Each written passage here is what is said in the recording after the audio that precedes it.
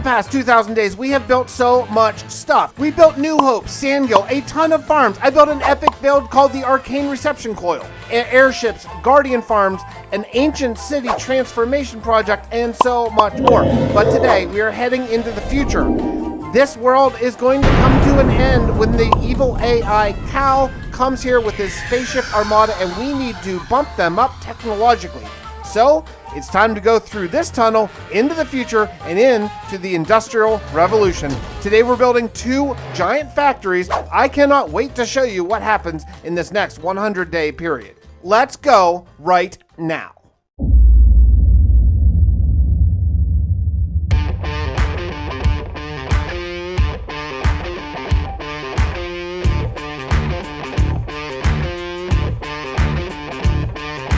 Oh yeah, we are finally starting spawn. It's time to get busy.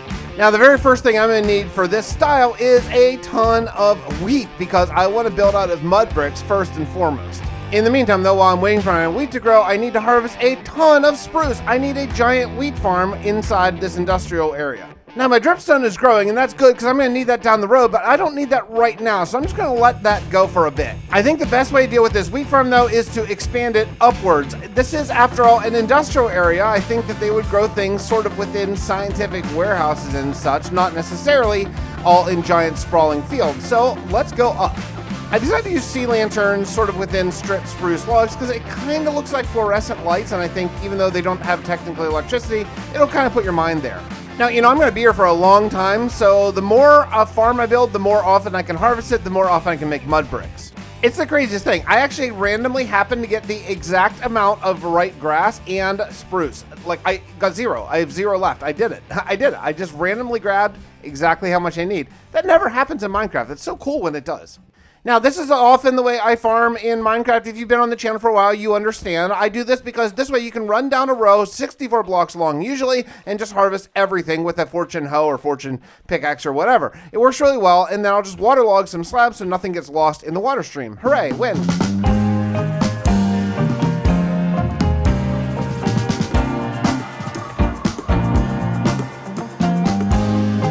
Now, I know just a few seconds ago I said, hey, I'm just going to leave my dripstone farm running for now, but you know what? I need a lot more. That zombie jerk. Yeah, I need more because I want to build a giant super smelter at some point down the road, and I would need to have a ton of dripstone for the lava for it. Now, I still don't know what the palette's going to be for a lot of these things, but interior-wise, like for where the dripstone that's actually going to fall and grow, it doesn't really matter. So I decided to just go ahead and make a little pattern, make it look good. I can always change out later, but I think this will be just fine. And just like that, I tripled the size of my dripstone farm. This is really, really good. I don't think I'm gonna need more than this. I imagine once this grows for a couple in-game weeks, I should be swimming in dripstone. Now, another use for dripstone is actually making clay, and I need a lot of clay, and I don't want to completely destroy the landscape for it, so I need a fortune shovel.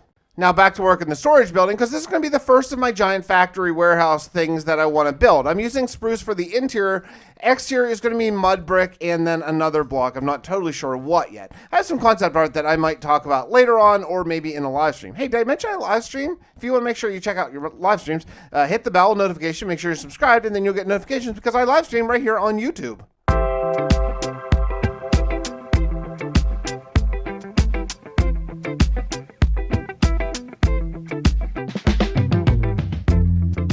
Okay, I like this. This is good. 2 tiers, and now I'm going to work out another little faster way to collect my dripstone, because just in the time it took to build that farm, look at how much dripstone I already have growing.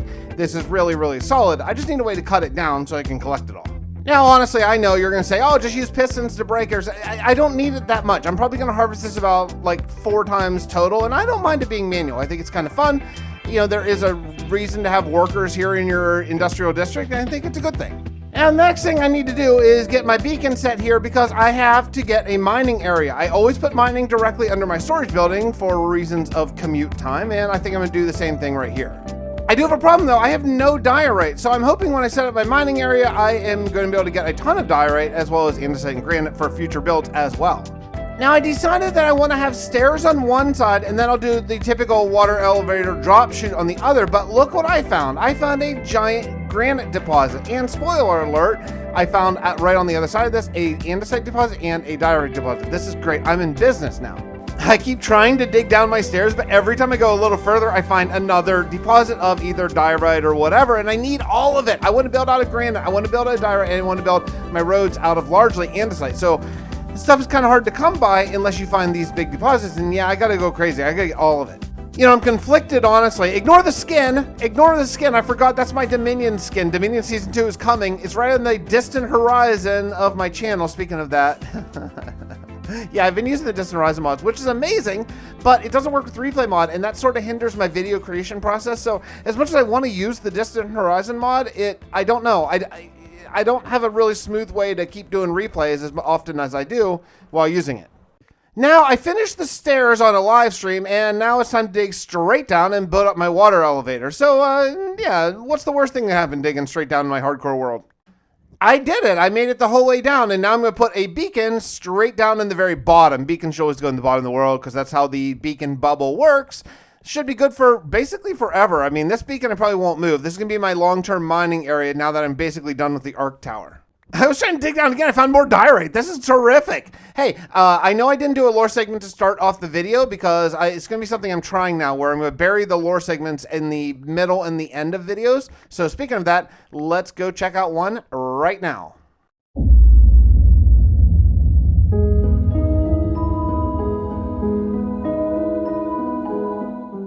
It has now been 100 days since Dr. Steve Tepic, our leader, left New Hope in search of a mysterious people who call themselves the Abon. They have a means to create an artifact called a Totem of Undying.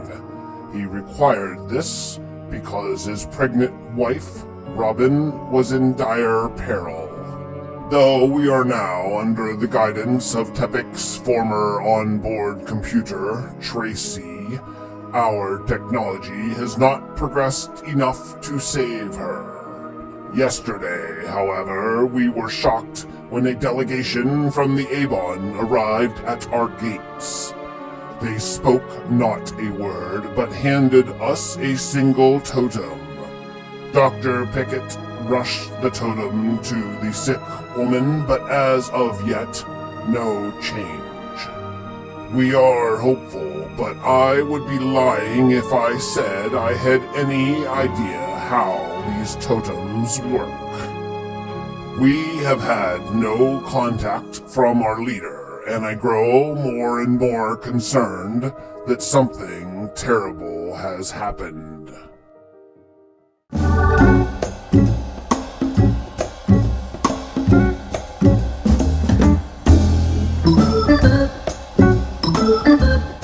How about that? No word from Dr. Tepic yet. Oh boy, I don't know. I don't have a great feeling. Check out this pit. We're ready to add some stairs. Oh my goodness, this took so long. I didn't think that just doing this little like sort of staircase that I'm frankly never really going to use would be so long. This is just built for aesthetics because I want to show where the workers and miners would go down and get stone, but yikes, man, this took forever. Now that that's all put in, now I'll use the actual one that I'm going to be doing, which is a water elevator in the standard traditional thing that you do in Minecraft. Boy, oh boy, I hope Mojang never patches the old kelp makes water source blocks trick because it is so convenient. I think after all of this infrastructure work, I should be good. I have a ton of wheat now. It's time to actually start building my storage building. Well, exterior. You know, this is actually my first time in Minecraft making mud bricks. I wasn't even totally sure of the recipe. It's so cool. What a cool crafting mechanic and recipe that they added. Great job, Mojang. Love it. Now, where am I getting concept art for this? I love searching concept art. I love searching either like fantasy concept art or other games and stuff like that. I don't really like looking for Minecraft for inspiration because in my mind, someone's already built that. So I found the game Anno 1800, which is a city building game, and I've never heard of it before, but it looks fantastic. I actually want to buy it, but it's quite expensive.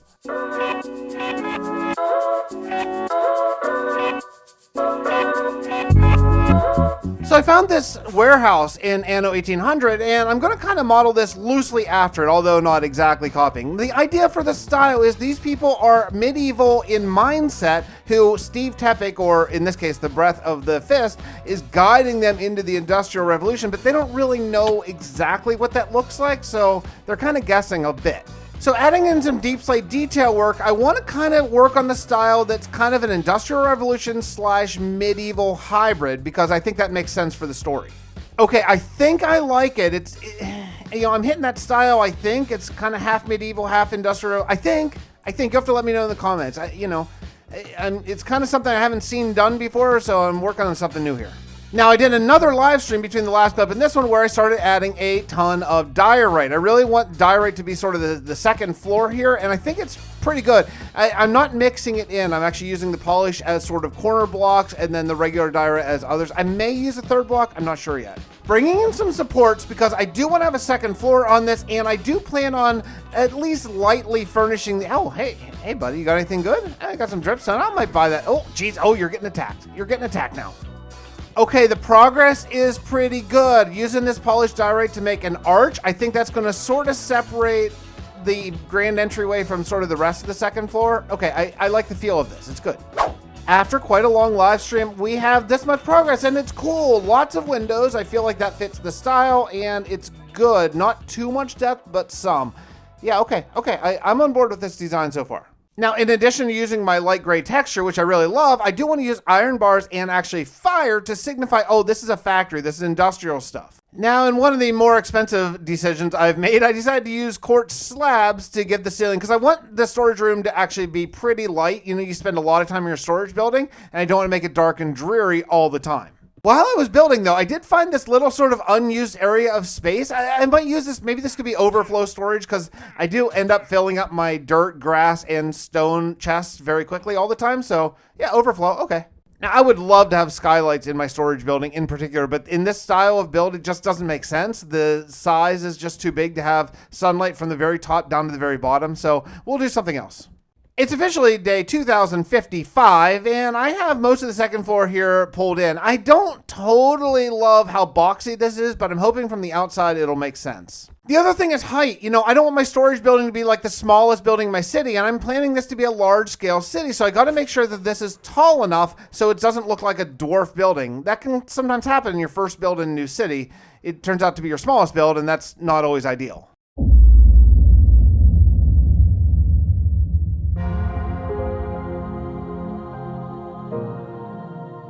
Work continues on our new unnamed industrial district. Though the storage building, or warehouse, as Tracy tells me it is properly called, is coming along, builds of this scale require so many workers and materials. I have sent another scouting party out to recruit people to join our growing city, though, to be honest, it is hardly needed. It seems word of our endeavor here is spreading, and people arrive nearly daily looking for a fresh start or just food and a roof above their head. There hasn't been a zombie horde attack since the Oracle wiped them out, but the memory of that time is still raw. The people of this world want a solid wall around them and an armed force to defend their lives. Speaking of housing and food, however, our initial surplus is dwindling. The fishing ships of Sandgill are hardly keeping up and running both day and night. We'll have to talk to Tracy about learning more advanced farming techniques to stay ahead of our boom in population. Housing, though, seems like a problem that I'm hopeful will rectify itself. Every warehouse or factory we build in our new district should be able to have housing built right into the upper floors. Perhaps the workers themselves could live in the buildings they are erecting.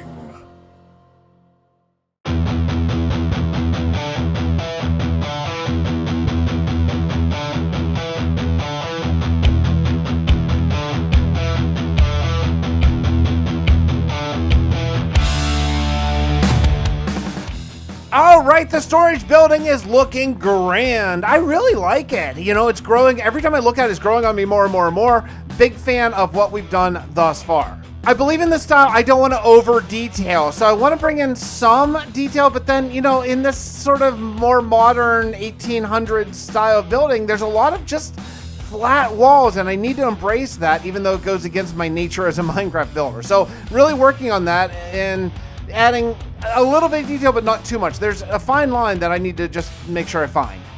This may be the story of this entire 1,000-day block, is that I need more blackstone. I have decided, wisely or not, to build the roads out of blackstone. The reason being, deep slate seems to be probably a more accurate and better fit, but I want to build out of deep slate. I don't want the roads and the houses that I'm building nearby to be the same material. So yeah, blackstone mining, man, a lot of it.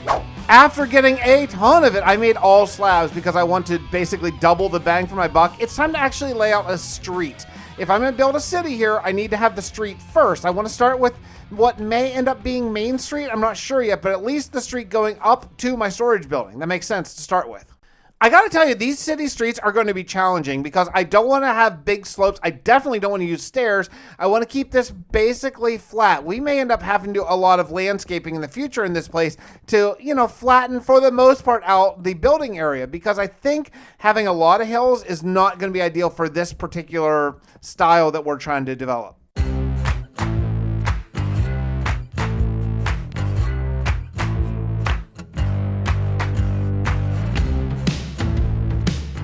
Oh boy, this is some old school Minecraft using these old style. I think they're smooth slabs now, smooth stone slabs, but yeah, this is what everyone used to build out of back 10 years ago, but I don't know. I don't know if I like it or not. It's so old looking, I'm not sure.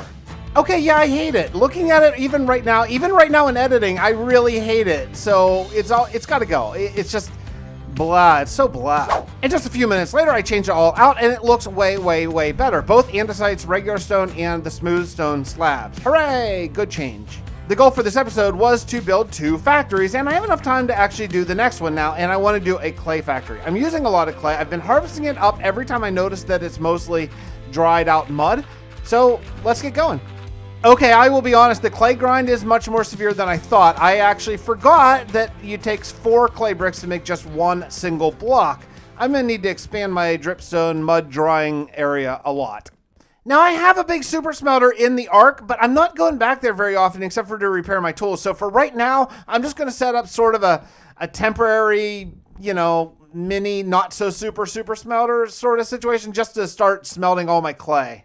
This is really funny. The same mud kept not drying out. And I was like, what the heck? Why isn't that? Yeah, because I was missing a pointed dripstone under it.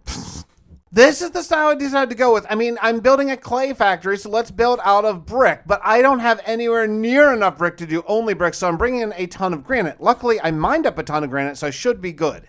Now, again, I'm basing this off of more Anno 1800 art because I really, really, really am addicted to just looking at images from that beautiful game. I should play it. I should buy the game and play it on my second channel. Would anyone watch that? Would you guys watch an Anno 1800 series on the second channel?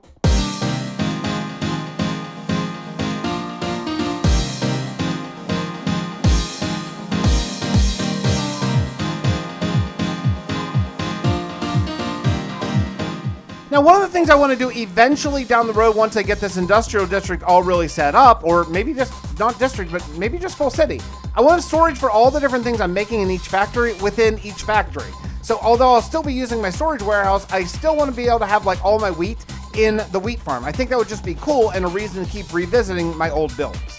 Continuing to work on sort of my crossbreed between medieval and industrial revolution style, I think I'm coming to something that I really like here. I'm kind of starting to believe. I hope you are as well. I don't know if it's translating on video or not, but we're getting there. My goodness, this is about the 4th time I'm out of brick. I thought I had a lot of bricks saved up, but not even a little bit close. I actually even expanded my farm another row, so for a 4th row now, and yeah, I'm way out of brick. Oh, I'm using my silk touch shovel. Darn it all, that doesn't help.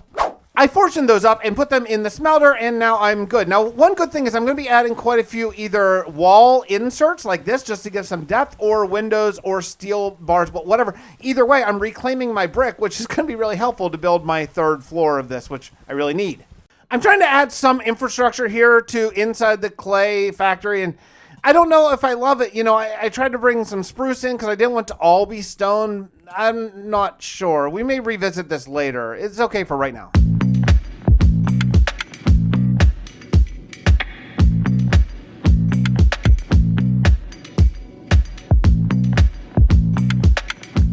Sometimes, honestly, you come up with ideas and they just don't work. So yeah, I had this idea to have this sort of three-dimensional, every other block, polished granite thing, and it's not working at all. So basically what I'm doing is I'm going to fill in the gaps and then bring walls down in to give it a little bit more depth. You know, it's okay to admit you're wrong and sort of try to rectify the situation.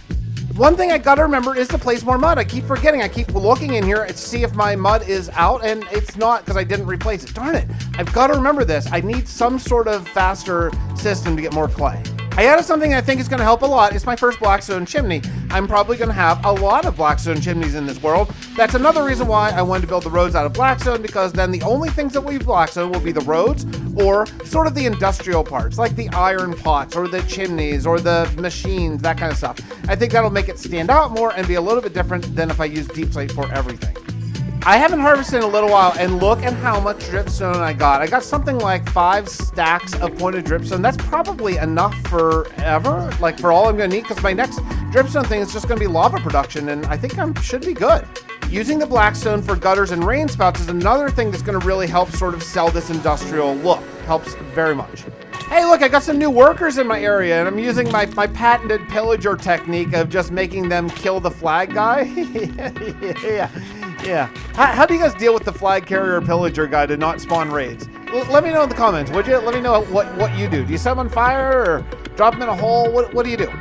With about 2 days left in this 100-day block, I'm going to clear some land for the next episode, because my plan is I'm very motivated to build right now. I'm going to keep rolling right into the next one.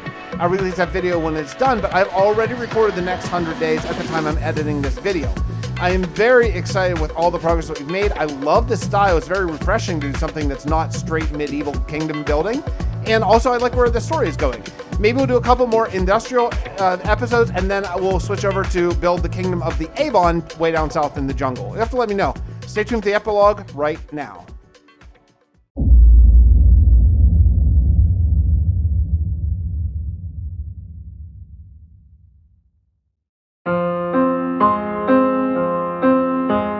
Today we received a letter. As Dr. Tepik requested of me before he left, I will read it into this recording device to continue keeping a log of everything that has transpired here. Dear Mr. Breath. Mr. Breath? Is that what I should call you? Honestly, I have no... I suppose at this point it doesn't matter. I'm trusting you are watching over and leading my people in my absence. I am racked with worry about my wife and my unborn children. I believe the people of the Avon have assured me that they delivered the totem of undying that I have earned. Our language barrier is steep, but I'm learning some of their words as they learn far more of mine. The cost of the totem was substantial. For me, being an outsider, to earn a single totem, I have had to join these people for a time and help them grow their city. It is an old, ancient civilization that has fallen somewhat into ruin. The leader of the Avon is attempting to bring back their former glory, and being aware of what we've done in New Hope, arranged a trade. I'll help them reinvigorate their kingdom for a time, then I hope to be freed. They are treating me well, though I'm under no presumption that I would be free to leave this place. I fear I will miss the birth of my twins, but I hope to be home soon. Watch over New Hope, Robin, and my twins in my place. Continue to expand. Trust Tracy to guide you. Yours, Steve. P.S. I found Mr. Grady. It's too confusing and difficult to write, but he is not the same as he was. I continue to work to help him find himself each day after the day's labor is done, but as of yet, no success.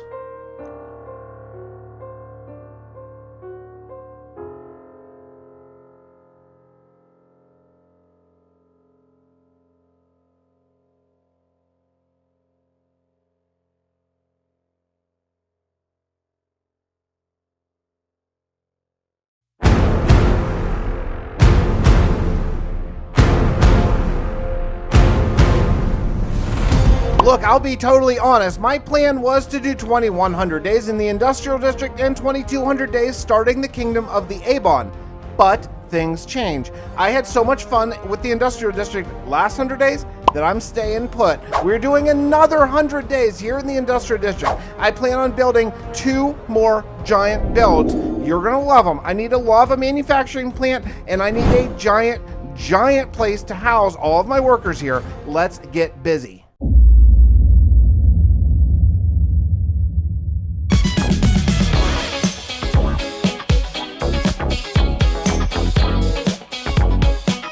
So I'm working on a new style here. I'm working on an industrial / medieval style because the people who live here on Fixtopia used to be medieval like only a few months ago. And now the Breath of the Dragon, who is taking over in place of the missing Steve Tepic, is guiding them into the future technologically into the industrial age. There's a lot of stuff that I need to get really working on here. I have a few exposed farms that I need to address, but before we get there, let's work on this. Laying out the farm that is going to cover this warped wood area, I do want to have a tiny little sidewalk that goes down to the dock area. What's the dock area going to be? I have no idea. I don't even have a good plan, but I know someone who's going to be able to help me with that. That's coming not this episode, but the next one. I have a special guest who, don't worry about it. You're going to love it. Don't worry. It's going to be awesome. I think for this first building, I want to start with a clay sort of bottom level and then move up into a different palette for up above. I might do that quite frequently in this style. I think it looks a little better and makes things a little bit more interesting. Did I say clay? I meant mud bricks. Yeah, so mud and mud bricks combination. And yeah, this is the skeletal framework. Now, inside of this, we're not going to be doing all brown. I'll be doing a different color, but I think that the height and size is pretty good. Yes, I like this. It's the right height. It's bigger than the brick factory next door, but not enormously big. I don't want a skyscraper yet. That will come in time, but not yet. I'm still using the Distant Horizons mod, and look at the render. Now I'm over here getting sand, but check this out. In my far away desert, I can still see the Arc Tower and the airship just flying in the horizon. I mean, this mod is the biggest game changer ever. If it worked with Replay mod, I would be a happy boy. You can see the map right here. See the distance? I mean, that is a long way in Minecraft terms, and yet I can still see it. That's so cool. I don't want to exactly copy the exact palette of what I did over in the storage building, but kind of, because the diorite works so great with mud bricks, I'm probably going to use quite a bit of diorite. I added in some concrete powder to this too. I think it helps. Yeah, I need all that sandstone for a reason, and this is the reason. I think it works really well. The sandstone is a nice bridge between the mud and the white. It just looks cool. I like how it's inset, and I like the glass panes a lot. Very nice. I can tell you right now, the side of buildings in the style is going to be real problematic for me because I don't like it. Normally, the sides of buildings in this style seem to be very plain and flat, and that drives me crazy a little bit. But I'm going to go with it, and we'll see what we can do about it. Now, another thing I'm trying my best to do here is make each building reflect what is inside of it, because so far all the buildings are farms or storage of some sort. So this is a warped farm building, so I want to definitely put a warped roof on it. You know, it's going to kind of look a little bit like copper, but it should be different enough that it should look good, and roofs are all different colors. So this is where I can be a little bit more creative than the sides of buildings here. I can really make colorful roofs that are going to make my city pop. I think the smartest thing that I did is when I started this area is by putting a really kick-butt mob farm right here in the middle, because I need all the bone meal. I way underestimated how much warped wood I need for the roof of this. I put down a lot, and yeah, I need a lot more. I'm really happy, though, that I have, I think, all the 2 tall flowers in the game right in this area, because now I can just come over here and bone meal and use it for dye or whatever. Right now, I actually want 2 tall flowers for flower boxes outside the windows. Okay, the current state of the building is pretty good, right? It's kind of like a warehouse on the bottom, but then with apartment living up top. Now, I can't really do a lot of interiors here, because if you look in the windows, you can see how tall this warped tree is. But if I add some balconies and maybe some flower boxes, I think it's really going to help make this place look like people actually live in this building. I'm calling this building done for now. I have a lot more work to do, but this was a lot faster than I thought. I might actually be able to get more than 2 buildings done. I don't want to count my chickens before they're hatched, but so far so good. I'm going to lay up the ground for the next factory and get going.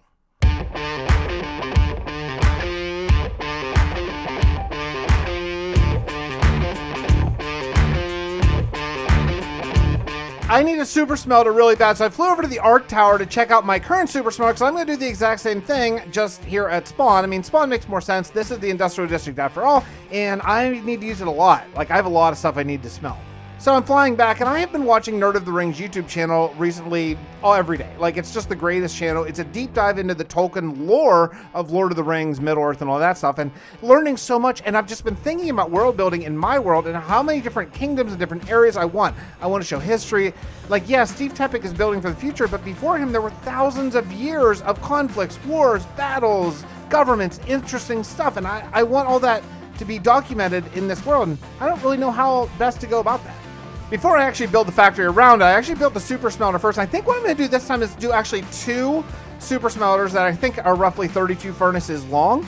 That way I can use 2 if I have a ton of stuff to smelt, or if I don't have that much stuff, I can just use 1. I also have my lava production going now. Thank goodness I have so much dripstone. Everything is really great. I have like 48 cauldrons that are just going to be basically constantly filled with lava. I should be able to get tons of lava. In fact, actually, iron buckets is going to be more of an issue for me now. Hey, would you look at that? My first lava. Well, that didn't take long at all. Yeah, okay, cool.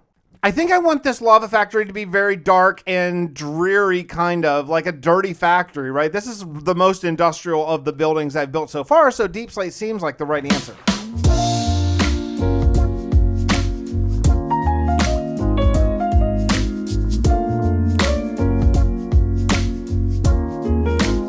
It's starting to come together. I really like the shape of this. Everything fits well inside. This doesn't need to be a very tall building because everything is basically ground floor. I might do some sort of industrial looking stuff later, but for right now, the shape is good.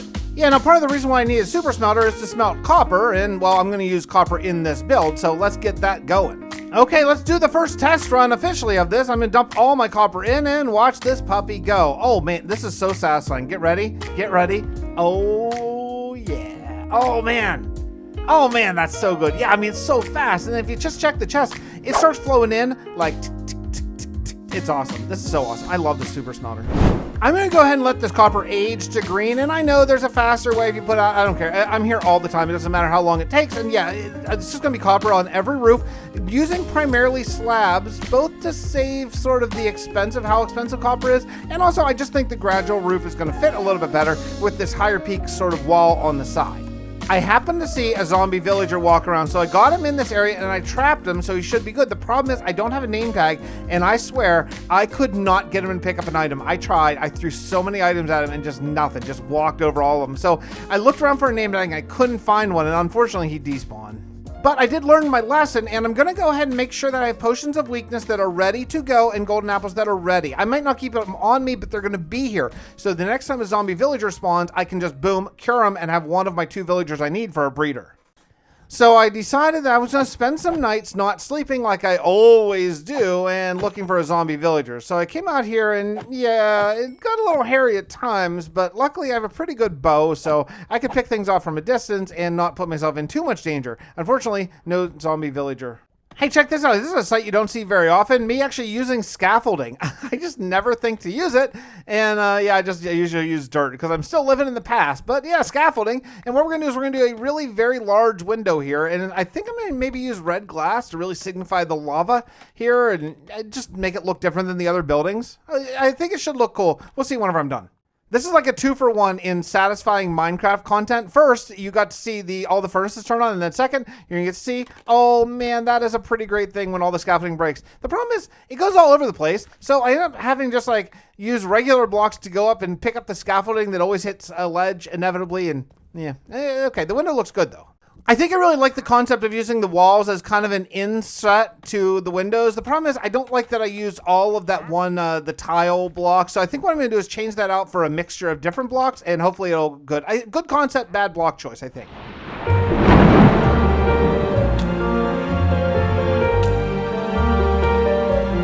And I spent another rainy night looking for zombie villagers, and again, no luck. I don't know.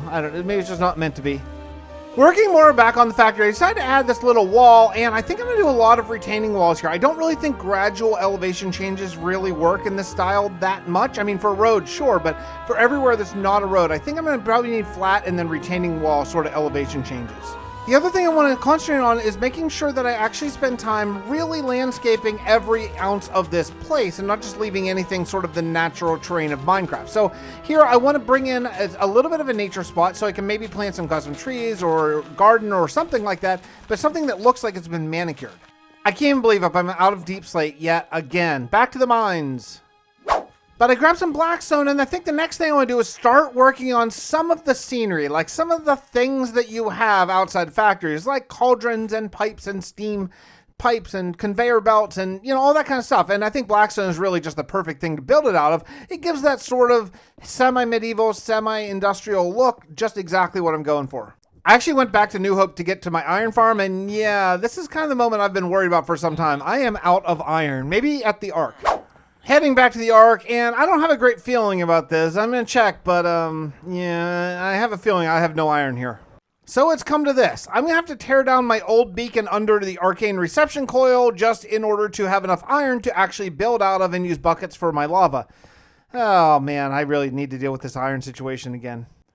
Like, things like this are perfect use of iron. Like, I'm using actually bars to hold up sort of overhead passageways, which is really great. The reason why, though, I am out of iron is because I don't AFK in this world, and I certainly don't AFK just for like an iron farm. So the problem is I'm not in New Hope where my iron farm is anymore. So I really need to build one here just so I have access to a constantly rolling iron farm. I don't know when exactly I'm going to get to that. Using just a wall to sort of separate where this factory ends is really, really helpful. I can see doing a lot of sort of these mini iron bar walls in this area just to keep people out, keep people safe from getting hurt with the industrial stuff. But yeah, it just adds a lot to that feel that I'm looking for.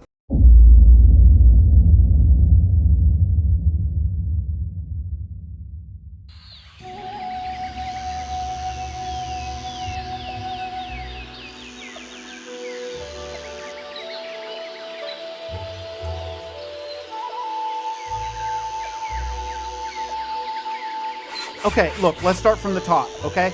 You need to cut down all these trees to clear space. All of these trees have to go.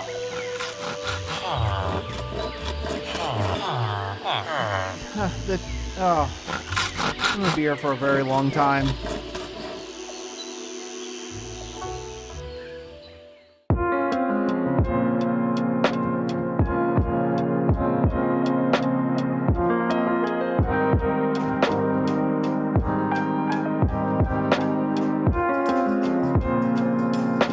Now it's time to work on some more exterior stuff. I want to make these big sort of cauldrons that maybe hold the lava that's generated in this place. I think I'm just gonna make it out of cobblestone, stone, that kind of stuff. I have a lot of blackstone pipes already, so I don't think I need to over dip on that. I tried this. That doesn't work at all. I just want to have something with bars and cauldrons. Yeah, nope. Okay, this is a lot better. Just have kind of cauldrons like hanging here. I think it makes sense. It works. It just adds some sort of spice to the outside of the factory. I think probably just about the last thing I need for sort of the ground level here is just throw in some blocks, some iron, coal, whatever, just fill it up, make it look like there's some piles here, just, you know, space filler. You know what I'm doing here. You've all played Minecraft before. One of the keys, though, whenever I Google image this time period is all the big factories and buildings, they have these giant signs up on top, and they weren't lit up or LED signs back in these days. Of course, they were just signs on sort of a framework. So I'm just going to do that, you know? And I know I'm probably going to get a comment, oh, B-dubs just did that. I know, but I mean, this is the style of the era, right? So I'm going to do it. I'm going to do it too. Don't be mad. Another thing I really need is I need netherwart a lot, and I'm not going to be building a netherwart factory yet, but I do want to have a different factory for each material that I'm doing, so I'm just going to lay out a spot where, you know, a netherwart sort of production area will be. Maybe this will be netherwart and brewing, but I think maybe I'll do a separate building for brewing. Maybe this is just netherwart. The big reason why I need netherwart here is because I want to make the word lava as my sign. I want to make it out of red nether brick, and that's pretty expensive, so I need quite a bit of netherwart for it. More blackstone. Oh man, the blackstone grind is real. Finally some crafting and I'm ready to go. Let's make a sign.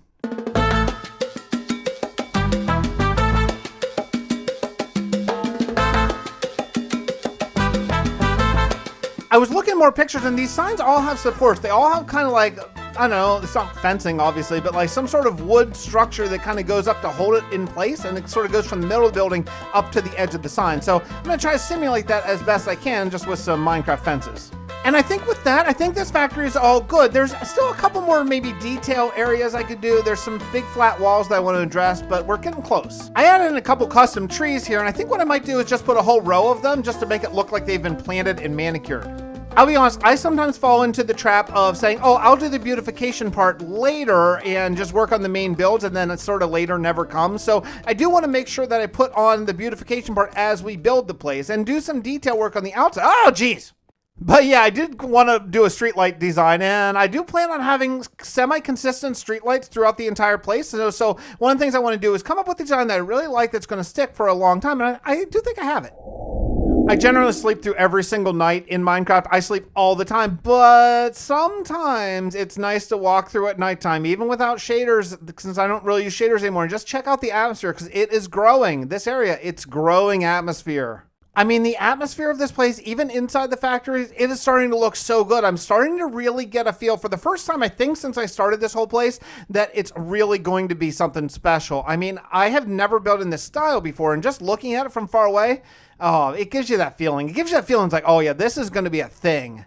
The next thing I want to build is I want to build my first, I'm not sure if I'm going to call it a skyscraper, or maybe a mid scraper. There's a word for it, mid tower, like a medium-sized skyscraper here, because I need a place for hundreds of workers to live. These workers are building the city for me in the lore. They keep coming in. So I started building this tower, and I think it's really going to look good. I added some quartz stairs, and look, that may be a decision I end up regretting at some point because quartz is so pricey, but it's going to look really cool.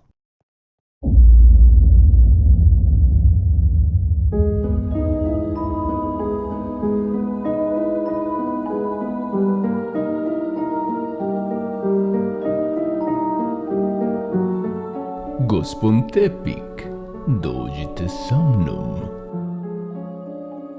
What? What's going on? Is it Mr. Grady?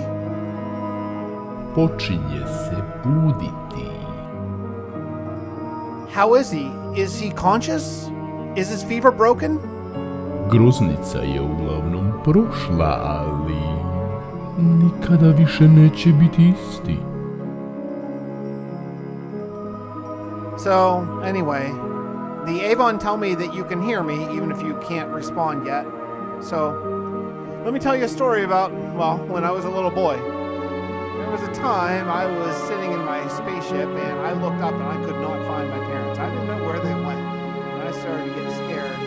Then I looked over and I found this old lady just sitting by herself.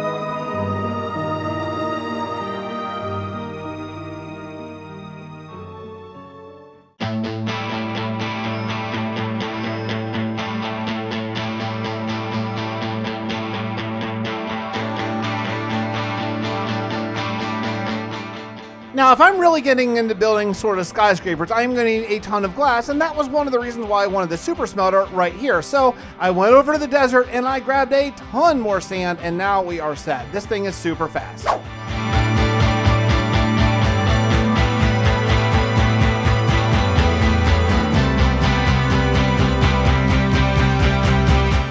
Not ever a place I thought I would really be, but I am out of stone. Like, I have lots of cobblestone, but I am out of smooth stone, so I need to make another new mine, and I want to go down just a little bit where I can get like granite, diorite, and also stone at the same time. Oh, I got the height right, but I am out of quartz, and man, quartz grind. I knew it was going to happen, but I mean, it looks really good. It does help, but I got to go get quartz. These little lines are so good, but at the top I want to do sort of almost like a castle where the quartz sort of sticks out and juts out a little bit before a regular roof. Oh boy, it's a big roof. Off to the nether I go. Don't worry, I won't make you watch. You know, I actually had a close call. I almost died from fire, so I'm going to make a fire res potion, but apparently I don't know the recipe. Here's the thing. I really want to have a good solid path in the nether where I can go get quartz, netherrack, blackstone, whatever I want. So I need this to be sort of my big straight way. You know, my nether spawn is unfortunately a basalt delta, so it kind of stinks. This is really my only option.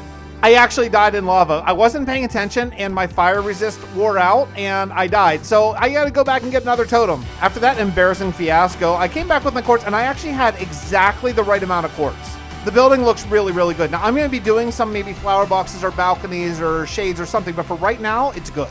Now, I have exactly 25 days left, and I've already built 3 buildings this episode. I don't plan on building a 4th. Instead, what I want to do is build for the future.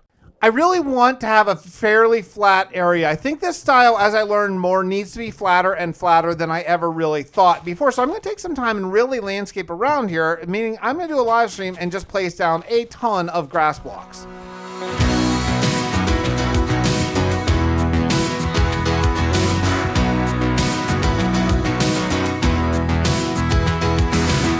I'm getting closer and closer, but I only have 7 days left after a monstrous live stream of placing grass, and I still am not done.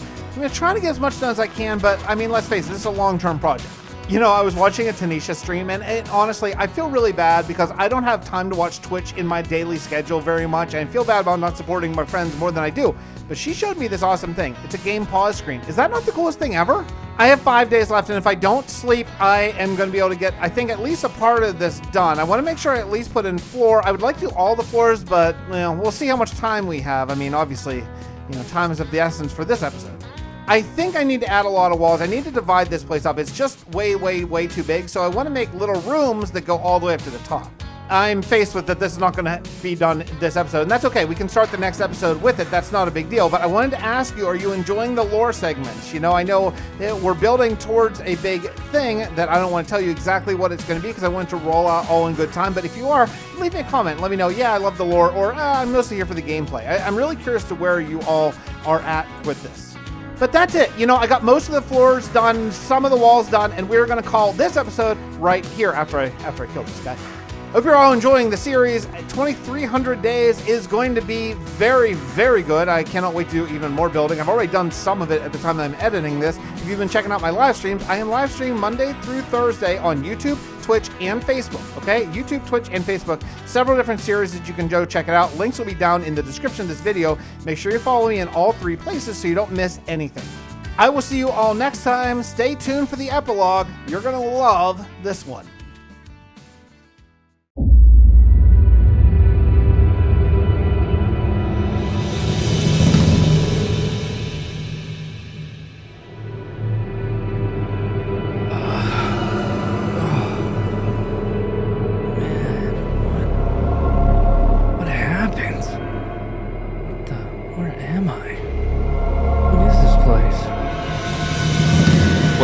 No! No! What? What? My arm! What happened to my arm? No! Dude, no! Why? No! Dude, no! Why? No!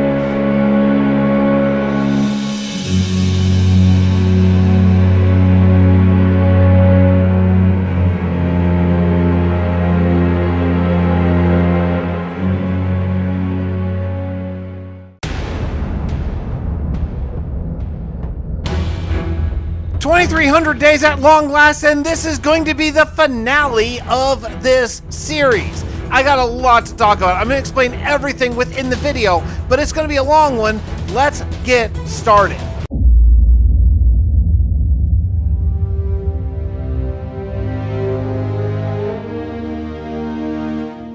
I've been going through the ancient history of the Avon for their amazing library. I'm not sure if I'm reading this part correctly, but it seems like the Avon talk of a civilization that was very advanced that predates them by many thousands of years.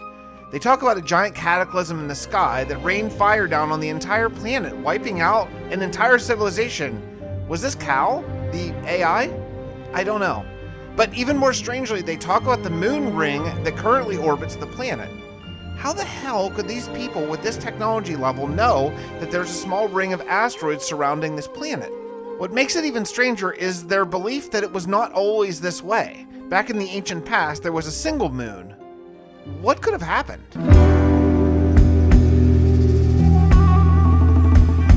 Oh yes, we are back in the Industrial District for another episode. I have been enjoying this as much or more than any style I have done before. I did a long live stream from this world and I finished all the rooms in this big apartment building for the workers of this area to actually live in. Now, according to the lore, Dr. Steve Tepic, our man from the future here in this world, has to educate these people, and the reason why he needs them to be educated is because the evil AI cow is coming to destroy all life, and he needs to get them out of this medieval life and get them projected forward into a technological life. So he needs a school. I named this clip Landscaping is Difficult, and yeah, no kidding, but I have no idea what I had intended to talk about during this clip, but I guess I'm just extending the sidewalks from the road over into the school. I was looking at WC Build's brilliant videos on his 1800s, 1850s, 1900 sort of style city, and he has a lot more paved areas than I ever anticipated needing, and I'm going to follow his brilliant lead. Live streaming is actually something I want to talk about because I've been live streaming on YouTube, Facebook, Twitch, and also Trovo, and I'm putting videos up on TikTok as well as Facebook that explore the secret history of the A-Bond. All the links are in the description down below. Do yourself a favor and follow them all. But actually live streaming a lot and being able to live stream at 9:30 a.m. Eastern time Monday through Thursday is one of the reasons why I've decided to end the hardcore world. Don't worry, I'm still playing here. It's just gonna be turned into a survival world. I haven't died yet, and I think it would be really disingenuous to wait until I die to then play survival.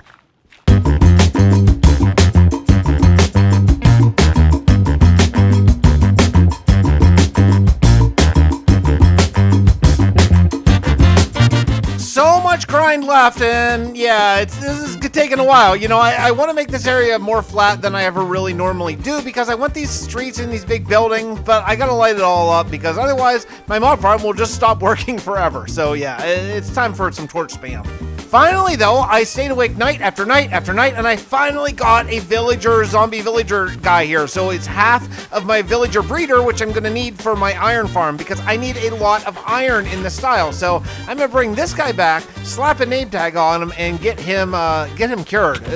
Get out of here, spider. I don't have time for you. One quick potion and golden apple later, and I have my first villager in the area. Oh, I'm so happy. It was kind of a pain to get him in there, but I did it. And now I got to stay awake for another night and find another zombie villager. Oh, that's not fun. I think after a good bit of time, I have this plot all set up here and basically ready to be built on. But before I can build, I need to add roads. That's one of the things I've learned over my time playing Minecraft. Always add roads first.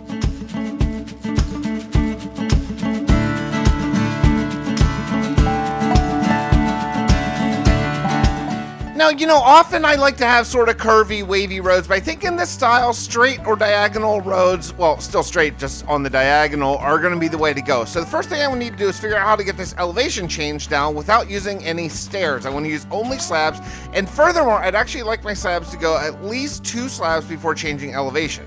The decisions I'm making with this road building are going to be something that resonate in this world for a very, very long time, so I need to really think it through and make sure I do the right thing. So do I want a sidewalk to go down gradually, or do I want a retaining wall? After laying out that little snippet of road, I've decided that I definitely want to use the retaining wall method, and that way it's basically flat and then a very steep or completely vertical incline.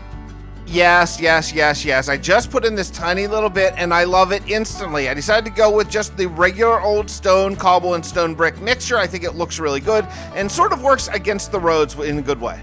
The next thing I gotta do though is stay awake another night and look for another zombified villager, zombie villager. What are they called now? Are they still zombie I don't, you know what I mean? I need one.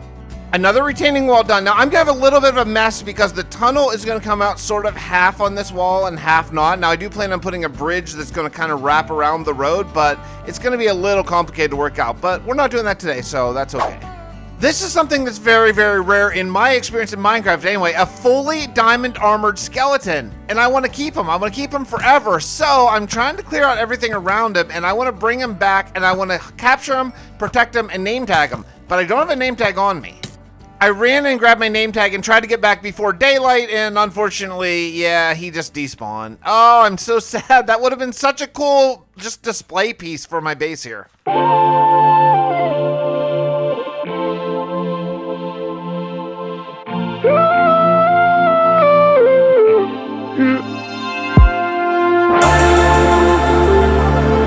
Finally, the road building is all done. This one's a little bit narrow. I may end up expanding this in the future, but I wanted this to be kind of a side street since it's very close to sort of the edge going into the ocean. But yeah, it feels really good. I have basically everything mapped out. I have enough room for maybe 10 more factories, so we're all good. Now I'm gonna need for this school that I wanna build a ton of stripped birch, and I guess the easiest way is to just strip it while you cut it down, but boy, oh boy, we're gonna be here for a while. So I planted all of these birch saplings and I'm just bone milling them and just harvesting them as they grow. But look what happened. Oh yeah, you might be thinking, oh, so what, a spider jockey? They're not that rare, but look what's right behind it coming my way. Another zombie villager. We are in business. I almost killed him, and then the last second I saw, oh baby. I blocked off my other villagers so he's safe, and I am curing this dude. We are about to get a villager breeder in this area. Now that's my first priority. I've been really thinking about where I want to put it. And I think the best place to put it is actually upstairs, sort of in my attic of my storage building, because this will probably be about the central building of this entire industrial district. So if I have them here, then I can move them around, because I have plans to make not one, but several iron farms all around because of the sheer epic amount of iron that I'm going to need. Oh man, moving these guys is such a pain. I just want to push him in there, and he is fighting me with every bone in his dumb little villager body. Oh, he's so annoying.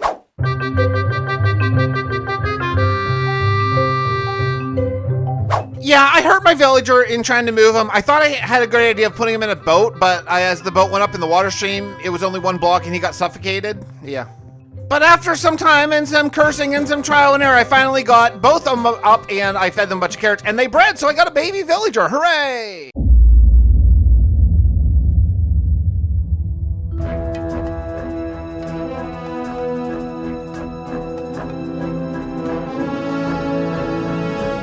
Tell me again why attaching a freaking zombie arm to my friend made sense to you. Bio je nečist I trebao je biti kvarn. Will he regain full use of his arm? Nisam siguran, ljudi inače umru, ali on nekako je srastao s tim. Wait, people usually die and you still did it? So, after I was bit, I had to work quickly. And you cut your arm off. I couldn't, actually. I tried, but when I couldn't go through with it, I ordered one of my men to hack it off. And what happened to your men? I don't know. I passed out and woke up here a couple days ago. The A-Bone told me they found only you. Does it hurt? The arm? No, not really. But it doesn't feel like mine. I asked them why they did it. By the time they told me you were here, your condition seemed stable. I don't know, doctor told me that you were a Quarn. Does that mean anything to you? No, nothing. Huh. Okay, well, rest up. I have to go continue clearing the jungle. I'll be back to check on you later on tonight.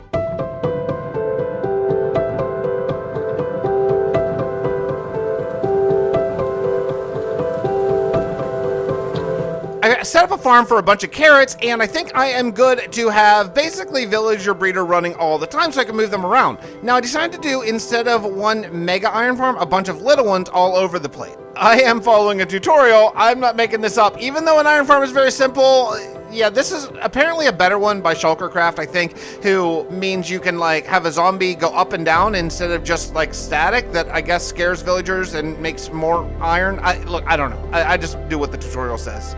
But I was able to use a whole bunch of dirt scaffolding and a bunch of rails to get an area where I can actually start taking my baby villagers, or, you know, probably once they grow up, over to the iron farm and get ready to actually start getting my rewards. I don't really have much of a plan for right now building. This iron farm thing kind of took me by surprise. So in the meantime, I'm going to chop a whole bunch of birch and just keep checking for whenever I get a new baby and then move them. I want to get this iron farm rolling right away. I'm basically out of iron in this world and I need more quickly.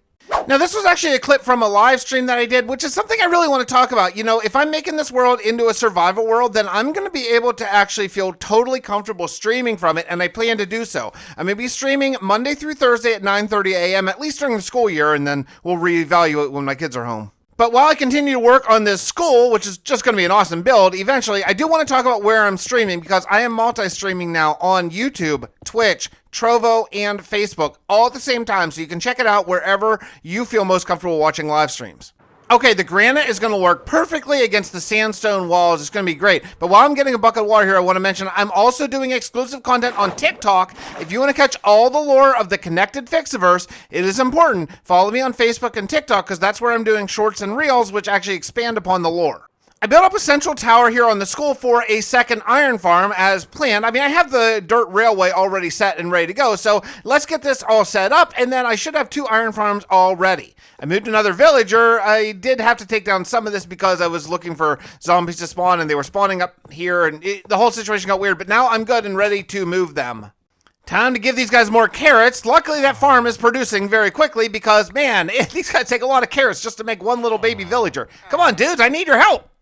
Okay, I had some pink, magenta, and yellow wool just sitting around, so I decided to add in some carpets just for fun. This is a little colorful for me. I might tone this down just a little bit. I wanted to go colorful, and boy, yeah. Now, I decided I need to hide this iron farm just a little bit, and I think I'm going to make a bell tower on top of it, maybe a clock tower, but yeah, I think bell tower, and then I'm going to leave the very top open because I think it would be cool to see iron golems occasionally burn up in the top. I don't know. Does it fit the lore? I'm not sure exactly, but I think it'd look cool. Finally, I got a second villager that's just headed right towards my second iron farm, and I think I could actually breed these two guys to get a third villager here, so I wouldn't even have to make basically a third one. But yeah, we should be good. Just go in the right place. I need you to go in the right place. Move. Go. Yeah. Taking some time to collect all the rails before I just trash all this dirt, I finally will be able to make the industrial district look nice again because it's been pretty rough having this skyway. The next thing I need, though, is I need a zombie. So I waited till nighttime, and I found one, and I built another path to get the zombie up there because the zombie has to scare the villagers. So, yeah, it's easy. It just takes some time. This actually did not take long at all. I thought this would be a little bit harder to get him sort of in the right spot, but no, he just dropped right in. Nice. And finally, after I place the water, I have a working iron farm. This thing does not take long to get working at all. After this, I can finally take down the rest of my sky road I used to bring the zombie up, and oh yeah, see, there's an iron golem burning right now. This is going to be absolutely amazing. Now, I don't really AFK in this world, so I just wanted to kind of check, because I have both of these iron farms actually working. One looks a little bit better than the other, but let's just see. It's been maybe a day since there. Oh yeah. Oh, we are rolling in it.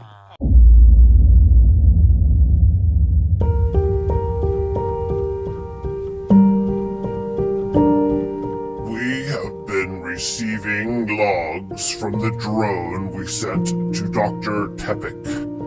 As far as we can tell, the Avon have no idea we are in communication, albeit one way only.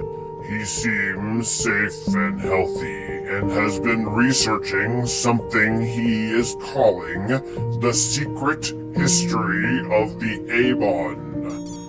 I must say, I am fascinated as he is at this ancient history of our planet. Though we now know his whereabouts, he has requested we make no effort to free him. I believe Dr. Tepic feels the Avon could be great allies in... What was that? Sir, I really don't know. Crashed, fell. Oracle, is that you? No, I will admit the resemblance is uncanny. You look exactly like him. Well, he's a handsome fellow, being. Regardless, no, I'm not him. My name is Edwin, and I need to talk to Steve Tepic. Yes, I wish that I could make that happen. Come with me. We have much to discuss.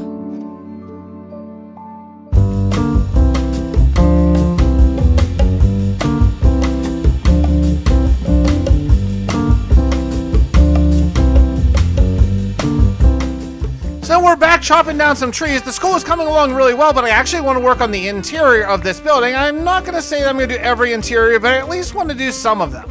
I also want to use terracotta for the interior of the school. Yeah, I don't have a beacon here anymore, and I think I know what happened, but I'm going to have to deal with it. Whenever I deleted chunks to get the 119 stuff with the mangrove and all that, I think I deleted my beacon out here. So after the nether I go. I have not been on this ice road boat path in a very, very long time. Luckily, it's pretty quick and seems to still be all there. I didn't delete any of the nether, I just wanted the mangrove swamp to be close to my current base. So yeah, okay, other than piglins spawning in everywhere, which I guess I should do some light, it does seem to work. I have not checked out my wither skeleton farm in ages.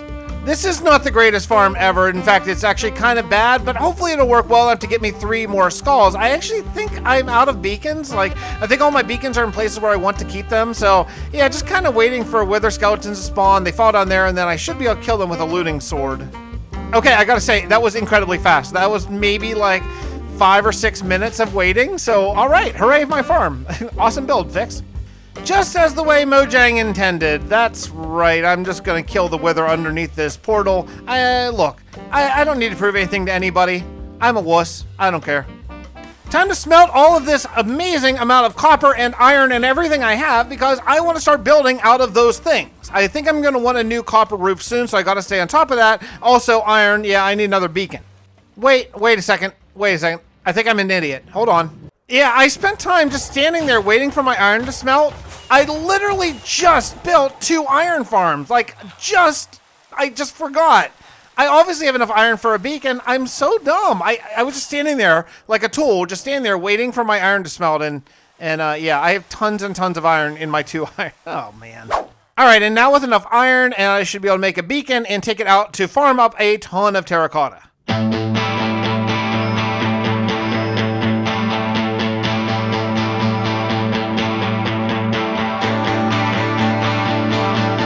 Well, I guess since I'm streaming on YouTube, I should actually make a monster skull, and with that zombie living inside my skull and all these spiders, it seems like I have done that. But yeah, the YouTube streaming thing, it's a little rough right now. Gee whiz, man. Hey, come on out in the sun. Let's dance out here. So I put in the terracotta ceiling, and I have a floor actually on top of it. It always bugs me having floor panels for your ceiling because most of the time that's not exactly how houses and stuff work. So basically I'm gonna put wood on top of the terracotta. It's a little expensive, but I think it's worth it. Okay, this is way better. Just putting that on there, now it feels like a floor and a ceiling combined. And you know, this is the school. This is kind of a bigger deal than just a normal house. With the second floor done, it's time to make some classrooms. So I got to start kind of figuring out how I'm going to divide this big place because I do want to have at least, I don't know, maybe 6 classrooms in this place, big enough where people can start learning the sciences. One of the things that you definitely need for classrooms, though, is chalkboards, and I would need green, and I don't have a cactus farm in this world. It's amazing to me that I don't have one, but yeah, I guess I've just never built a cactus farm here, so whatever. Oh yeah, this is starting to look much more like a chalkboard. Thanks to having a lot of terracotta. I think I'm gonna, I don't know, maybe it'll look different with seats in there. I don't love the framing. Okay, yeah, so stripping this, that does help a little bit. It's still, well, let's get the desks in.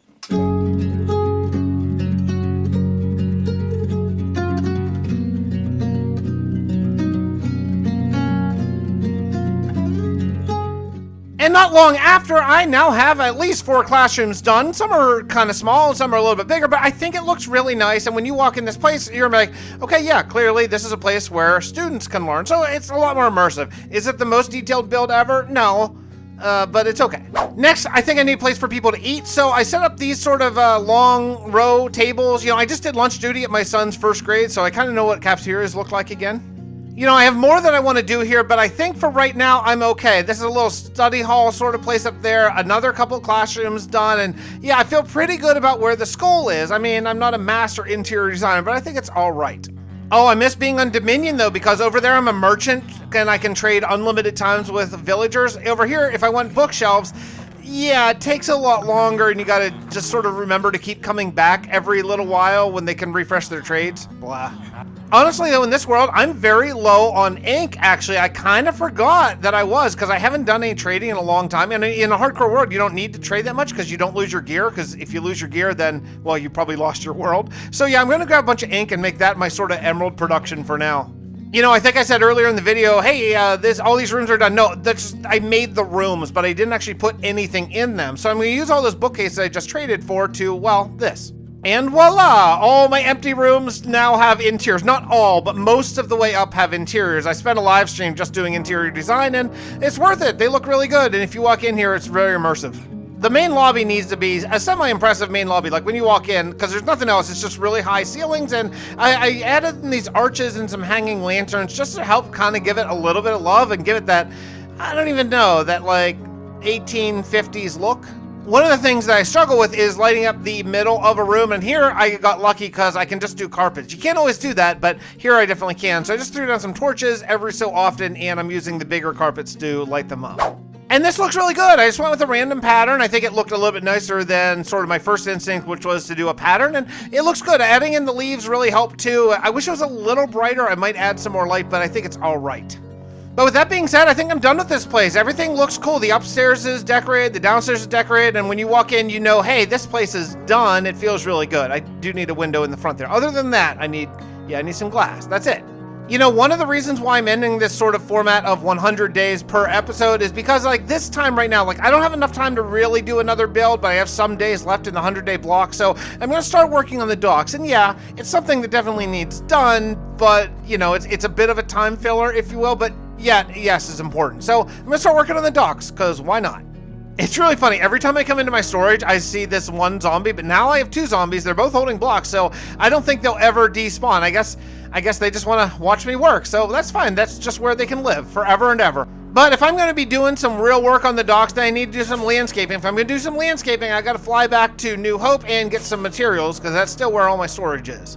You know, it's a funny thing. I almost never ever do this, but I actually want a conduit. I want a Heart of the Sea, and I think the way to get that is buried treasure. So I just went flying out to look for a shipwreck, and I found one. You know, I don't do this often, so I think there are probably some shipwrecks very close to home that might have a treasure map. Not this one, unfortunately. But the next ship actually did, so I got a treasure map, and again, I'm just looking for a Heart of the Sea because I want to make a conduit near the industrial district so that I can landscape under the water without drowning, you know? So I started looking for this, and boy, I flew a long way from spawn. I went really the long way around, but I think I found where it's pointing me to. It's actually buried under the sea, but eventually I finally did find it, and check it out! I got a Heart of the Sea, so I can actually make a conduit. Now, I don't know how, so I'm going to have to actually ask my good buddy Switchback Mongo how to make a conduit. I know, lots of people know how, but he is a fish. He's literally a fish. So I'll ask Mongo for the next episode. Speaking of the next episode, actually, let's talk about that. I'm ready to start working in on this water, but since I don't have a conduit right now, I'm just going to work on the docks first, and I'll put off the water till later. The next episode is actually going to be a new series from the same world. I just realized I don't have an enchanting table over there, so I need to make a new enchanting table and take it with me over to that area or somewhere and get it all set up. I don't know where the heck my enchanting table went. I actually don't know where I put it. So the reason why I need an enchanting table is to enchant a fishing pole, because actually I don't have a fishing pole that's any good on the server, and I got a decent one, because apparently I need something called a nautilus shell, and I don't seem to have any of those anywhere. So while I'm fishing, let's talk briefly about the next series. So other than continuing Dominion, which I will, and I have a couple 100 days modded videos on the docket, one is going to be coming up very soon. It's 100 days on the moon that I think you'll really enjoy, and that's firmly part of the Fixxiverse with the lore and all that.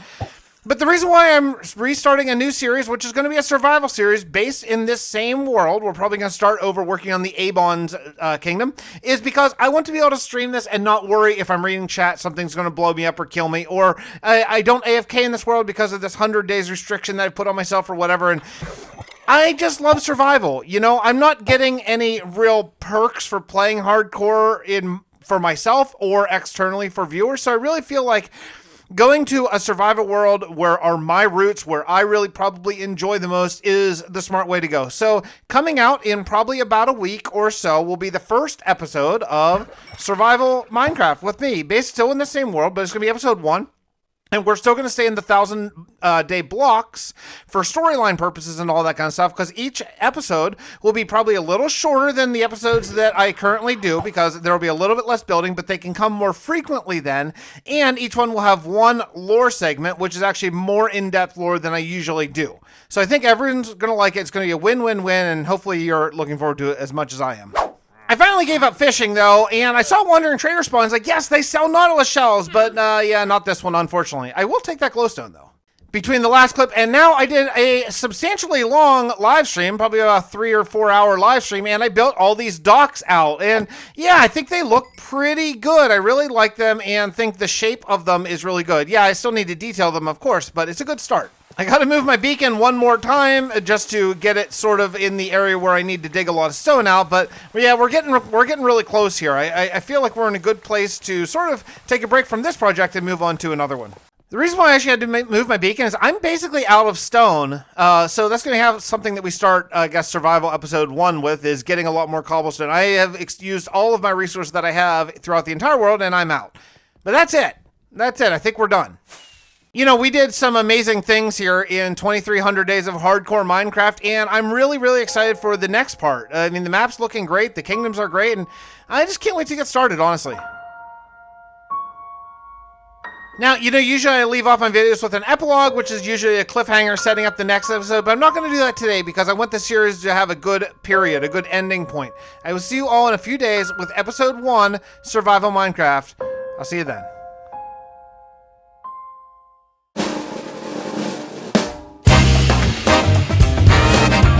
Welcome one and all to Survival Episode 1, right here from the former hardcore world. This brand new series is going to be set in the same world as my 23 episode hardcore world. I didn't die. I feel that would be disingenuous of me to die and then come back as a survival, but I decided that I want to make sure this series lasts for a very long time. We are into kingdom building and lore and storytelling here. If that's your bag, you're going to love it here.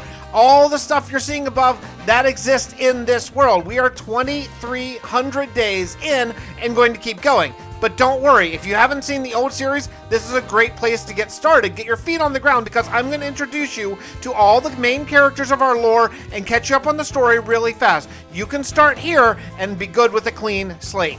Now, because we're starting over with an episode 1 here, I do want to start a brand new kingdom. Eventually, we'll get back to some of the older kingdoms in this world, but for right now, I want to start fresh. So we're going to be starting here, where I have a raid farm and a slime farm, but it looks terrible. I want to actually build a kingdom around it.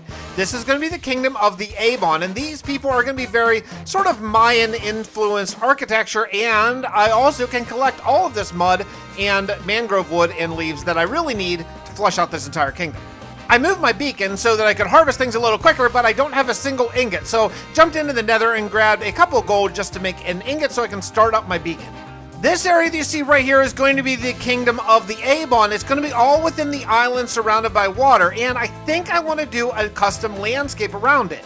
But if I'm going to do a custom landscape, that's going to require a ton of digging. That's okay, because I live stream basically 4 days a week, essentially on Twitch, Facebook, and YouTube, so you can check out any of my live streams right there. But so I dug down to the very bottom of the world, I put down my beacon. This is probably going to be here for a very long time. I got my beacon all set up with haste, and I'm ready to go. One thing I do want to mention, there will be a lore segment. Now, back in the hardcore series, I would do up to 4 lore segments per episode. This is going to be a little bit different. There's going to be one lore segment in the middle, but it will be longer than anything I have ever done before. Then there will be an epilogue. You don't want to miss the epilogue because it sets up the future. Every episode is going to have one. Don't miss that. They're usually great. Oh man, look at this. This looks so good. There is one tiny little problem though. That mountain over in the right, it's gotta go. It's gotta go. I want this whole area to be basically flat and then I will rebuild up some custom terrain, but I need to get rid of that mountain first. Oh man, I'm not looking forward to doing a giant, horrible landscaping project right off the bat, but I think I gotta do it because where I want to build, it's basically connected to this. So let's go.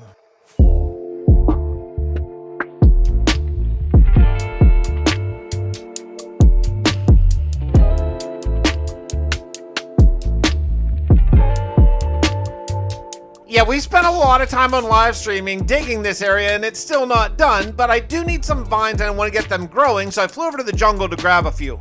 I can't believe as long as I've had this world that I've never done a vine farm, but I surely haven't, and I'm gonna have to do probably a manual one for right now, and maybe we'll figure out a better system later. Actually, can you even do an automatic vine farm? Maybe with a dispenser and shears? I don't even actually know. I'd have to try it out, but this should work for at least right now, and maybe I'll actually have an idea. Maybe I should do like a water stream collection bit for this. That could be nice.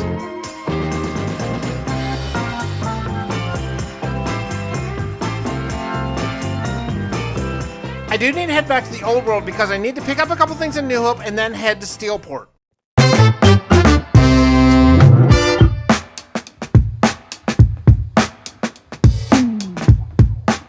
Oh, I love this industrial city so much, but we're only here for one thing, and that's to build a farm. All of my farms for this world are going here in Steelport. I want to make a moss farm because that's going to be a primary building block of what we're going to be working on this episode and the entire Avon Kingdom, really. So I found a great design, and, well, let's get to building.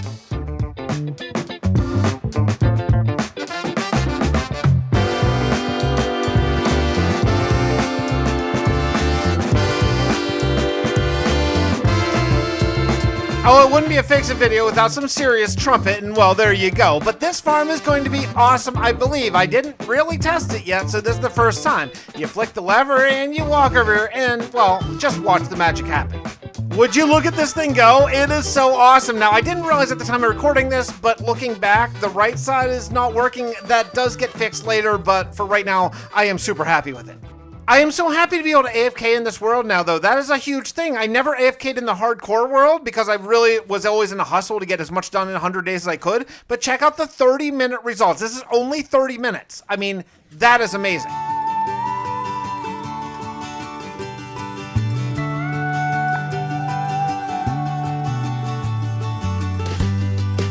I'm going to start this kingdom with a bang. We're starting on a huge structure. It's going to be kind of the king, or, well, Levin is the word in the Avon language for king.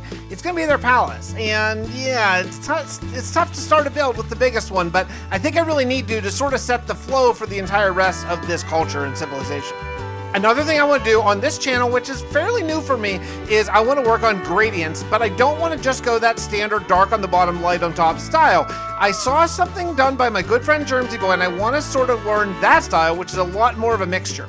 I'm building this entire palace up over the slime farm, so I had to build a square. Now, the square can't be that big because the raid farm is right beside it, and I don't want to sort of get in the way of that. I want that raid farm to still work if, heaven forbid, I need more totems. Just in the time it took me to lay out that one little square, the vines have grown, and my goodness, this is really slow, and you got to do each one individually, and yeah, okay, I got to work out something a little better for this. This is rough. One of the things I did in the first couple episodes of my hardcore world is I got a whole bunch of villagers that sell all the different enchanted books that I might need to replace my gear. The thing is, in a hardcore world, you don't really need to replace your gear, because if you need to replace all your gear, well, you probably lost the world. I didn't really think about that, but now that it's a survival world, well, I may eventually need to replace my gear. So let's cure a couple more villagers. I came back to New Hope, and I noticed that one of the zombies either despawned, got killed, never existed, or something, because I only have a zombie on one side and not the other. The problem is, the other side is where I need my zombie, because I actually have an Unbreaking 3 villager that I've never got a zombie, and I've never, cured him, so the deals stink. Okay, I just skipped an infinite amount of time just to get this one zombie in this one place. He was so uncooperative. He did not want to be trapped, but finally I got him. I plopped a name tag on him. He should be good there forever. However, it didn't take long to realize that he's not attacking my villagers. I don't know why. They're down low enough. I don't know why he's not attacking them. I don't know. Look, come on, zombie, do it. Do your thing. I don't know, maybe he just wasn't hungry, but eventually, finally, he started taking a few little nibbles and turned all 3 of the zombies I want. 2 villager for books and actually 1 cleric, because I want to get rotten flesh trade just for emeralds. Did I tell you why I'm doing this? I don't think I did. The reason why I'm doing this is because I want better shears. My shears are so bad, they just break constantly. Yeah, I have lots of iron, but why not get a pair of Efficiency 5 Unbreaking Mending shears? So I need to get my Unbreaking deal. Hey, he has a jack-o'-lantern. Oh yeah, right. Happy Halloween, everybody. I'm recording this bit on Halloween. I was just ready to leave, but then I thought, oh wait, I have these 2 Fletchers from day 1 of my survival world, so why not convert them too? So I did. I mean, brewing, gold, it's not that expensive for me anymore. And finally, I got a whole bunch of Unbreaking books, and now I have 2 Mending, 2 Efficiency 5, and 2 Unbreaking, and I can enchant 2 pairs of shears just to go to work on these vines. This is going to be kind of cool, though, having a cleric in there, because thanks to my mob farm over in Steelport, I have tons and tons of rotten flesh. So having a cleric and access to emeralds, this might actually be easier than the book trade, honestly. I returned back over, and this is so crazy fast. Oh, I love it. I love it. I love it. I need some sort of automatic collection bit now, but I do love this. This is going to be really, really helpful for a ton of mossy cobble. I am going to go ahead and do this collection thing. I've been thinking about it and talking about it for a while. Also, I want to get all this mud. If there's mud on this entire island, I'm going to harvest it and just replace it with something. Also gravel. I'm taking it all. But in the meantime, let's check out the lore segment for today's video.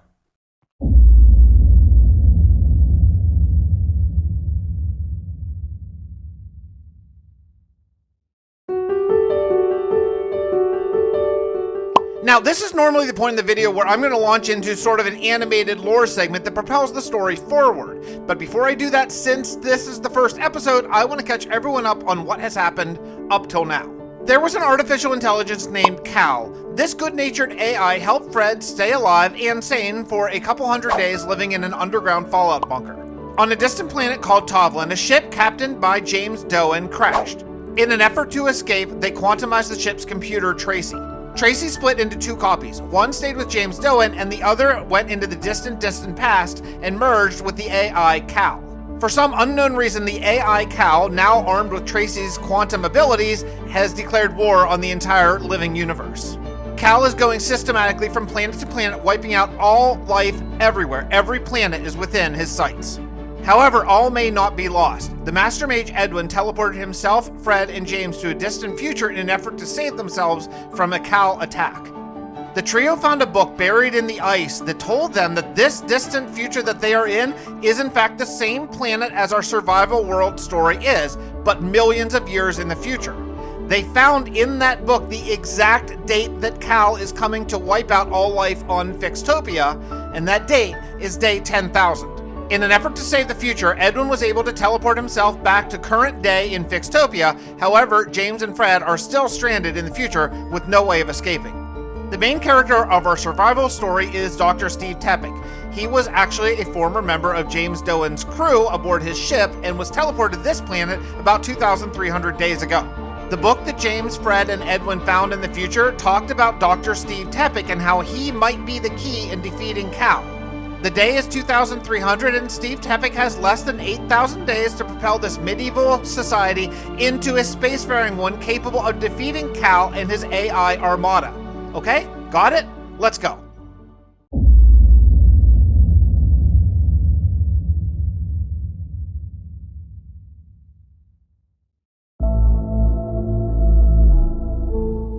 Can't help but marvel at this machine Dr. Tepek was able to build in such a short time. I have been gone for nearly half a year. I hope my friends James and Fred are okay. The future they are trapped in is harsh. Tracy, connect to the future node. Connecting. Hello? James, it's good to hear your voice. Edwin? Edwin! Fred! Edwin is calling through the arc. Are you well? We are, but things have gotten worse here. Things were bad before I left. How much worse? A lot. The cold is overcoming our ability to keep it warm. We may have to retreat underground soon. How did you get there? Steve told us you were lost to the void. I was trapped for a time, but able to claw my way out. I am safe here, but, as the Oracle foretold, I have very little of my old power. I am sorry, old friends. I'm sure it's hard to lose those abilities, yet again. I am traveling to a people called the Avon. I believe they were the authors of the book we found that told of the artificial intelligence attack on this world. If anyone can help me put the pieces together, I believe they can. I will do everything I can to bring you two here, but without my powers, I'm not sure. Don't worry about us, Edwin. Go to the Avon and save the future. The idea is all these trees have to go. We have to clear this land so we can build. Clear the land. Akshasiti Zemyul. Get it? I'm gonna have to do it myself.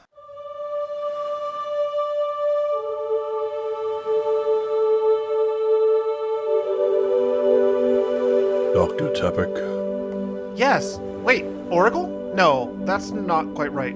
Edwin? I'm so glad to see you. Yes, it is good to see you as well.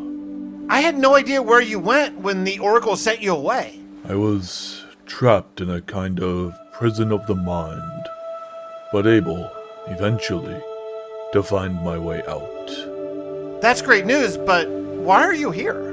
I've come to make a trade.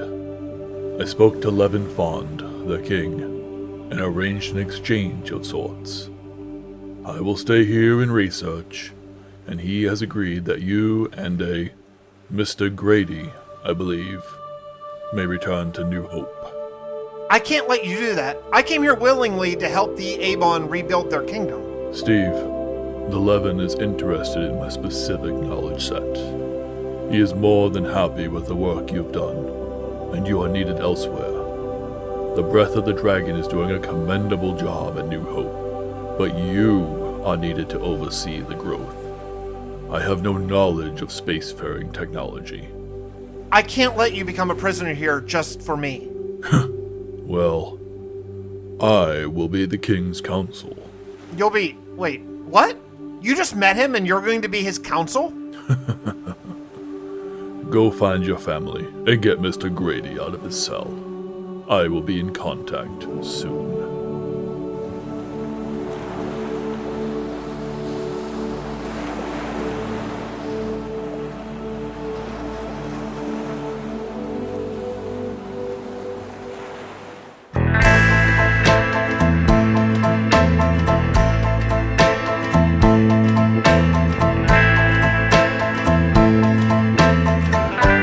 Now, if you're new to the channel and you think, what was that, Fix? Then don't worry about it. You're going to get caught up over time. Those lore segments will be in the middle of every survival video, in addition to an epilogue at the end that sort of sets up the future arc. I'm going to catch you all up to speed over time, so hang in there through lore segments. Even if you don't get it, you will, and you're going to love it. I was able to get a little bit of glow lichen and a piece of andesite, which actually completes my gradient. So I'm not totally sure that I'm going to stick with the andesite, but I think the gradient right now, I think it's pretty good. All right, now we did some work here. I built up basically the outer box. Not a lot more than that, just the outer box. I did a lot more digging. Oh man, so much digging. But for right now, I think we're in a good place to continue actually building. I did more research on this than I have ever done probably in the past, where I was actually learning about the Mayan, not just architecture, but actually their culture and everything else. And one of the things is their pyramids that they built, they were actually completely solid. I'm not gonna do that. I had planned on building this sort of as a bunch of boxes sticking on top of each other up to the AFK point for the slime farm, but it is way higher than I thought, and I'm not gonna be able to get it up there. So we're gonna have to figure out something else to do for that AFK point, but not today. That's not today's problem. That's probably an episode 2 problem. But as for now, episode 1, oh, the shape is good. I really, really like it. There's a lot more detail that we gotta do, but this is a pretty good start. Okay, let's get into some specifics. One of the very classic things that you've all seen images of are these big staircases that go sort of from the ground level up to at least midway, if not the very top. I need to do that. I'm getting a little bit tired of digging, but the only place that I can put the stairs are right where this mountain is, so it's gotta go. Also, I'm getting a decent amount of andesite here, and I don't really have very much in this world, so I need to basically take all the andesite I can get my hands on. Check this out. One night I was grinding, and a creeper came up, and I saw a skeleton, and yeah, I got a record. I love that trick. I love it. Now, I say this realizing that I have now built a storage room in several of the last couple episodes on the channel because of Dominion and here, but I need another storage room. But I gotta decide where that storage room is gonna be, and I think where I'm digging a hole in the wall, that's gonna be the king's chambers, which means the storage room has to go lower, which means I don't know where the stairs are gonna get there. I guess down to the next level will be fine. I just need to figure out whether I want to use side stairs or, I don't know, maybe a water elevator or something like to get in. But yeah, it'll be all right. So I laid out basically the boxes, and I think this is a good place for right now to at least get started.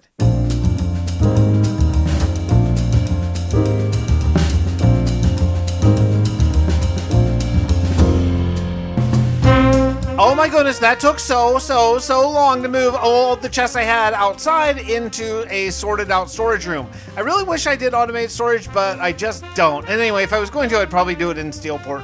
I looked a lot at sort of the historical recreations of these big Mayan temples, and one of the things I noticed is they weren't just boxes. They actually had a little bit of shape. So I added some of that shape, and then I went in and textured sort of the top coming down.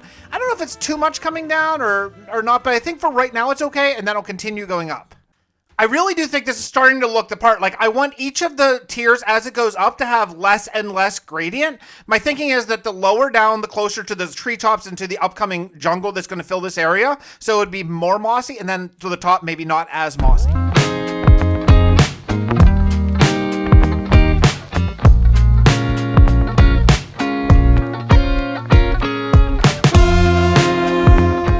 I really like how this is coming out, and I'm going to be digging in some windows and doors here, but I do want to say that I recorded an episode that I think some of you might really like that's going to be appearing on the second channel in just a couple days with our good friend Jermsyboy, who's just a masterful builder, and I just wanted to ask him about how he textures. So we went into his world, and then he came into my world, and we just talked a little bit about things and texturing, and if you like building, make sure you subscribe to there. It's Fixit412 off the record, or at Fixit412 OTR if you do the YouTube handles thing.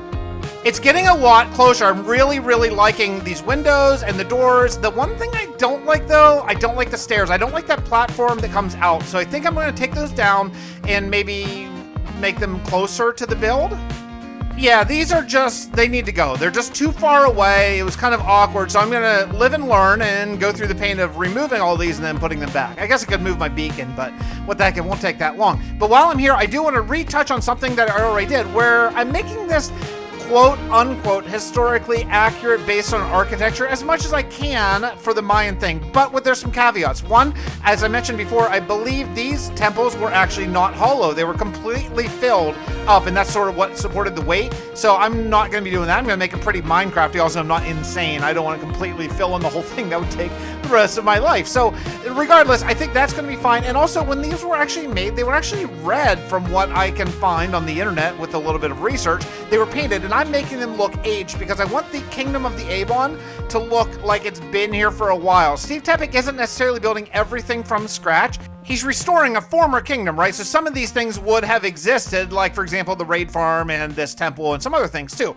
So we're going to go with the moss gradient, and I think it's going to look really, really good once we get a lot of shrubbery and trees and stuff planted. I don't know what I'm going to do with that top a little bit. I'm in fact just going to leave it because the top is plain. It had a design in the old Mayan architecture. I don't know if I'm going to do design. I just need to think about that. That I'm going to think about. The rest of it, though, I really, really like. I think we are off to a really, really good start on this entire Kingdom of the Avon.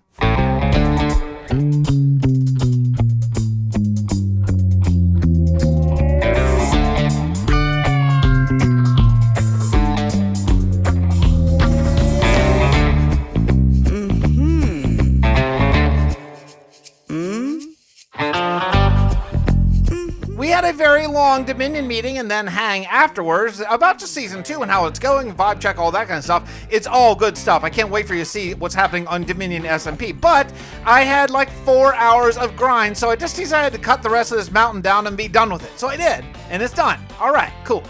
The thing is, though, I want to terraform this and I want to make it look really, really good, and I don't really know what to do. I took away all the mud, which leaves me with these giant holes, so I guess I'll just light it up and put grass over top of it. I mean, it's going to be a jungle, right? I want to do some very gentle sort of dirt and grass slopes up from the water up to the level of where the stairs end, where there's going to be other houses and stuff like that. Eventually, I'll probably do some water stuff and effects, but for right now, I'm okay with just covering it with grass and then dealing with this down the road. But it's time for, the question or comment of the day. It's been a while, but it's back in the series.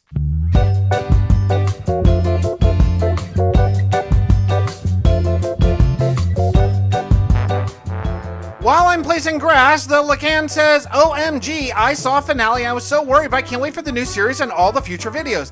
And I don't have TikTok or Facebook, but I'll happily watch as much lore as I can here. So that brings up a great thing for me to talk about, because I tried something and you all spoke and I heard you, and I wanted to let you know I'm adjusting course. So I really tried to do some Facebook exclusive only lore things. Now, some of that is still going to be there, but most of it is going to be found as well on the second channel right here on YouTube. I can't put that stuff on the main channel, obviously. I got to make sure the main channel performs, but the second channel is where I can put stuff that, like shorts and like just lore videos, maybe interviews, that kind of stuff that might not fit otherwise. So if you're on Facebook, then cool, facebook.com/fixit412. But if you're not, then you can check out all the lore and all that kind of stuff on the second YouTube channel, which is Fixit412 off the record. That'll be linked down below. Make sure you subscribe to see daily lore shorts.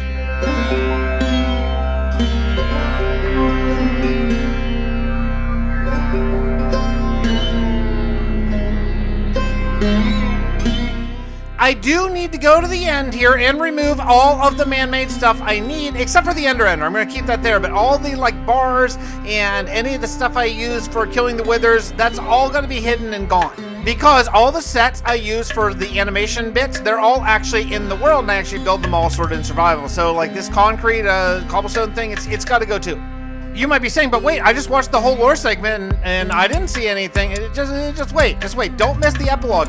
Never miss the epilogue in these episodes or you're gonna kick yourself. And after a bit of grind, geez, I forgot how much endstone I've mined here. I am good. If you notice the texture is a little different, yeah, it is, because this is no longer the end. This is the moon. I returned back to Gabor because I have a little bit more texturing. I forgot to texture the stairs and they look ridiculous if you don't, so I gotta texture those.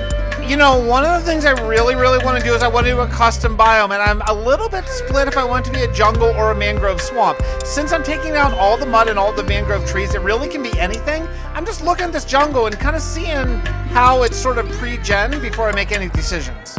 Since I have a ton of mud, and since all the buildings in this area are probably going to be like gray-scaled and with some green and stuff, I wanted to go with the brown mud and coarse dirt roads. I think it's going to look really good. I think this is a very simple and nice mixture. If I'm going to build out of jungle, however, I'm going to need a lot of jungle saplings, jungle leaves, and jungle wood. I'm still not really sure. Maybe I'll do like a combination. I'd like to do all custom trees, but that depends. Regardless, I need to farm a whole lot of jungle saplings. I have basically none in this world. For right now, just for this episode, I just planted some vanilla mangrove and some vanilla jungle trees, and I think it's cool. I think I'll probably end up replacing those with custom terrain later, but for right now, I think it's a really cool look in a lead up to the very first temple of the Abon. But with that, I think we're all done with this. This is a great start to a brand new series. I hope you're as excited about it as I am. I am super psyched. I think the style is really cool. It's a lot different for me, and it's going to be awesome when we get a nice, giant, huge, sprawling kingdom that's going to completely surround this old Mayan raid farm that we have right now. Oh, I am psyched. I hope you watched my video 100 Days on the Moon, because the epilogue starts right now.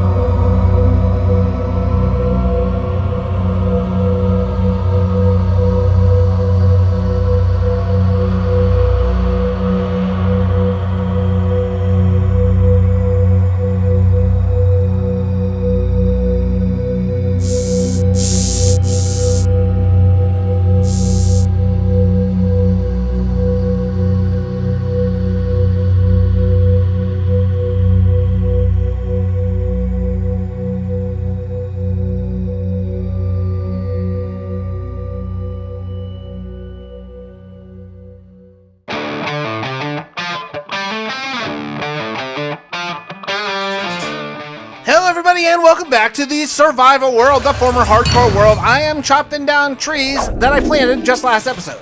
Did I plant those just for the thumbnail? Yeah, maybe I did, but regardless, they gotta go because I want to build some more buildings here, and these trees are just kind of all in the way right now.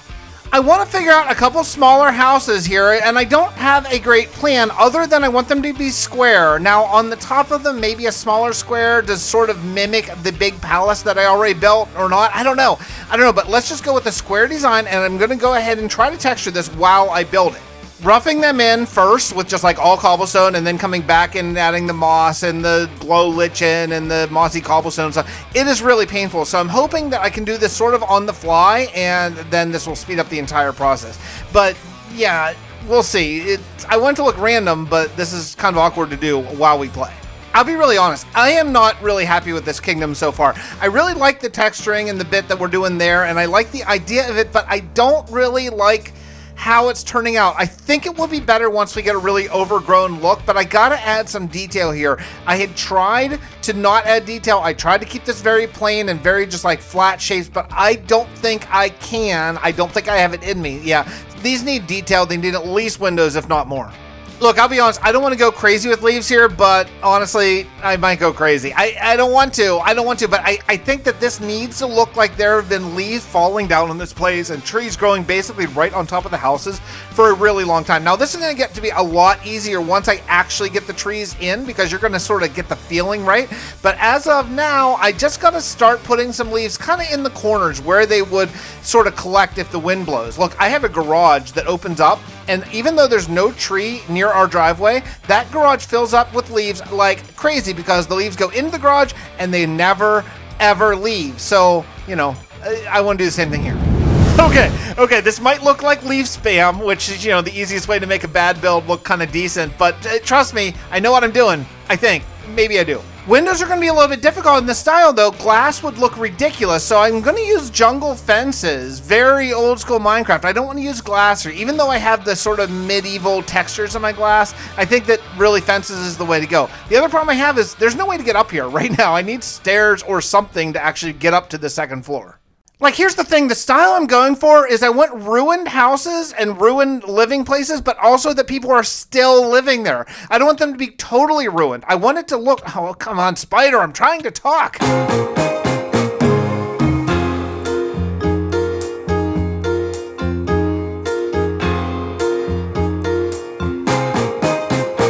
I did a custom tree, and then the more I've been thinking about it, the more I think I'm going to go with a mixture of trees, about half jungle and half mangrove. I really feel like it's going to give me the look of an overgrown wild that people are still currently living within. I think it's going to be great.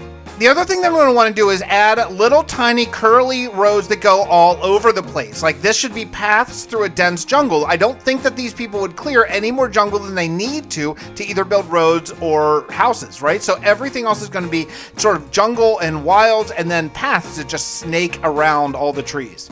The lack of jungle saplings is a real thing, and so I've been just growing them up and taking my fortune hoe and just, you know, harvesting all the wood and all the saplings I can probably get my hand on. I'm getting like 8 saplings if I fortune all the leaves per big jungle tree, so it's better than nothing, but it's not great.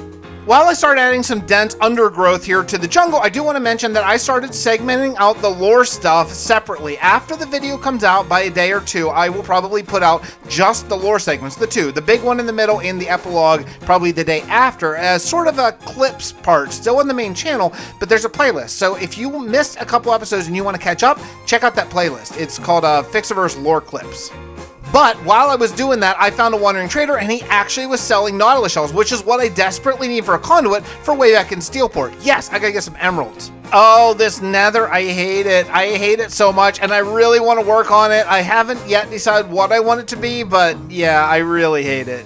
After grabbing as many emeralds as I could quickly get, because I don't have a lot of them here, I was able to get, what, 5 nautilus shells? That is absolutely awesome. I don't know how many you need for a conduit, but that's 5. Now, I'll be honest, the more I have been sort of looking at the main palace, like the big palace, the more I am really unhappy with it. I think the concept is cool, but I just fell. But I don't like the lack of detail, so I'm going to start adding some of these logs. I do really believe that bringing in these logs is really going to help sell it. Look, I've been playing a lot of World of Warcraft, getting ready for the new expansion. I've not played it in years and really having just a blast. I've been having so much fun with my druid. One of the things I found, though, is this troll city that has a lot of kind of similar builds to what I'm trying to do. A little bit of detailing work later, and I think that I'm on the right track. It's nowhere near done, obviously, but yeah, okay, I'm starting to believe now.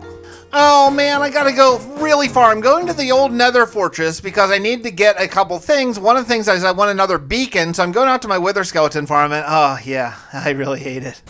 My wither skeleton farm here is the old version where you have to do a bunch of slabbing and stuff, and it's really takes a long time, but it actually works pretty well. I got 3 skulls very, very quickly here, so that's cool. Whenever I eventually do decide to really work on this nether, it is going to be a enormous project because the roads that I have are very long. While I was in the nether, I decided to go over to my froglight farm and get a bunch of those. I think that kind of lighting would be really, really cool for the jungle kingdom.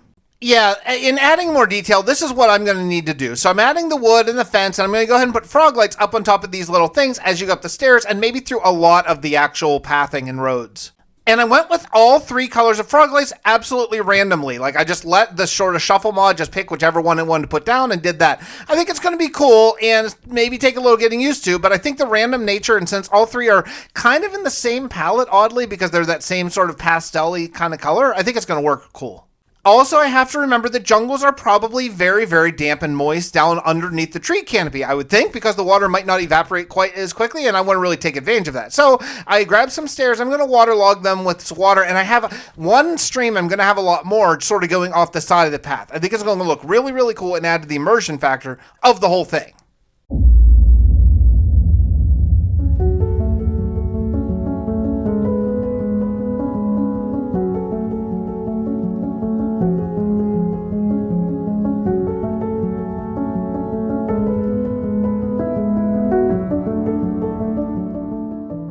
It has been months since Dr. Tepik returned to us. I do not understand how Edwin managed it, but he was able to convince the leader of the Avon, Levin Ford, to release him from his deal. Edwin has stayed on as counselor to the Levin. He sent word that he may have a way for us to communicate more efficiently than the messengers we are currently utilizing. Miss Palomalo, we're going to need more room for education. We just finished the new school in Steelport. That's working well for the basic stuff, but we need more advanced education. In my time, we called it a university. I wish Mr. Grady were here. That'd be a perfect job for him. He loves the book learning stuff. I know it. I hope he's recovering well. I need to talk to Dr. Pickett about how he's doing when she returns from checking on him in the ancient city. Where should we put the new university? I'm not sure. We would need some protection. If we're housing our best and brightest there, we can't afford to lose them if something goes down. Let me think on it. Oh, Dr. Tepik, let me... No, it's okay. Actually, stay. That's what I came here to talk to you about. Oh? You've done great work here at New Hope, and I think I'm needed at Steelport. I want you to stay on here and continue looking after the people. Training our garrison and educating our kids is our first and most important mission. Yes, I understand. I will do what I can. Good. Though the zombie threat is gone for now, I am not convinced it's gone forever. I asked Edwin to see what the Avon know about the true origin of these undead.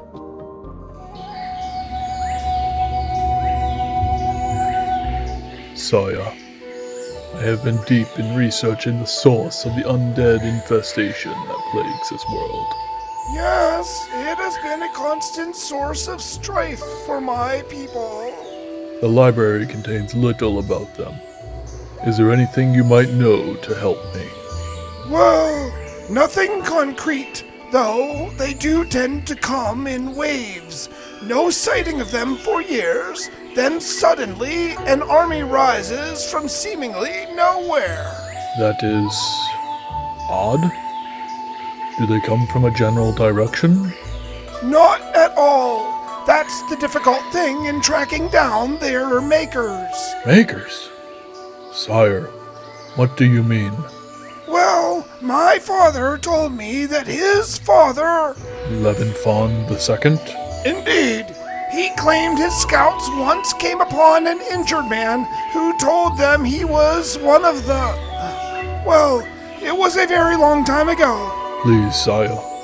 Anything you can remember. I believe he claimed to be a former member of something he called the righteous domain of the Dryshah. He said what they were doing was unnatural and needed to be stopped. This is incredible. Why is it not logged in the journals? My grandfather sent out many patrols looking for evidence of these people. Very few returned. After losing my uncle on one of these patrols, he swore everyone knowing of this righteous domain of the Dryshah to secrecy. It was struck from the history books and decreed to never be spoken of again. But why are you telling me of this now? Because, Edwin, I believe with you here with us, things have changed. I think our very world is in the final days. The time for secrets is over.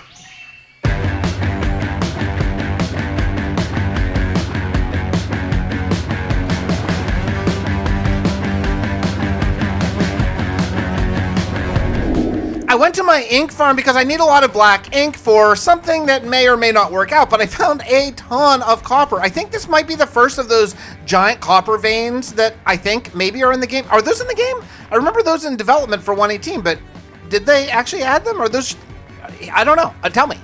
I love this world so much. I need to AFK for just a little bit at the ink farm. Not very long, but I was just looking over it and I just love it. I've been playing Dungeons & Dragons with my two little boys here recently because it's a great way to work on their sort of skill set. Like my older son can work on sort of conversational techniques. My younger son can work on traps that just happen to have the sight words that he's working on. It's really been a great thing, but I have been thinking about doing more D&D type of stuff within this world once I get it built up a little bit more. I'll be honest, I'm not crazy about the Dark Prismarine band that I did, but I'm going to take a break. Sometimes when you're working on projects that aren't working out quite right, you need to step away and then come back. I think I might start a gatehouse. I don't know if I'm going to finish it now, but at least start it. I think this is going to be a really nice way to transition from sort of the dirt paths outside into more of the slightly nicer city roads that we're going to have. And I think this is what I need to do. I need to do a little bit of landscaping here and cover this water and build a little bit of a cliff so that we can get a road that goes into the main part of the city. This is the Avon Kingdom on the map, and I think this area right over here is where the cliff is going to be. I'm thinking maybe about actually doing a cliff around this entire island. I'm not sure, but it might look really cool.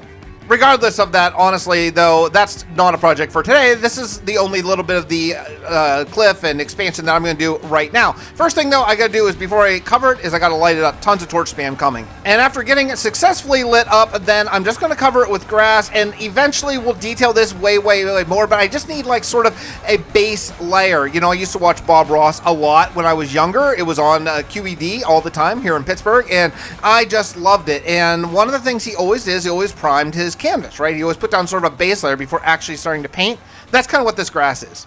I want to do one more build this episode, like a bigger kind of build, and I want a nether portal. I want a good entrance way here because the nether is going to be part of this story. It is going to be here. It's not going to be something that we pretend doesn't exist. It's actually going to be something. So since we're going to do it, let's actually make the nether portals a feature. As of now, I haven't done it yet. All the nether portals in this world are kind of hidden away, but let's actually make one.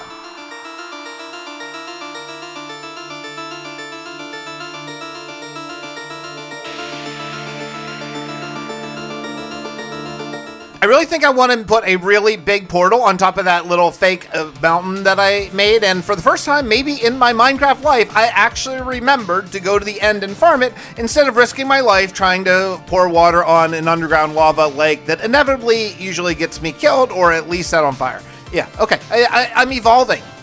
I really think it's going to look cool. So the idea is going to be that within this jungle, there are going to be these little mounds, and there's going to be a bunch of them. And yeah, I'm just starting with one, but there's going to be a whole bunch of, oh, Shuffle Mod, I love you, but every once in a while I forget to turn you off. Anyway, there's going to be a whole bunch of these mounds, and on each of them will be like maybe a temple or an altar, or in this case, well, a giant portal. After a lot of work, I think I have a nice outline. It's not done, it's not really textured other than just some random cobblestone put in, but yeah, I think it's a good shape. These mounds are going to actually have some lore behind them, and that lore is going to be that, remember back in the 100 days on the moon, at the end, the moon exploded? Well, these are actually going to be pieces of the moon. I think it's going to be really cool. Yeah, this is going to look really cool. I don't want to go overboard with leaves, but I have just some areas of moss, but not the whole thing. You see up in the top left corner, there's just some mossy stuff, but then there's not on like sort of the right side. Yeah, I think it's going to look great. But honestly, this brings me back for, I don't know, like the 10th time of being unhappy with this main temple build. So I'm going to do something that I didn't think I was, and that's going to be adding in some sort of medieval looking architecture here. I can't take the giant flat walls. I need to add some sort of thing. You know, I think I'm starting to like it more as I'm sort of doing more of these overhangs and stuff, which I know is not exactly what I intended when I started this kingdom, but I gotta be honest, it's just not settled well with me. So I'm gonna work on the inside, start to bring in some mangrove wood, and hope that that shapes up the inside as well. You know, the problem with these really big rooms is you have to divide them somehow, even though they're really nice and big, but I want to have a wall behind my storage unit, and the stairs are going to be outside. So, yeah, I'm going to build up some more stone and cobblestone. I know I'm using a lot of gray here. I know it. I know it. And a wee bit of grind later, and I'm pretty happy with it. It's not great, it's not super interesting or anything, but for right now, it's a good starting place. I have sort of these hallways up here that I could end up using for something. Maybe some windows to look down in the storage area would be cool. I have an idea of what I want to do on the very top, and I made these sort of holes, and I'm going to make it look like it's starting to fall away over time, maybe something like that. Now, what I want to use for this is gold, and a lot of gold. I don't have a lot of gold, so maybe coming soon in the series, Gold Farm? Yeah, maybe. Yeah, I think so.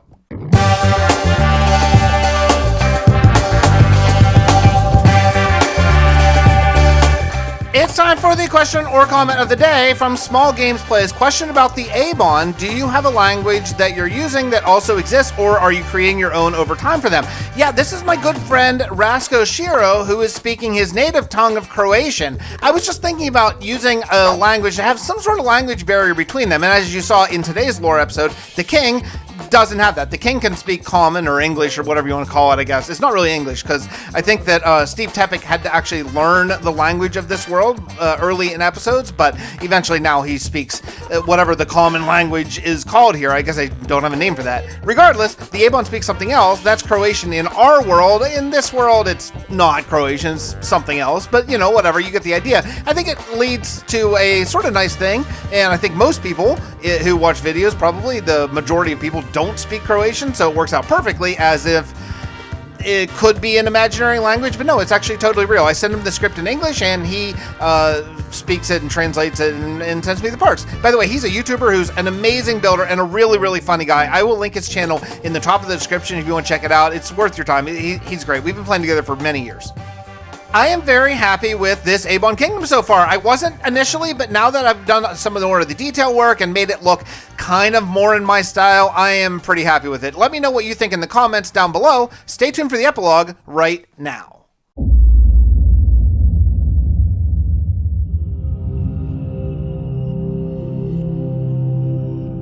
So Fred, you see no mention of this righteous domain of Drysha in the ancient book.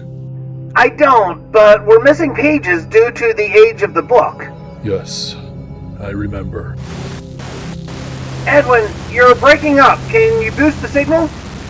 Tracy, boost the output signal, please. Signal is currently at 95%. Increase to 105%. Engaging emergency power. Fred, can you hear me? Barely. Edwin, something is wrong. Overload imminent. Damn it!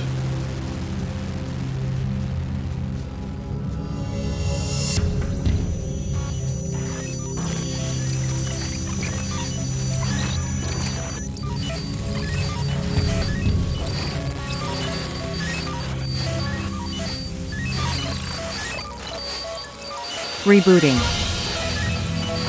Rebooting.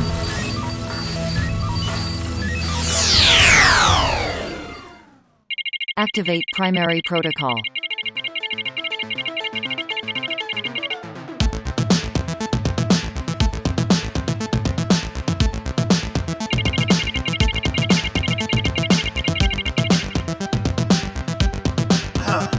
Hello? Hello?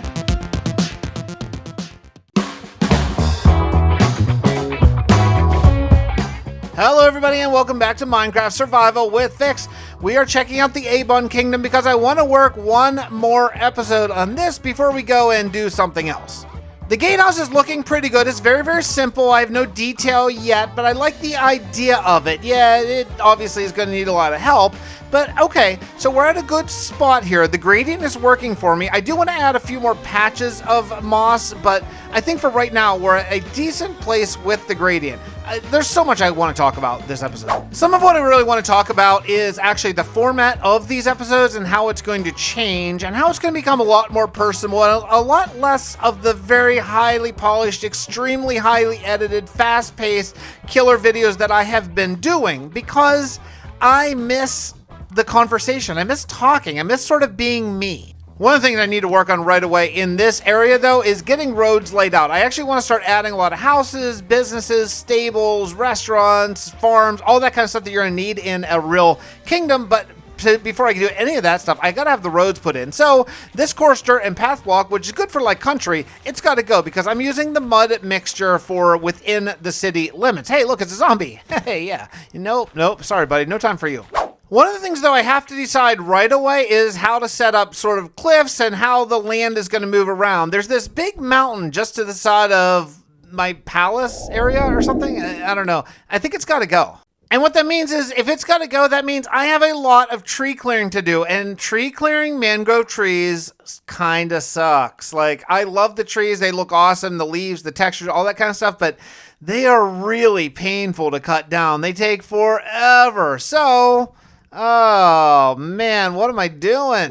This is kind of ridiculous. I mean, I just cut down a handful of trees and I flew around to look and yeah, there's like no change. There's like no change at all. I am going to use a Silk Touch hoe so I can collect all the leaves because as I plan this to be a very, very, very dense jungle swamp type of biome here, I'm going to need to place manually a ton of leaves and stuff on the ground. And so I want to use a lot of mangrove and probably some jungle leaves as well. I'm not exactly sure what the mangrove leaves are going to look like. What are the biome changes to savanna? Hopefully they still look really green and don't get that washed out brown look. I haven't checked it out yet though. A couple hours of late night grind and I got this many trees taken away, and yeah, there's still a lot more and a lot of land to clear. My goodness. Oh, I have maybe a little bit of buyer's remorse so far in this project, but I'm committed now. So many leaves, so many leaves. I have probably in the area of like 12 or 13 double chests of leaves.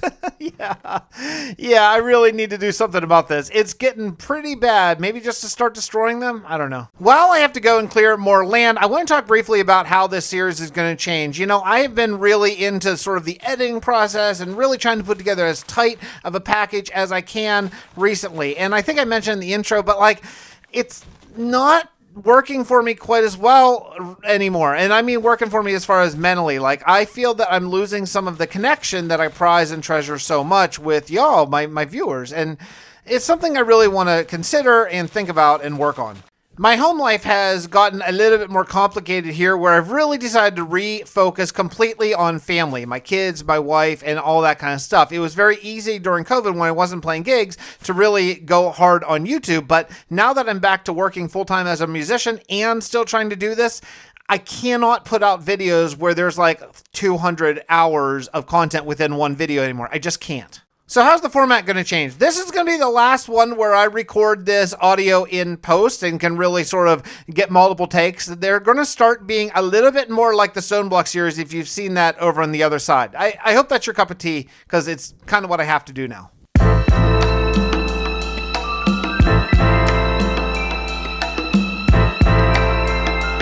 Along with rethinking the series and how I'm going to be recording it and presenting it to y'all, I want to rethink slightly the reason behind Steelport. I had intended on putting all of my farms here, like moss, kelp, food, everything. All my farms, I guess except for animal farms, I guess. But that would mean there's no reason to go to other cities, and I think that's kind of a drag, so I might rethink how I'm doing this.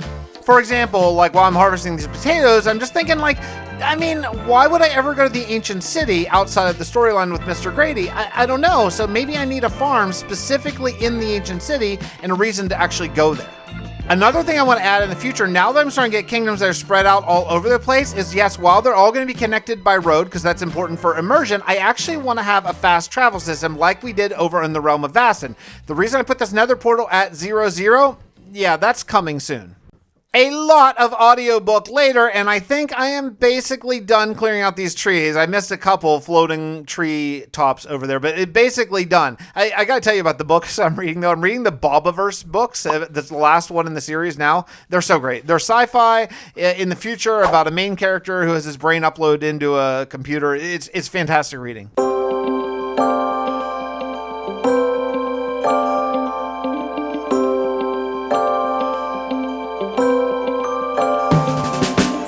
After just starting the digging process, I realized that I need beacons and probably quite a few of them, so I returned over to Steelport again to grab all the iron I have, and I have a ton of iron here. I probably have at least 3, maybe even 4 beacons worth.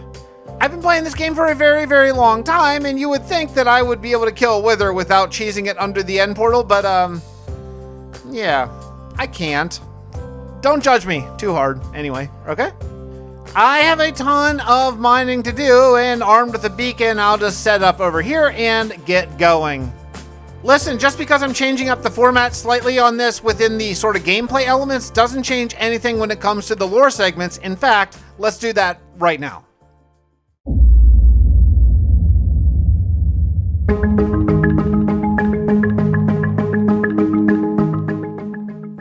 Dr. Tepik, how goes the university planning? It's going slowly. I think we need to very much consider a full castle. A castle for learners? Well, the zombie horn threat is on my mind recently. Edwin feels he has found the source of the outbreak. Hello. Whoa. I'll admit, I knew you were working on something big, but this is shocking.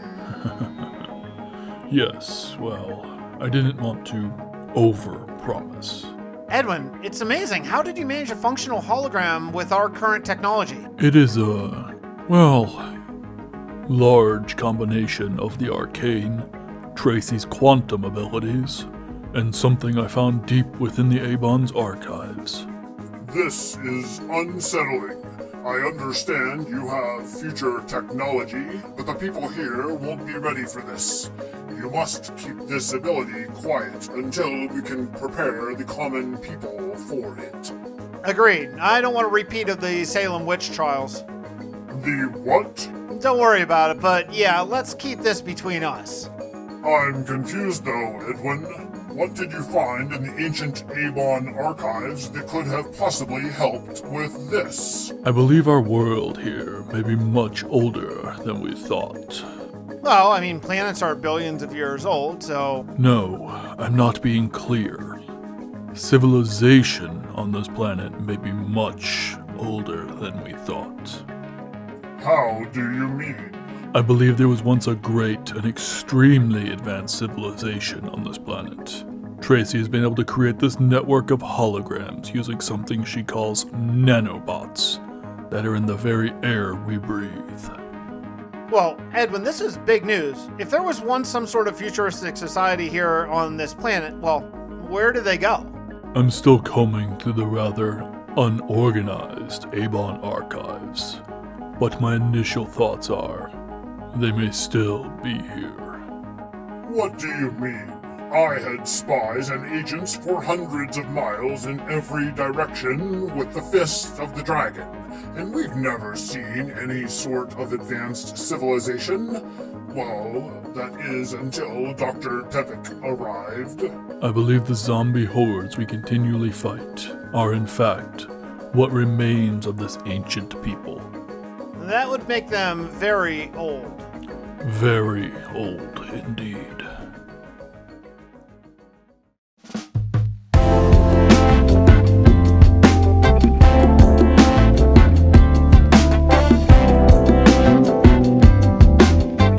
I've been digging and digging, but I found this hole that is actually really cool. I think I'm going to keep it instead of just cover it up. I don't really know how low I'm going right now, but that could be a kind of cool, maybe little secret pond or some sort of magical effect pond or something. It's moving beacon time already. I think I have this part of the hill as low as I'm going to go, and then I'm going to move over to the other one and take this down. I want it to be a nice little gentle hill and not just a giant cliff. After taking it all down that much, I do want to collect all the mud. So even though I have it basically the height I want it to be, I'm still going to take all this mud and then cover it up with grass so I can get that really lush, green, awesome look. And finally, after I have a nice little bit of landscaping done, I think this is going to look really good covered with grass. It's time to get back to the cliff. I do want this entire sort of upper platform to be a steep cliff coming up from the water, and then once it gets up to the top of the cliff, a more gentle hill. So I grabbed a whole bunch of stone and cobblestone, and I'm just going to do a mixture and bring this cliff up to about the level that I want it to. I do really like torching at night. Isn't it great even with this? Is that a new moon? Is that what you call it? A new moon, I think? It's like when you can't see the moon at all. Anyway, yeah, so I got to torch all this area here because I don't want this to be a mob farm down underneath. If I find that when I trigger a raid on purpose that raiders are spawning down here, then I'll have to come back in and like slab it or something so they can't spawn here. I don't really know what the rules are for raiding parties when they spawn, so I'll have to maybe do a little bit of research in between episodes.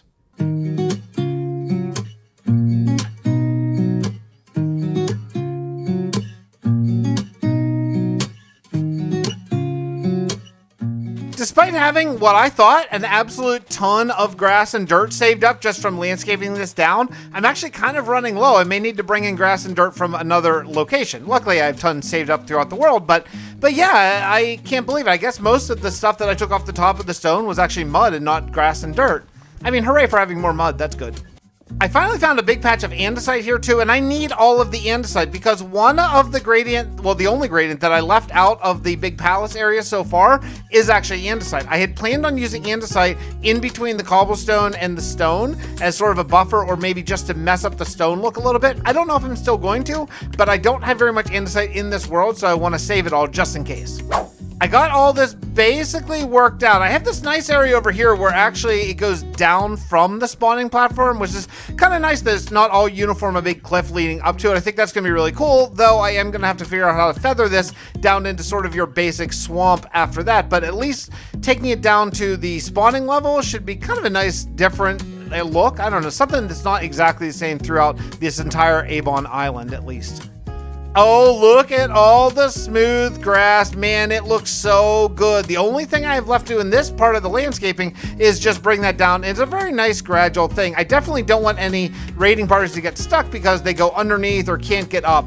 Speaking of underneath, that's gonna be a real problem, and that's something I'm trying to figure out exactly what to do. I don't have a really great plan, honestly. I was able to do a very rare live stream for me. Man, I haven't done one in quite a while, and it will probably be quite a while until I do one again, but yeah, we laid out the roads and I think it's pretty good. I think we have a nice shape that's not very straight but goes completely around the spawning platform. But here is the problem. If you drop down, this is obviously a fake landscape. If you go down, there is a huge open area, and I think pillagers could potentially spawn there. And if they do, then I have to leave my little safe cubby hole and I have to come out and I have to search for them. That's kind of a drag. I mean, am I gonna have to slab this, or will they only spawn where there's sun access? I don't know the rules for this. Now, I still have yet to die in this world, even though I converted it from a hardcore world to a survival world, and I would like that not to happen. However, I did fall down this giant hole that I dug because I wanted to move this beacon, and I thought I could make it with Feather Falling 4, but I couldn't, so yeah, I popped a totem. A few episodes ago in the hardcore world, I said like, oh, I died, but I meant I popped a totem. So if you were one of the like dozens of people that called me, I was like, hey, it's hardcore, you said I just meant I popped a totem. I didn't mean I died. I thought that was obvious whenever I said I had to go and get a new totem, but maybe it wasn't. So yeah, I popped a totem, I didn't die. I did a raid, however, during that live stream. I forgot to mention it, actually, and then whenever I came down and checked, I actually forgot to look and see how many totems I got. I think I got quite a few. Let's take a look. This raid farm is not absolutely great. Oh, look at all those totems. Nice. Okay, so I have a bunch of totems on hold. That's great. I just came over here to move my other beacon because I think I'm going to be doing some digging underground, and look at the view in this area. When the sun's going down, this is no shaders. This is just vanilla Minecraft. This kingdom is going to be absolutely gorgeous. You know, I'll be honest, I felt uninspired from this kingdom for a while, maybe even a good while, where it was kind of hard because I couldn't come up with a really good plan in my mind's eye, but recently that has changed. I have a lot of inspiration now. I want to build a lot more ancient Mayan style buildings.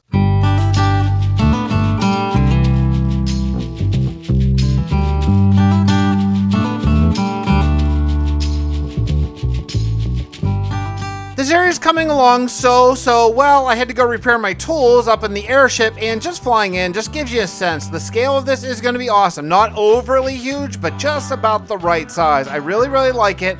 I got to lay out the roads and stuff, but first I think we got to head underground and really get to work. I don't know why I'm doing this. Well, I do kind of. I want to get all this mud. I just want to have it. You know, I'm going to be using this for roads in the Avon Kingdom, but also I just want to have a ton of mud so they can build other places. I can foresee using a ton of mud in Steelport. And yeah, I have a mud farm, but it's not exactly like gathering it for free off the ground. You know, it's still very much got to do it and manually sit there AFK while you're doing something. So it's going to be nice to have a ton of chests of mud for sure. Now I gotta travel a little bit. I thought while I'm doing this, I could tell you a little bit of the lore that we figured out during that live stream. And I think it's the formation of this crater in the Avon Kingdom. It happened when the moon was exploded. If you watch the video 100 Days on the Moon, at the very end of it, spoiler alert if you haven't watched it, well, something happens to the moon. Well, some of those moon fragments have rained down and they've created this giant, enormous crater. I think underneath the crater, I might have a giant moon rock or something that the people of the Avon hold in some sort of mystical capacity for them. I think that could be a really cool idea. I spent a very short time over at my Wither Skeleton farm. You know, honestly, it's kind of good. I mean, I was going to slab more of the nether, but it only takes maybe 5 or 10 minutes at the most to get 3 skulls, so I don't need them that often. This is not too bad. So I got enough for 4 more withers. I'm going to take them out and then have 4 beacons here in the Abon Kingdom so I can do a ton of digging. I'm only going to make 2 beacons right now. I actually forgot that I had 2 beacons there, so that means I can just save 2 nether stars in my ender chest. I feel like the richest person ever. I cannot remember a time in my life where I've ever had nether stars that are just extra. That's super cool. I am making more potatoes. You know, honestly, I kind of wish I had better food here. In my bedrock world, I always ate salmon, and other places I've actually had chicken cooker, whatever, but the potatoes, they don't saturate you much, so you go through a ton of them. But regardless, after an absolute ton of digging, I finally finished this area. Check this out. It's only like 4 blocks deep, maybe 5, and I need to go down a lot more if I'm going to have some sort of ancient legendary moon rock here, but at least it's a start.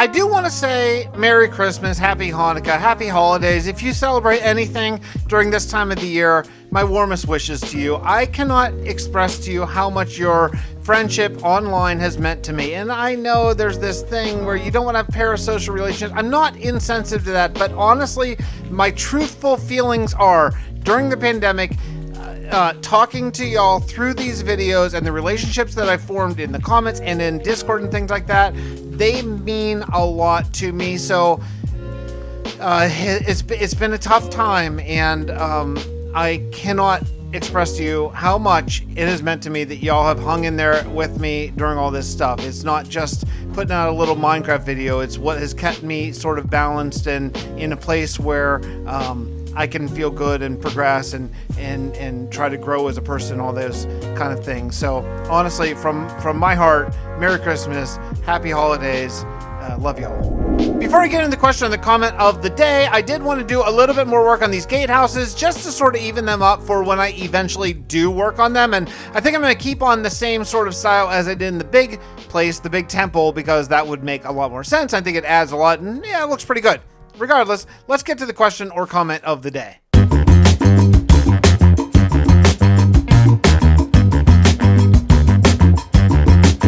Our question or comment of the day comes from Jason Kirby in the last episode of Survival. I reckon it's a great idea to mix medieval into the temple themes, as in the lore they are being helped to rebuild by a man whose main experience in building is medieval style, and would bring that across to help them rebuild. The newer stuff, the rebuilt, would likely take a similar form to Steve Tepek's previous experience, as he's teaching them what he does know. Yeah, you know, that was an angle that I did not really see, to be totally honest, but it makes a lot of sense. I think I actually responded, that makes a lot of sense. Because, yeah, that's true. Steve Tepek is the one who's building this stuff, so the fact that I brought in some medieval architecture to the Abon sort of builds, which I had planned to be a Mayan build with a lot less sort of crenulations, all that kind of medieval stuff, I do feel like it makes sense, because we're not recreating actual Earth history, we're recreating a world from a guy who lives basically in modern times, so he would bring stuff that he's seen in movies and films and all that kind of stuff into their culture with them, I think, right? That makes sense. Yeah, great comment. Good idea. But with that, I think that ends our time here in this episode of Survival with Fix, episode 3. Next episode is going to be a little bit of a different tone. Again, I'm going to be recording those live, so I hope you enjoy the format. I know I am going to really like getting back to just sort of talking and being myself. We'll see you then. Thanks so much for tuning in today. See you next episode.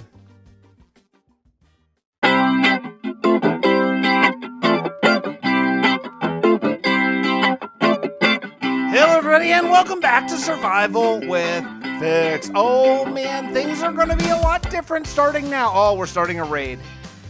Oh man, I did not want to start that raid. Can I get out of here before it does? Is it still going to be a raid? I may have like 1 second before the raid starts. I don't know. I don't know how that starts. But listen, we are getting into an entire brand new chapter here because first and foremost, I'm changing up the format of the series a little bit. Yes, there's still going to be a big lore segment somewhere around the middle and an epilogue at the end, so don't miss that. But secondly, I'm going to be recording this a little bit differently than I used to. I have fallen back in love again with the old school Let's Play. I love it. I've been watching some Building with B-Dubs, some Python, just some of the old guys that I used to watch a long time ago, and I've been back into it. And I decided that hey, you know what? Maybe this super ultra fast paced and also a zillion things done in every single video, maybe that's not for me. I want to change it up, and change it up we are going to. Yeah, that's right. We're changing everything. I'm recording this in a much more traditional Let's Play, slower, more personal format. There's going to be a lot more stories about me and my family and all that kind of stuff in this thing. This is going to be about me building this world, in addition to all the lore and all the storyline things that we want to do as well. But I think that this is kind of what I've been missing. I think I'm going to be a lot happier about it. What are we doing in the end? Well, we're changing up everything. We're starting a new kingdom. This is going to be the moon. Yeah, that's right. If you are here for a really long time, if you've seen the old Bedrock Let's Play, then you know that I tried to do a moon base and I just ran out of time on that series before it really even got off the ground. That's going to change. We're coming to the moon and we are going to be building it. First, I'm going to have to do a little bit of landscaping. And secondly, we're going to have to do some dragon killing this episode because I want to open up all the gates. Oh man, that's going to be a lot of gas tiers I need. So let me get some work done, get started here. And yeah, we're starting the moon base. Oh man, I'm excited. So I think one of the first things that I'm going to want to get is a whole bunch of wither roses, and I am basically out. I've used all of my wither roses. So for right now, I'm just going to start by populating this area right here with a bunch of eggs, and then I don't want to use up all my eggs because if I need to do this again, I will. But I'll be digging here for quite a while. That's right. Another fixed Minecraft video and probably a lot of digging. That's okay. After I get all of these done, then while I'm digging, I can then go over and just breed them every once in a while with a whole bunch of seeds that I have here. I am flourishing and flowing with seeds. My entire inventory in some areas are just made up of essentially seeds. So I'm going to let these guys grow up and do a little bit of digging. Let me show you what I'm kind of talking about here. In fact, actually, let's get rid of this because I don't need this right now. This was all just for sort of that Hank cinematic that you all saw a couple episodes ago. All right, so up here, this area, it doesn't look much like the moon because it's so hilly and rocky, and I would like to change that. So one of the things I'm going to do is bring all of this down, and while I'm bringing all this down, yeah, I'm going to need a beacon. I know Endstone isn't insta-mine, but I'm still going to want a beacon. Yeah, let's take a look at the size of this island. So as far as it goes, it's not a bad-sized island, honestly. This Ender may end up going somewhere else. The other thought I had for a space station was maybe going out here, going out one of these sort of side islands where I can make it as sprawling as I want, but there's something special about doing it right on the main end island. And, to do that, I'm going to need, one, get rid of all these obsidian pillars. That's going to be a grind. And number two, I'm going to need to fill in these holes. And number three, I need to summon the Ender Dragon. Well, what is it, 19 more times? Yeah, I need to fight the Ender Dragon 19 times, and that is going to include 4 gas tiers per time, so that's 19 times 4, nearly 80. So I need nearly 80 gas tiers. Yikes, I'm going to need a gas farm in a big way, but part of the reason why I need the wither roses is actually to make a gas farm. Did I just look at that dude? Oh, I thought I did for sure. I'm in definitely need to get jack-o'-lantern on my head here. Oh, darn it. Remember the raid that I started in Gabor? Yeah, well, the raid actually started now. So I guess it's time to test out the old farm since I made all the changes. Oh, look where they spawned. They spawned way up there, I think. I think that's the raiding party. Yeah, darn it, man. They need to come down here. Well, let's get down into my spot. Now, I was hopeful that they wouldn't spawn down under here, and I don't think that they have. So, all right, well, wish me luck. Looks like we're doing a raid. Boo.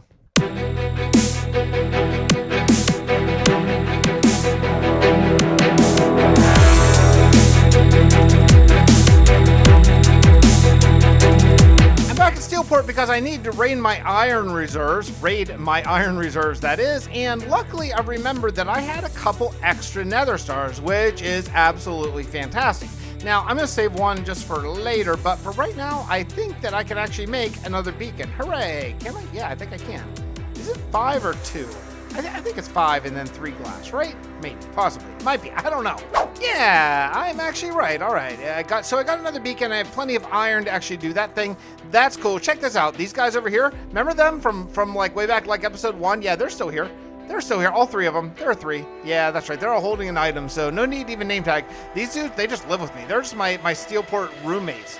Well, that's really cool. Okay, so I think that's the first thing that I want to do. Now, I do want to do a gas farm fairly soon, but I'm going to be spending some time in the end while my chickens breathe, so I want to have this beacon just to make the mining process a little bit quicker. And the other thing I'm going to definitely want is I'm going to want to take some wood to the end, because right now I have basically none, I don't think. I may have a little bit, but I'm going to want to probably set up a whole bunch of chests. And wow, I am very low on wood. Okay, thanks, oak. All right, let's go to the end and do some mining. Jeez, I almost died. Okay, let's go to the end and do some... Actually, I lied. I said I was going to the end to do some mining, but I forgot that if I'm going to get wither roses, well, I'm going to actually need to summon the wither, and I don't have any more wither skeleton skulls. If you remember, I used them all, I believe, just last episode, I think, or maybe the one before. Regardless, I have none. So I'm going to have to go and collect 3. Now, luckily, my farm is actually kind of good. Like, it's not great. It's not one of those amazingly overpowered farms using nether portals and all that, but I slapped quite a bit in the nether, so it's actually not too terrible. So I should be able to collect 3 skulls in fairly decent time. You know, I forgot about this guy. He took a lot of damage from a blaze, and I am so lucky that I happen to have some iron, and now he is, I think, fully healed. So that worked out really well.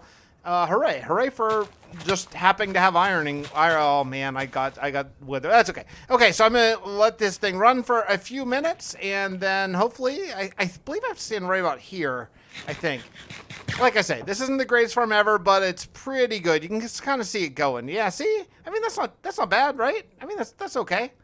That's okay. It looks pretty good to me. I got 3 skulls, and it really did not take very long at all. Man, I have got to spend time working on this nether. Should we do the nether next episode? You're going to have to let me know down in a comment down below. Should I just work on these nether tunnels and at least spawn proofing them, because zombie piglin are spawning here.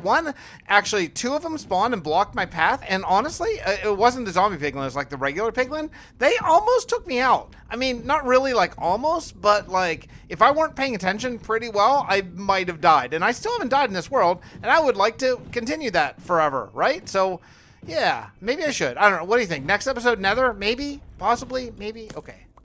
Now, I do want to take a second and introduce a texture change, which I actually did a long time ago. And when I did that, that was back when I was doing the Bedrock Survival with Fix world. And I did a texture change I really, really liked. And I decided to go ahead and do it here too. And what it is endstone bricks, rather, is this. It's a very futuristic look, because I gotta be honest, I don't see myself ever using endstone the way it is right now, like ever.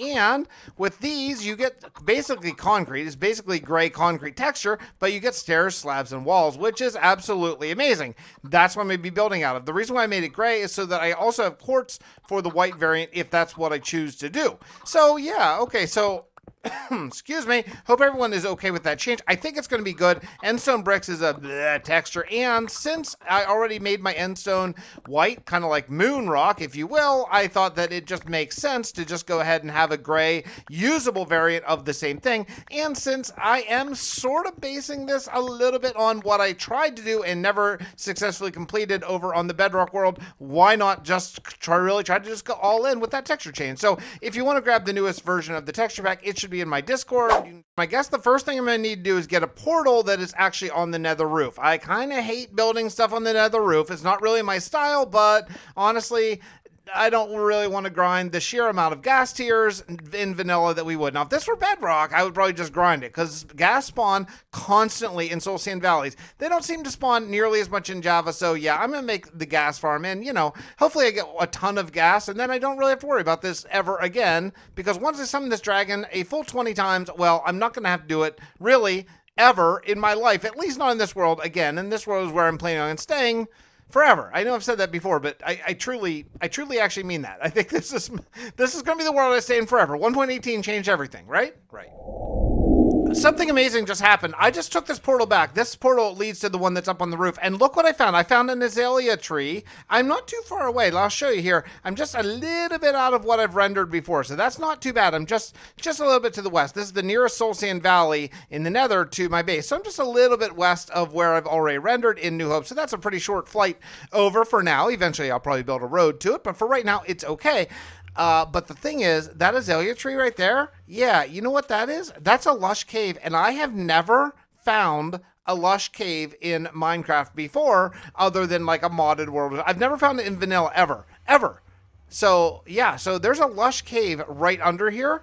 So that makes me think, you know what? This could be a future whole kingdom, right? Like maybe this nether portal is going to be in the lush cave and that's how you get to the gas farm, something like that. Yeah, that's right. This could be an entire kingdom. I would love to see sort of what it's like, but I don't know. Should we take a look?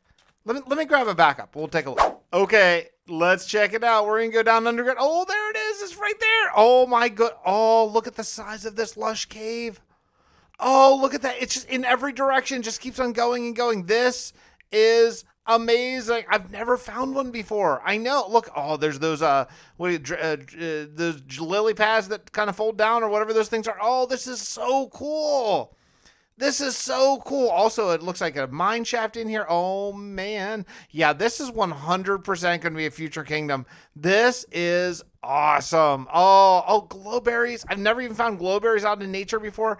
Oh, this is absolutely fantastic. I am loving this. What a fortunate nether portal spawn. That's amazing. Man, I have gone all over the place collecting materials for this, and I'm finally back to Gabor? I think it's called Gabor, because I need some gold, and yeah, I'm playing with 32 render distance. It's a little bit chunky right now, so let me just reduce that a little bit. Yeah, I wanted to see where the Soul Sand Valley was when I was in the Nether and really get a good look around. Okay, so the last thing I need probably is some gold, and I'm pretty sure I have some gold here, though not that much. Probably maybe enough. I'm not really sure. I got to make some powered rails and then I should be good. I think at that point I will have everything else I need. I believe hopefully I have enough extra iron and all that kind of stuff. If with the whole stack, that if I need any more, I can just take it with me. But yeah, I feel like we should be good right now. All right. Well, hopefully if I get everything, I'll meet you over on top of the nether roof and we'll get to building this mess. One more small thing I forgot is I forgot to get some nether wither roses because I am not going to be, I'm not going to be done with the chickens before I'm ready to do this. So what I'm going to do is I'm going to just sort of take a few of these now. 1, 2, 3, 4, 5, 6, 7, 8, 9, 10, 11, 12, 13, 14, 15, and 16. That's how many I need for this farm. And then I'll replace these later once I get my chickens fully grown and all that. Okay? Okay, I'll remember, right?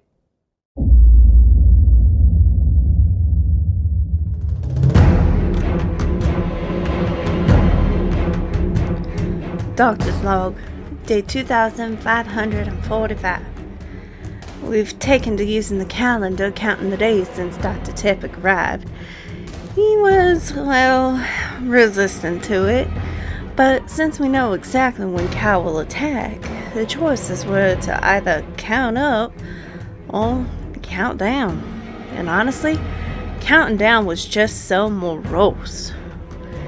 Dr. Tepic had asked us to start recording logs since we are continuing to spread out throughout our lovely landscape as our little empire grows. I know, he specifically said the empire were the bad guys. But it's what the people of Fixtopia have started calling it. I'm growing more and more concerned about Mr. Grady. He's only conscious for a few hours a day now, and, he sleeps. No, man, I can't believe I'm about to say this, but he sleeps like the dead. I don't see the zombie infection taking over his body, however. I think it's something new. When he was bitten, he said he moved quickly enough to sever his arm and prevented a transformation, but, then the airborne attached a zombie arm, and I really don't know. It's changing him. I'm very worried.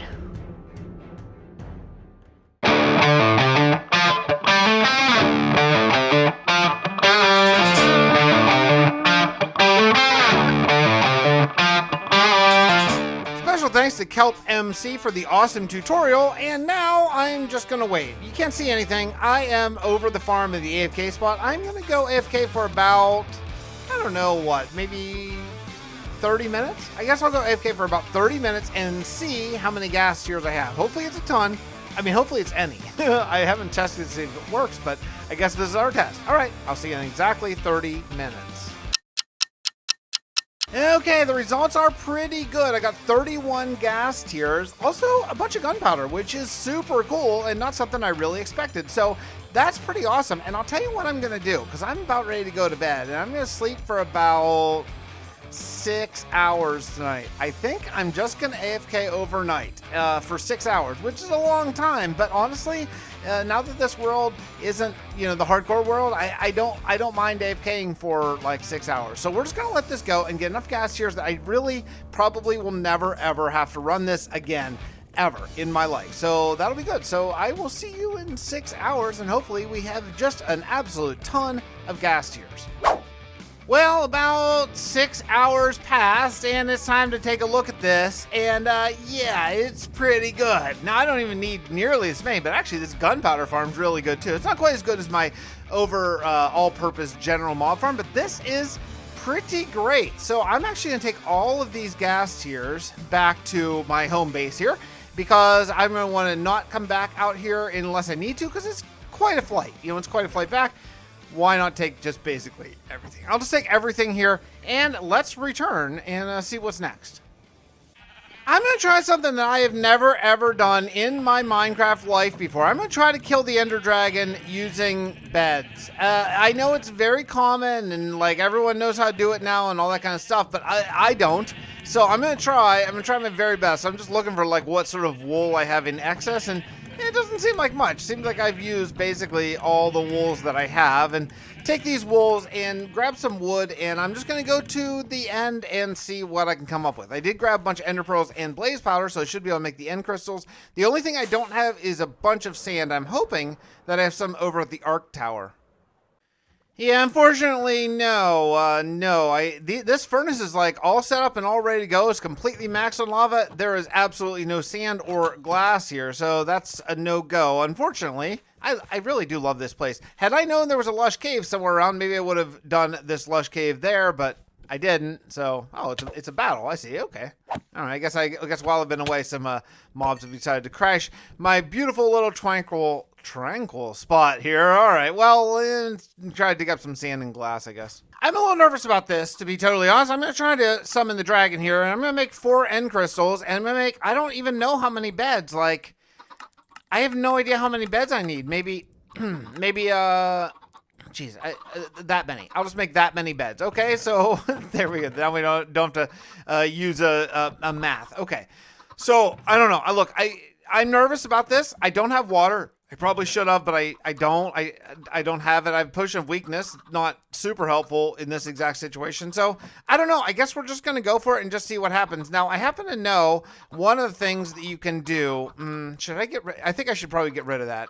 Let's see where it's going to go. There it is. It's over there. Okay. I'm going to break this first, and I think I need to remove that beacon, right? I don't want the dragon to break my beacon. So I'm going to remove the beacon, and I'll break that and put that in my ender chest, so it's like safe storage, and I don't know. We'll see. I'll bring it back in before the first fight. I'm nervous about this bed thing.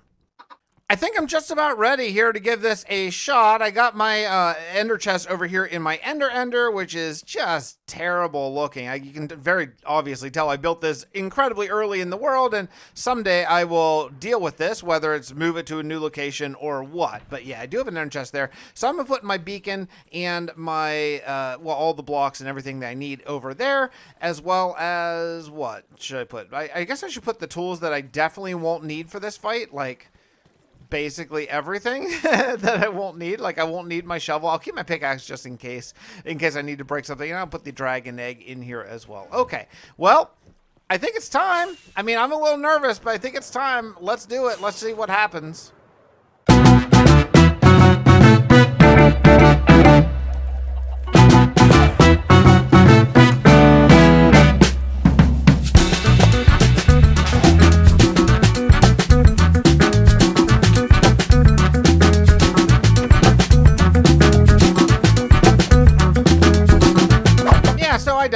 I died. Now look, I died, and I would not have died had this been in hardcore still, because what happened was I wasn't recording because I was on my second dragon kill, and this is just taking endless time, like forever and ever and ever. But I want to be straight up, and I can no longer claim that I've never died in my world, unfortunately. But here's what happened. The dragon knocked me into a pillar, and at the exact same time I got hit with dragon's breath, and at the exact same time I fell and got fall damage. So I popped my totem. Now, I was okay. I survived after popping my totem. Had this been hardcore, I just would have hustled on out of here and gone to my ender chest and gotten a new totem, because I have some extras in there, I think. But I didn't, because I thought, well, you know what? It's just survival. I'll probably not die again. And then I was going in for the kill. He has like 10 HP left. Like, he's almost dead. And yeah, his tail got me. His tail got me and killed me. Like, it basically two-shot me. So I'm dead. So I died. I'm going back to get all my stuff and finish off this dude. But yeah, 2 down, including the original one. I guess 3 down. And 17 to go. Is it 20? Oh man, I hope it's only 10, but I'm pretty sure it's 20. I'm gonna be here forever and ever and ever and ever. Oh look, he's still perched. He's still breathing fire on all my stuff, so I can't even go get my stuff yet. That's cool.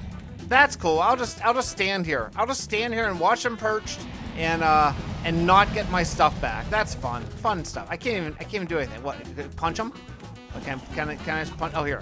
Can I get my stuff now? Hello? Why is my stuff not? Oh, there. I guess I'm picking up slowly. Okay, maybe I couldn't pick up while he was standing there for some reason, but okay. Yeah, so okay. Fine. So I got all my stuff. I'm a little bitter, but whatever. I'll just continue on as if it never happened, and we'll never talk about this again. Jeez, dragon's breath right on me. Okay. We'll never talk about this again, everybody. Okay, we all agree we'll never talk about this again? Where's my jack-o'-lantern? I gotta find it. Yeah, at least I got my sweet revenge on the dude, but yeah, it hurts a little bit. I'll be honest. I lost my jack-o'-lantern. I think that's all I lost, at least of any sort of meaningful... Oh, wait, it's right there. Okay, forget it. It's in my inventory. Okay, so we're good. So I'm gonna have to go get another totem.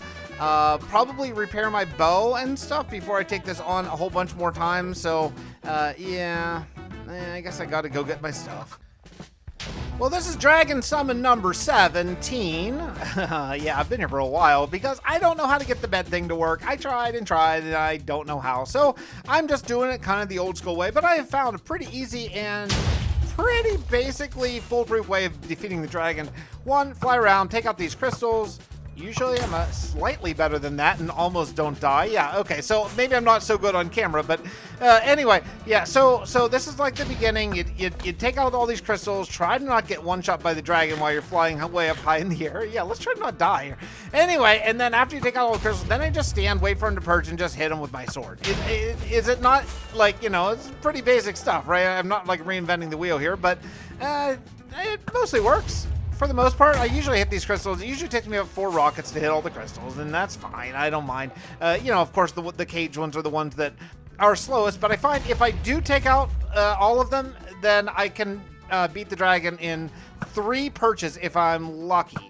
And usually it's 4, but yeah, not too bad, especially if I get there early enough to get like a couple arrow shots off. That's really nice as well. If there's a better way to do this, you're gonna have to let me know, other than the bed thing, which did I miss, which I cannot figure out how to do. I wanted to. I watched a tutorial on it about the bounding boxes and all that kind of stuff. Yeah, no idea at all. Finally, jeez. Okay, so I'm gonna finish off these fights, and then I do want to give a tiny little bit of a exercise, health, weight loss, workout update here. So I'll do that in the next segment here after I finish killing these dragons. So I'm having a heck of a time doing this, and also attacking him and talking at the same time. Can you tell? Yeah. Okay. Cool. I'll be back in a second. It took quite a while, but I did it. I have all 20 gateways open, and I am beat. My goodness, this was quite the journey to get there, killing the dragon this many times. But now the end is officially open. I won't need to summon the dragon ever again. All is good. Very quickly, I want to tell you, I have been exercising every day. I'm on day 39 of either exercising or eating right, or both, eating right and exercising, taking 1 day off a week. I'm going to get into my whole program next episode, if that's something you're kind of interested in. That's going to be part of this series. It's going to be part of real life updates. It's going to be like talking to you as my internet friends, my YouTube friends, because honestly, throughout the pandemic and all that kind of stuff, talking to you is why I kept my head up through not having any work, because I'm a musician, and there's no gigs during a pandemic. So, y'all who hung out here with me, either watching or in the comments or in Discord or Twitter, whatever, Twitter, let's talk about that some other day. Anyway, y'all kept me sane, and I am endlessly appreciative of it. I'm going to see you all next episode from the Survival World. I am super motivated to record this series now. I'm very, very inspired. I think it's going to be really great, and I'll see you next time. Bye, everybody.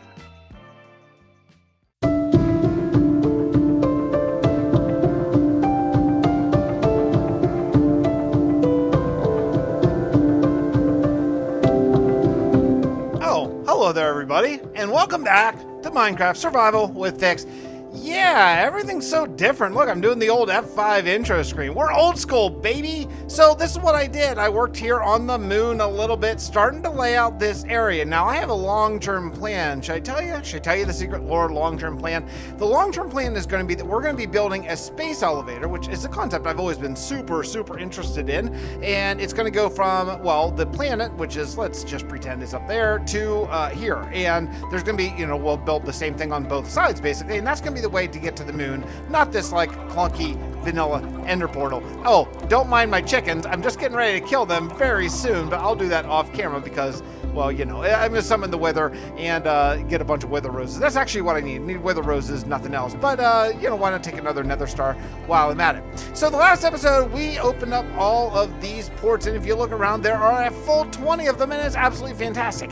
Now, this particular spawn, this particular seed, is an absolutely amazing spawn seed. However, the end leaves a little bit to be desired. In fact, actually, I have mined a lot. This thing, this portal right here, this block right here with the noisy chickens underneath, it's not in a great location. It's down about 4 blocks lower than most of the landscape around it, and that is really a drag for my plans for the moon base. Now, I don't really flatten territory anymore like I used to back in the olden days. However, I do want to build a big, giant sci-fi moon base here, and I want to have it absolutely sprawling and huge. And to do that, I want to have this main central area for the space elevator. There's going to be one going up and one coming down. Probably, let me show you, probably the one coming down might be over here, so this way you land sort of like where you spawn in on the end, and then we'll have like a walkway that goes over here, and this is maybe how you go up. I don't know. We'll work that out later, because that's not coming for quite a while, because the storyline isn't going to dictate that the people of Fixtopia, the people of New Hope and Steelport and all the other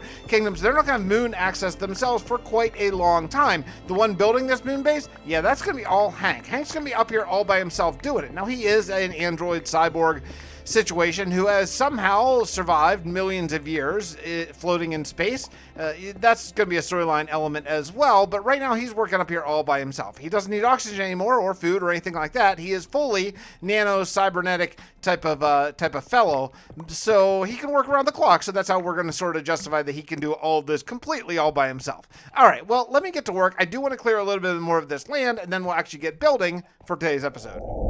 Yeah, I may have a problem. I'm trying to do the wither thing here, but I literally cannot get him set down because these guys are so like right up in my grill. So yeah, let's see. Okay, maybe this will do. Oh man, they're so fast. Oh boy. Okay, that'll do it. That'll do it. All right, good luck.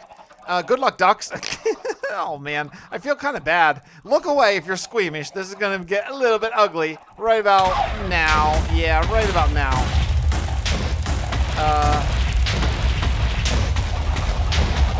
Is it killing them? I don't see any of them being dead. Why is that? Why are they not being dead? Oh, man. It's probably very loud. Yeah, I'm pretty confident that that's exactly how I did this last time. So I wonder if maybe that particular mechanic has been maybe patched out, because I'm sure that that's exactly what I did last time to get some wither roses, and I got literally none. The wither wasn't doing any damage, but I was sure that and oh, I know what it was. I have to have these guys down to like a half heart so the initial explosion gets them. Oh, that's it. All right, I got to breed them up. Oh, man, I forgot all about that. Well, after that mistake, now I'm back here at my wither skeleton farm, still with oh yeah, you know, I forgot to tell you, I have what's it called, night vision. So I put a command block, and this may be a controversial decision, but I did this in my bedrock world, and I really, really like the result. And what I did, oh, look at these guys not dying. Why are they doing that? That's so annoying. I slightly redesigned this farm thinking that I was all smart and you know, about it, and turns out that not really, because somehow they get over.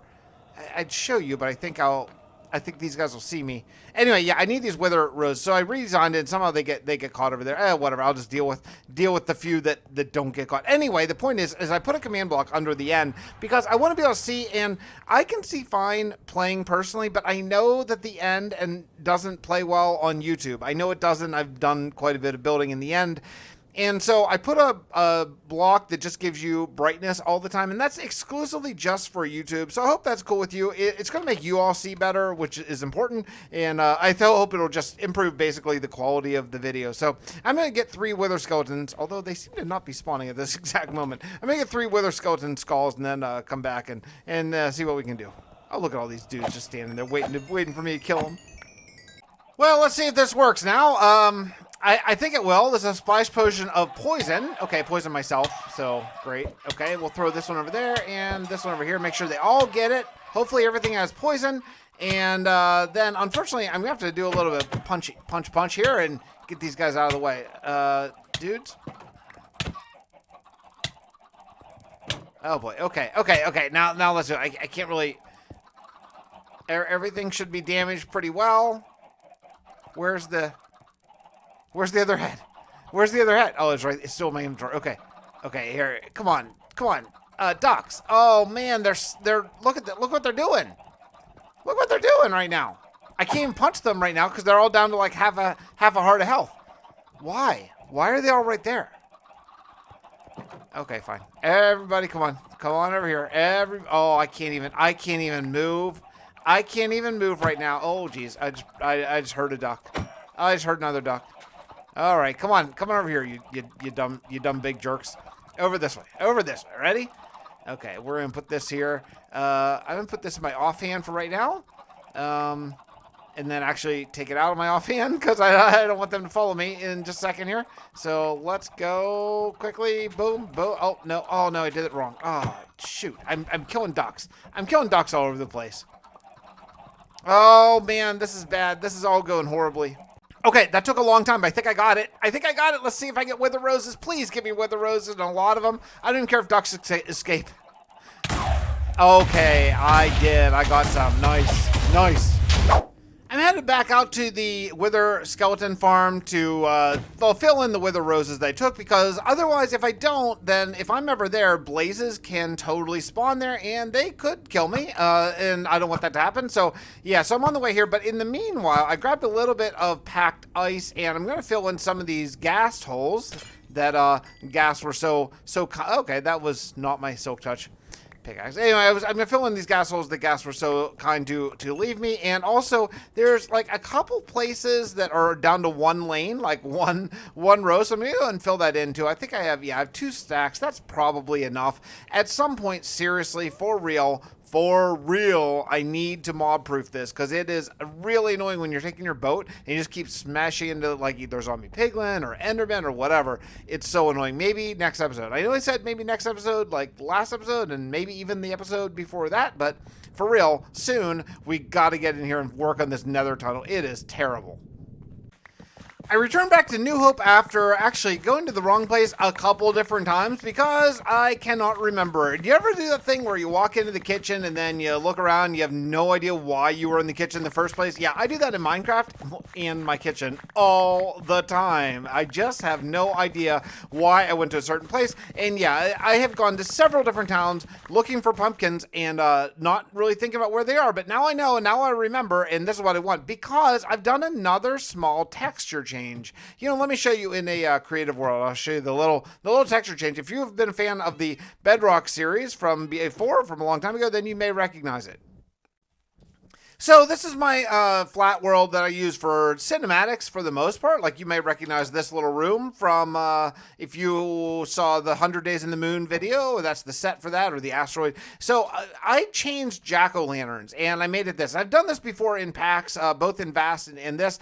And you can see if I turn on excuse me, a shader, you can see, yeah, it's nice and illuminated and everything like that. This is actually a sea lantern that's just been desaturated. I think Jermsyboy did it for me many, many years ago at this point. But yeah, I decided the jack-o'-lantern, it's kind of an unusable texture in my opinion. Like there is not a case where I would ever use the jack-o'-lantern for a light source. And when you're in space, you know, you can't use torches or really lanterns. So you're stuck with either end rods, maybe the new frog lights, maybe, but I'm kind of using those in the Avon Kingdom. I'd like to keep that kind of separate. So I decided to use this instead of using sea lanterns, since I use a lot of sea lanterns in the arcane reception coil. So yeah, it's in the texture pack if you want to grab it. I think it's kind of cool. I think it adds a lot to the world.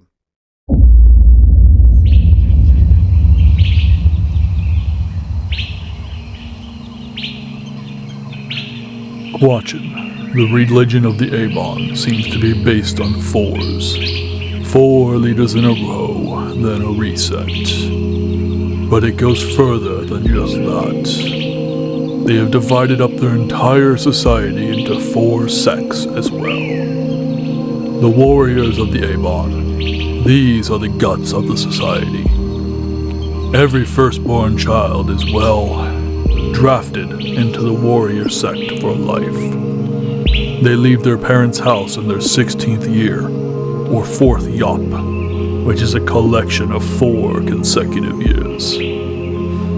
The growers are the next largest sect, and live in 4 family tribes out in nature.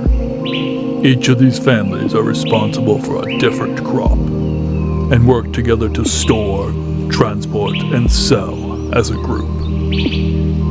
The other 2 sects are the Gothos, who include the leadership and merchants, and the Quavos, the religious sect. There is a lot to discuss for them in a future update.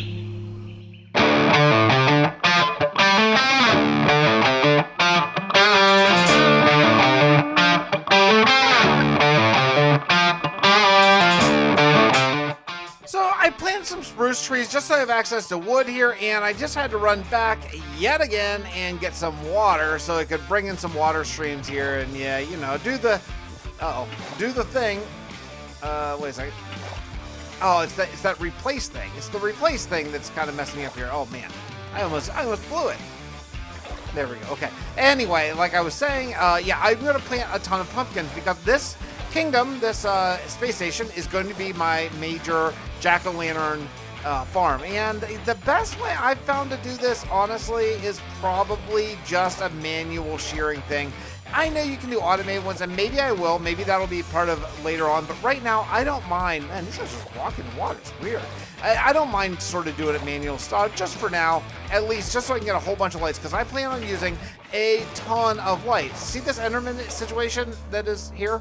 I would like them to not be here anymore, but I don't want to torch spam, or I don't want to have to slab everything. What I want to do is I want to use a ton of jack-o'-lanterns as part of the build, part of the sort of aesthetic property of this moon base, this very sci-fi futuristic looking moon base, and get them the heck away, at least away from the spots that I'm working. So yeah, I'm gonna have to plant a whole bunch of jack-o'-lanterns. Now luckily I brought a bunch of pumpkins and I have my hose here, so I should be good as soon as I manage to actually get this water filled in.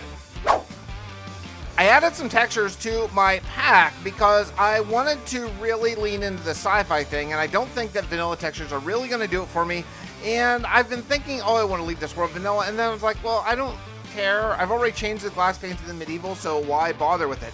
I found this Star Odyssey pack, which actually I've known about for some time. I kind of forgot about it, and I looked at the textures, and I was going to kind of take inspiration and do the textures, but then I looked at them and was like, why don't I just use these textures? Like, so they're really great. I may redo them, you know, in my own sort of style, but for right now, they're good. I picked out the ones I want to use. So this is lime. So if you look here, this is lime glazed terracotta, lime terracotta, and then lime glass. I think those are going to add a lot of possibilities with those. And then over here, this is orange glazed terracotta, orange terracotta, and these. Now, the problem is I'm not going to be able to use this orange terracotta as orange because I've used a lot of orange terracotta. So what I think I'm going to do instead is make this orange concrete, because I'm pretty sure I've never used orange concrete. And same thing over here with this lime terracotta. I'm going to make that lime concrete because yeah, I've never used any concrete in my world. I've used quite a bit of terracotta in like the medieval building and stuff. This is trap chest. I'm pretty sure I've never used a trap chest before, so this is going to be great for the sci-fi and even the industrial area, possibly maybe just a chest that isn't that wooden chest that I think would take you out. This is purple. I've certainly never used purple before, so that's going to be really great, and that's actually found in the end, so that's really cool. And then this is their observer block, which I had already an observer block that was different in my pack, but I really like this one a lot better, so I went ahead and just snagged that texture as well. So like I say, I didn't make this, so I'm not really distributing this pack or anything, so I'm going to include it. But if you want to find the Star Odyssey pack, it's pretty easy to find if you Google it. So okay, so now I'm going to make these two changes, put these as concrete, and then I think we should be ready to get building. Back here on the moon, I've started the layout of my storage building. This is where I think I want to put it, which is actually sort of where you come in on, because this, I think, is going to be where the elevator, the space elevator, drops you off. So I think the space elevator is probably going to drop you off here or near that obsidian platform, so it's kind of where you normally would be. This ender is eventually going to be removed and made into some sort of sci-fi version of an ender, and then you're going to walk up this way, and I thought, well, the storage building seems like the best possible place to put it would be right off the main path, also headed towards over here. I haven't yet decided if these obsidian pillars are going to go or be like built around. I'm pretty sure they're going to go, though. I think I'm gonna have to tear them down just to really get the full sort of impact of what I'm trying to do here. So yeah, the next thing is I'm gonna have to make a ton of trap chests and put these in here and then light this place up. I'm kind of waiting for my pumpkins over there to grow, which they have not at all yet, and I'm going to need a lot of wood, so I'm going to go ahead and let all that spruce grow as well, because I'm going to need a ton of trap chests. So in the meantime, I'll do some building, and while I'm waiting, I'm just going to do some land clearing here too, because I don't want to flatten this, but I want to bring at least the land around this big platform down to the level of that platform. So I have a lot of work to do. I'm going to go do that. Hopefully it won't take too long, and then we're going to check out these trap chests. You know, as long as I've been playing Minecraft, I have never harvested purple ever before, and so I don't really know how. Like, I don't know. Can you replant this? Is this the block that you replant? No, it seems like not. So I have to make like popped chorus fruit, but I don't. How do you plant it? I don't really know how. Like, it seems like I'm only getting the pop chorus fruit from this, or the regular chorus fruit, and then I think I have to maybe cook it to actually make purple, because I don't think this will make it. Yeah, that doesn't do anything. So how do I actually do I need like silk touch maybe? Let's see, this is silk touch.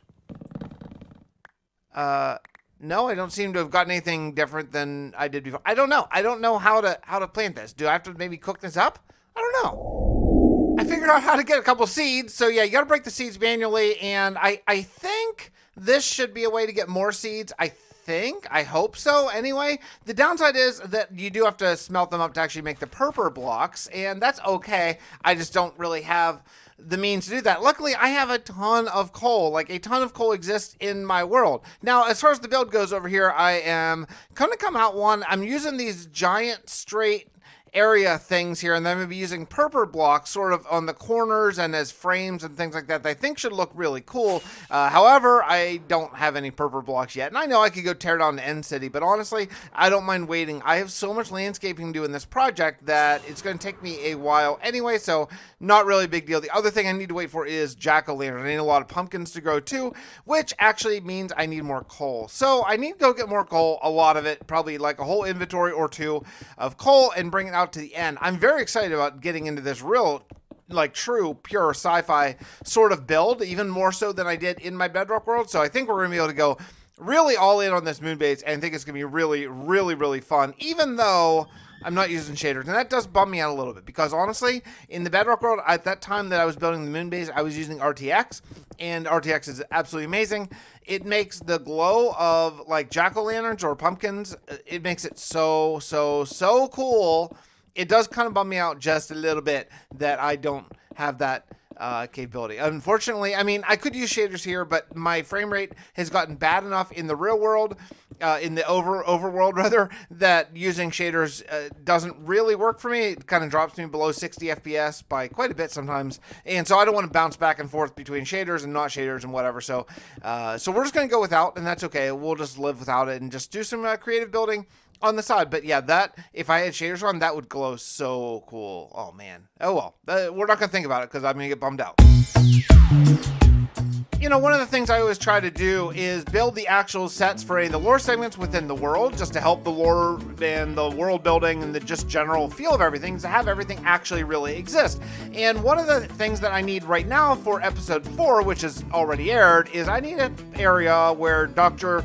Pickett is working on Mr. Grady because Mr. Grady's been infected or something with the zombie arm. There's a little bit of a mystery there that's going to play out over time, and I need him to be here in the ancient city. So I need to actually build an office for Dr. Pickett over here somewhere in the ancient city and figure out exactly where he can sort of be holed up. I don't really have a great place. I wonder if there's anything up top. Yeah, I do have stairs. I don't know what it's been so long, I don't remember what I have up here. Oh, this looks like a perfect place. Okay, so this will be maybe Dr. Pickett's office up here. This seems like a good place. And then what we're going to have to do is we're going to have to build maybe a little bit of a like a bed sort of area here where I can animate Mr. Grady laying on it as he gets sort of healed or at least worked on by the doctor. Let's see what I can come up with. It's very, very simple, but I think it kind of works. There's kind of a bed there. I honestly, I would have put trapdoors on sort of the bed area, but I don't have any wood here. This is the problem. This is something I do that is really annoying that I'm going to stop doing, is every time I leave a kingdom, I generally like get all my stuff and take it with me, and I don't want to do that. Like, so I have no wood at all here, and I kind of don't feel like just going to get wood just for this little thing. So it's going to be fine for that little lore segment. But yeah, it's just a little sort of, well, it's like a doctor's office, but they had to sort of put him behind bars just to make sure that he won't, you know, go crazy or attack, because they don't really know what's going on with them. So yeah, so that's gonna be for Mr. Grady, and that'll be for the lore segment that you saw actually last episode. Yeah, it's cool. All right, back to work. I'm working on filling in the rest of this little storage building now that I'm back in the end, and I thought that this would be a great time to mention what I'm doing for as far as fitness, as far as losing weight, my progress report, and all that kind of stuff. If you want to skip on ahead, feel free, but you know, I know that it's something I've been talking about quite a bit, and that is one of the reasons why I've sort of changed the series around, is to just sort of talk about my life, things I'm doing, all that kind of stuff. And one thing that has been a major focus is my weight and general health. As you know, if you've been around the channel for a while, I may not be a spring chicken anymore, unfortunately. So I need to take my health into pretty serious consideration and make good choices and all that kind of stuff. Well, so first thing is first, what am I doing for my exercise? Is I'm walking every day, and we have a treadmill, and I walk with a fairly steep, a fairly aggressive incline. It goes up to, I believe it's 12%. I think it's a percentage, and I go anywhere between 6 and 10 right now. I'm kind of working up to the highest percentage, but for right now, I feel pretty good about it. It is pretty extreme whenever I'm walking about 3 or 3.2 at that incline for me for now, but I've worked up to it, and I'm going to continue pushing that. The other days, I am doing just a very, very simple lifting routine, and I'm a big fan of sort of the big lifts, if you will. So I am doing bench press and pull-ups, and I was going to do squats, but honestly, my back is in such shape that instead of do squats or deadlifts, I'm doing trap bar deadlifts. And if you don't know what that is, don't even worry about it. Trap bar, it's kind of like a hybrid between deadlifts and squats. And so that's what basically I'm doing. Hey, look, one of these guys grew. So I think I can break this, right? Yeah, I think so. Oh, no, it just came back. It just, oh no, but that's, yeah, I don't know. I don't know how this works. I need these guys to grow. Anyway, I mean, none of this stuff has grown. There may be because there's no light, possibly. Yeah, this might need light. Maybe that's why it's not growing. All right, let's get some light. Anyway, so the big thing about my lifting routine, because as you know, I used to be in pretty great shape way back in the day, and it's been some time. But one of the things that I'm a big believer in is timing your rest and trying to go progressive weight as long as you possibly can. And as long as I possibly can, is going to be, I'm just going to milk it for as, weeks or months or even years if I possibly can. So what that means is you go only up tiny little bit. You don't go right for your max, right? So whenever I started bench pressing, I started with just the bar because it has been some years since I have last bench pressed. So I started with just the bar and then I added 5 pounds per workout and I'm doing a 5x5 routine. That means 5 reps, 5 lifts, and then I rest exactly 60 seconds. No more and no less. And the reason why it's exact is because as you get into heavier and heavier lifts, you need to know if you're getting stronger or if you're just resting longer. So I time my rest with this little app called JFit, Jefit, which is a great cell phone app. And I time my rest, and that way every time I go in for a set, I know exactly like, oh, that was really hard. I know that I didn't just take a short rest. I know that it's basically progressive the whole way through, and hopefully that, I'm going to get stronger and stronger and in better shape as we go. Pull-ups, same deal. I'm doing 5x5 there. And for the hex bar deadlifts, I'm doing 3 sets after my warm-up sets of each lift. So I feel really good about it. I feel like I'm in a really good place and all that kind of stuff. And I'm just going to keep on going with that. My overall weight loss has been pretty good. I think I started about 268 or 270. I think 270 was my very highest, and I'm down to, my last weigh-in was 230. So I'm down 40 pounds and feeling pretty good over a few months, and I'm hoping to get down to I don't know, like 200 would be a nice temporary target before I start to get really cut, I hope, into the high 180s would be a nice sort of place for me to go, because I am 6'2", which is tallish, not the tallest person ever, but fairly tall. Anyway, yeah, so 4 minutes of Fix's health and weight loss thing. But I'm doing it. I'm staying strong. I'm doing the thing. I'm pretty motivated to keep going as long as I can. So, I'll update periodically on how that's going. If you're working out, you got to let me know and tell me, especially January 1st, right? Everyone's starting, right? Everyone's starting fresh January 1st. So let me know what your particular getting fit or weight loss or weightlifting routine is going to be. All right. I'd love to hear that in the comments. Oh man, this is so cool. Oh, I love having these chests. These are really, really awesome. In fact, I'm looking forward to getting into this real sci-fi sort of build as well. I think the trap chests are going to be super cool. And, we still have the oh geez. Oh, here we go. It's on. I just accidentally hit that dude because I was clicking. Oh boy. Okay. I'll be back. Well, I've done a little bit more work here, and I have a little bit of a sugarcane farm. The reason being that I'm kind of running out of rockets pretty quickly because I fly everywhere because I'm just too impatient to actually walk. You may hear my kids screaming in the background. They're playing some Switch upstairs, and it's a very, very aggressive game of, what are they playing? Mario Kart 8, I think, right now? Maybe Lego Supervillains. I'm not sure which one. They switch back every 5 minutes or so.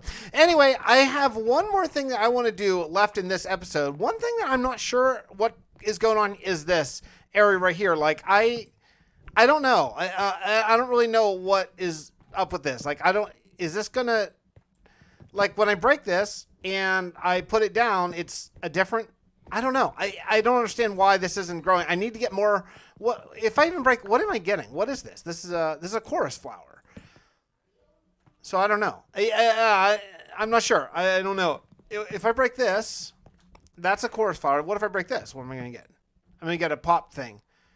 So, yeah, I still don't really know what I'm getting. Anyway, I don't know how to run that thing. That's kind of weird. So the other thing I'm doing is I'm doing this, and I want to expand this. And the reason why I'm kind of waiting is because I want to get enough jack-o'-lanterns to actually make a roof that is all light. That way these things are lit up, and I want to go up quite a bit. This is going to be my major jack-o'-lantern farm for not just the kingdom, but the entire universe. The entire planet is going to be all this jack-o'-lantern farm. So I really want to make sure that I have enough that anytime I want jack-o'-lanterns, there are like multiple tiers. So I might go up like maybe 8 tiers of this, and just the same sort of deal. I find that this is the fastest rather than do an automatic one, because if you do an automatic one, then what you have to do is basically you have to plant them, you have to place them down on the ground, and then either shear them or use like a dispenser to shear them or something. And I find it's just as fast to kind of do it this way, especially if you imagine once I get 64 like in a row, obviously not as much whenever I get one out of every 5 or 6, but once I get like a full row of this planted, it's going to be pretty quick. So I just need this to grow, and then once I get what would it be, 64, 100. Once I get 128 of these, then I'm going to make 2 streaks of light and then basically just do another layer. I'm just going to keep on going, but yeah, I'm a long way off of that because as you see, I only have like 37, and that's not that many. The other thing this is going to be used for is it's going to be used in tandem with a watermelon farm, a cactus farm. Yeah, a cactus farm, because the cactus farm is going to be where I make bone meal from. Oh, darn it all. I don't have... I have to go get a hoe. And yeah, so I'm going to be getting a lot of bone meal because I do plan on using a lot of either white concrete powder, white concrete, white terracotta, all that kind of stuff because, moon base, white, it just feels like that's the right sort of vibe to fit in with. So yeah, I think it's going to work out really well, but I do need a really good bone meal farm in addition to the big mob grinder I have. But I'd like to have a good, solid, automated with cactus, melon, whatever else bone meal farm. So that'd be cool. Let's get to the question or comment of the day.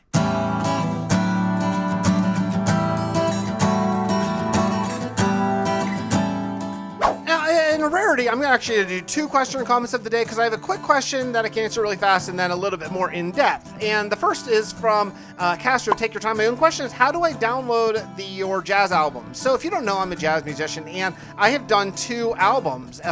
One is completely original material. The other are kind of just solo trumpet and piano jazz covers. So I made those available for free for any paid subscribers. That means Patreon, any level, YouTube member, any level. If I ever do Twitch again, Twitch and so on, you know what I mean. And anyone who gives a couple bucks to the channel on a monthly basis in any way can get these. And the way you download is go onto Discord, make sure you have the rank, and to get the rank, you can make sure your YouTube is connected to your Discord. All that stuff's on my Discord. If you just click the link down below and join that, that'll be pretty self-explanatory. And then there's a downloads section for members, and all the links are right there. They're just in a Dropbox. You can just grab them. They're just MP3s, and check them out. I think it's fun. I think it's if you like jazz at all, if you're kind of interested in that kind of stuff, I think you'll like it. But the other question is from Cody A. I rarely comment, but best wishes finding a balance. The amount of time you've invested in your channel is monumental.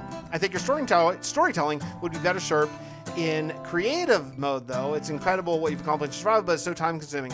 You're not wrong. You're not wrong at all. But the reality is, I love playing survival mode. And yeah, you're right. If there's a channel that I really like, a friend, Leonard, who does an amazing creative sort of world in Kingdoms of Galkin. And I'm always inspired by that, and it's creative. And there's always part of me that's like, oh man, I'd love to do creative mode. I would love to do it, but I don't think I would find it rewarding. Like, I embrace and love the grind. I love going and getting every block that I'm placing. And I love the feeling of satisfaction of whenever I'm done with a big build, I can look and say, hey, you know what? I placed every one of those blocks in survival. I earned all those blocks. And that to me makes the game a lot more enjoyable. I think if I were just using creative mode, honestly, I think I would just sort of lose the spark because then it would become less of a game and just a canvas. And I do appreciate and enjoy the game part of it. Is it grindy sometimes? Yeah, it really, really is sometimes, especially with the size of the projects that I take on. But it's how I find my enjoyment and the way I want to keep going for sure. So it's a great comment and great question, and you're not wrong. I would be able to get a lot more done in creative, but it's just not a joy. It's not something I would find to be a really artistic, passionate joy of mine. I think I would probably end up just stopping after not very long, to be honest. I've tried a couple creative series on the channel before, and I cannot keep up with them because I don't find any fulfillment with doing it, if that makes sense. Anyway, yeah, great comment. I'm going to finish this up and then we'll take a look at what we've accomplished so far. I think it's on the way to being a very, very cool kingdom.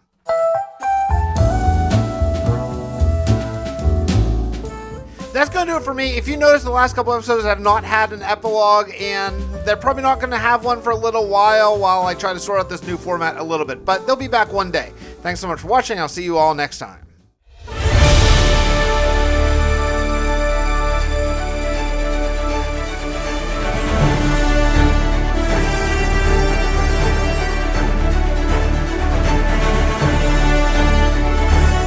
And welcome back to Survival with Fix. We are starting a new building over here in Steelport, and I'm very excited about it because, you know, I haven't been here in some time, and I do plan on bouncing around in this series from the different kingdoms and different ideas that we have, and I have an idea for this netherwort farm that I think is going to be a pretty cool idea. I am, again, being inspired by the game Anno 1800, which I just find to be an absolutely astonishingly beautiful game, and I'm very, very excited about it. Now, I have this opening facade down here. We're going to be going with kind of a light brown sandstone, maybe similar to that up there, maybe like sand and sandstone sort of combination up here.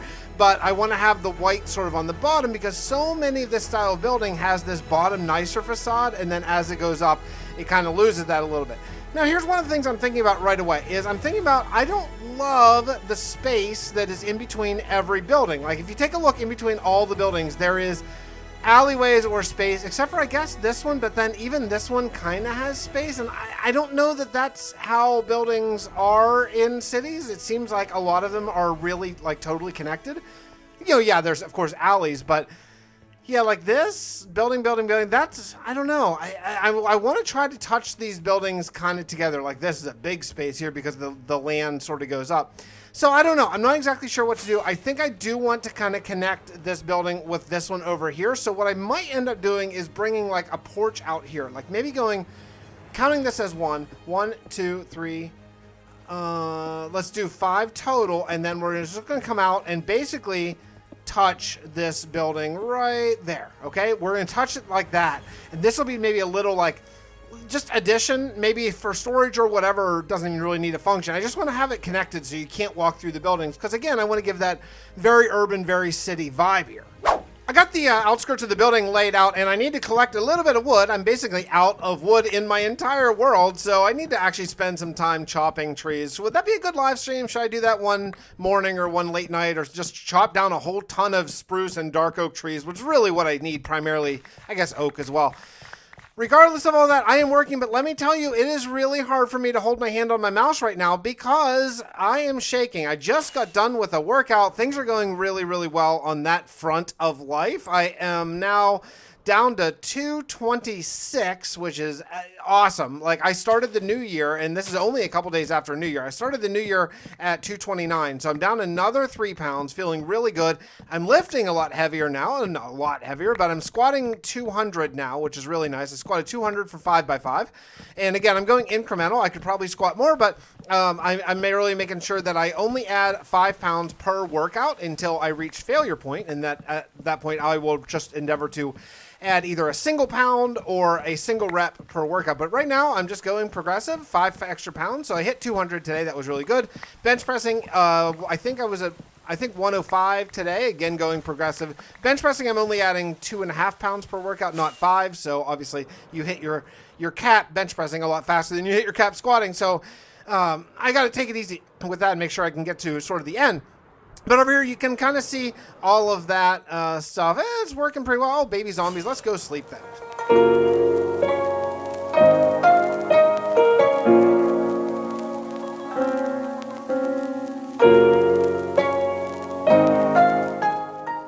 You know, I find that staying on a sort of regiment of eating smartly and working out and all that kind of stuff can be difficult if it's not sort of in the forefront of your brain. And I think that's why probably a lot of New Year's resolutions fail is, you know, not that this is a necessarily New Year's resolution. I'm on day 52 right now of consecutive eating right and working out streaks. You're not working out every single day, but like eating right, basically, streaks, and then working out according to my schedule.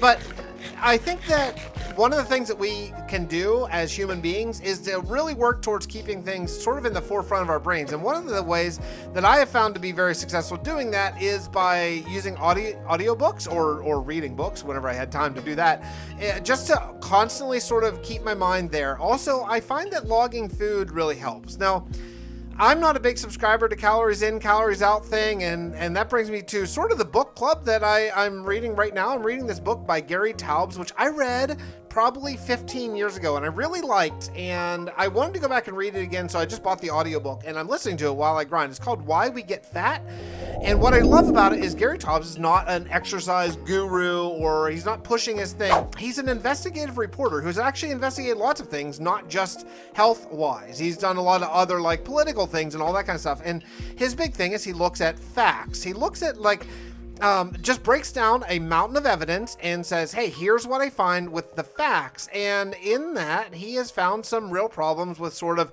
conventional wisdom that maybe wasn't really supported in the facts, wasn't supported in studies, things like that. So if you're looking for a book to read from a really, I would say unbiased source, but it's not really unbiased because he has come to conclusions on it.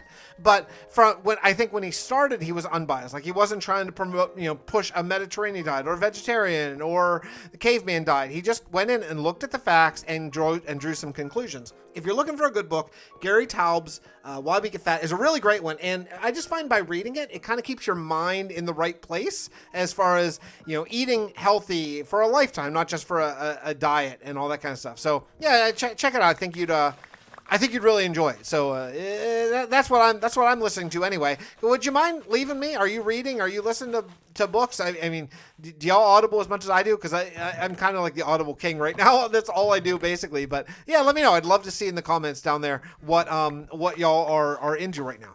Done quite a bit of building here, just getting this done. Now, I did get a comment, and I don't remember who, I'm sorry, last episode that said, hey, show more building on camera, time-lapse or whatever. Yeah, I will endeavor to do that. There are just going to be some things that are just so slow and difficult to show while building. It's just a little easier to see sort of the progress this way than trying a time-lapse, because a time-lapse would be like an infinite amount of footage and breaks and all that kind of stuff, because, again, I often play Minecraft in, like, 15-minute segments, sort of when I can. I don't generally sit down for like a couple hours and play, so recording a time lapse is a little bit difficult. But I did get basically the first floor sort of outline done. It looks, I think, pretty nice. And then I have the second floor idea that I think is going to work pretty well. I don't really have plans to use the second floor for anything. I just wanted this to, again, look like a city, so it's got to be kind of tall, Let's take a look at a cinematic here. Okay, some things I like and some things I don't like. I really like the shape of the roof. I think it's a really interesting thing, and I really like sort of the walkway that's elevated. I kind of am not sure about the color palette, though, of the walkway, because it's the same as the roads. One important thing to do is to break up big, boring roof lines, especially when you're building a lot of buildings that are like this big. Look, there's someone in there. What the heck? What's he doing? Got a couple employees in that room. Looks like I'm gonna have to light that place up, or else my mob farm will be a little bit less effective. Yeah, that's got to become something at some point too, but that's okay. We'll get there all in good time. So here's what we have thus far. I really like it. I really like where we're at here. Let's chop up here to the old iron farm 2 and check it out. Okay, so I think it's good. I like that this one thing has trim to really set it apart, but then not the other side. I think that actually helps. And the outside has this sort of kind of almost gothic looking railing. I think that's also a good bit. This is going to be a balcony, and I'm probably going to do an extended roof that's going to come down a little bit over at least parts of it. I just haven't yet decided exactly how I want that to look yet. But then in the middle here, we're going to do some sort of tower. I don't know if I want to do a clock tower. I kind of do. I kind of do want to do a clock tower here. I'm not sure if it's big enough yet or not. And it is an even number, which makes it a little bit awkward to do a circle like that, but maybe we'll do a clock tower if I can work it out. Regardless of that, if I'm going to do a clock tower, I'm going to need this tower to come up a good bit. It's going to have to come up about this high. Who's making all that noise? Oh, sorry, buddy. I'm so sorry. I'm so sorry. Give me your iron. Hey, how's this? Yeah, wow. This is just in an absolute constant state of full. I really need to at least make this a double chest at some point.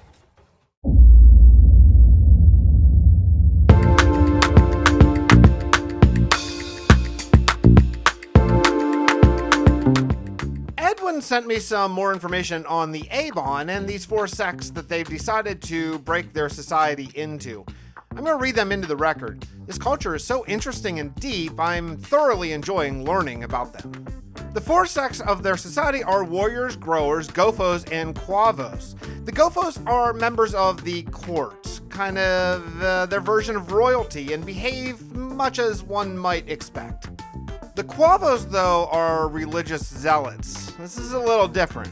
They enforce the rules of 4 to an extreme and sometimes deadly end. If a family has a third child, thus turning their foursome into a quintet, they must choose one child to leave their family. I'll be honest, reading this, I was taken aback at how casually the author of the Book of the Avon described their families deciding to give up a new baby, or the middle child, or the firstborn warrior. It seems many times one of the parents would even choose to leave their family, breaking contact forever. Though the Avon have become allies and even friends, this is a hard pill to swallow for me. I believe each culture should behave according to their own guiding principles, but this just seems so very brutal.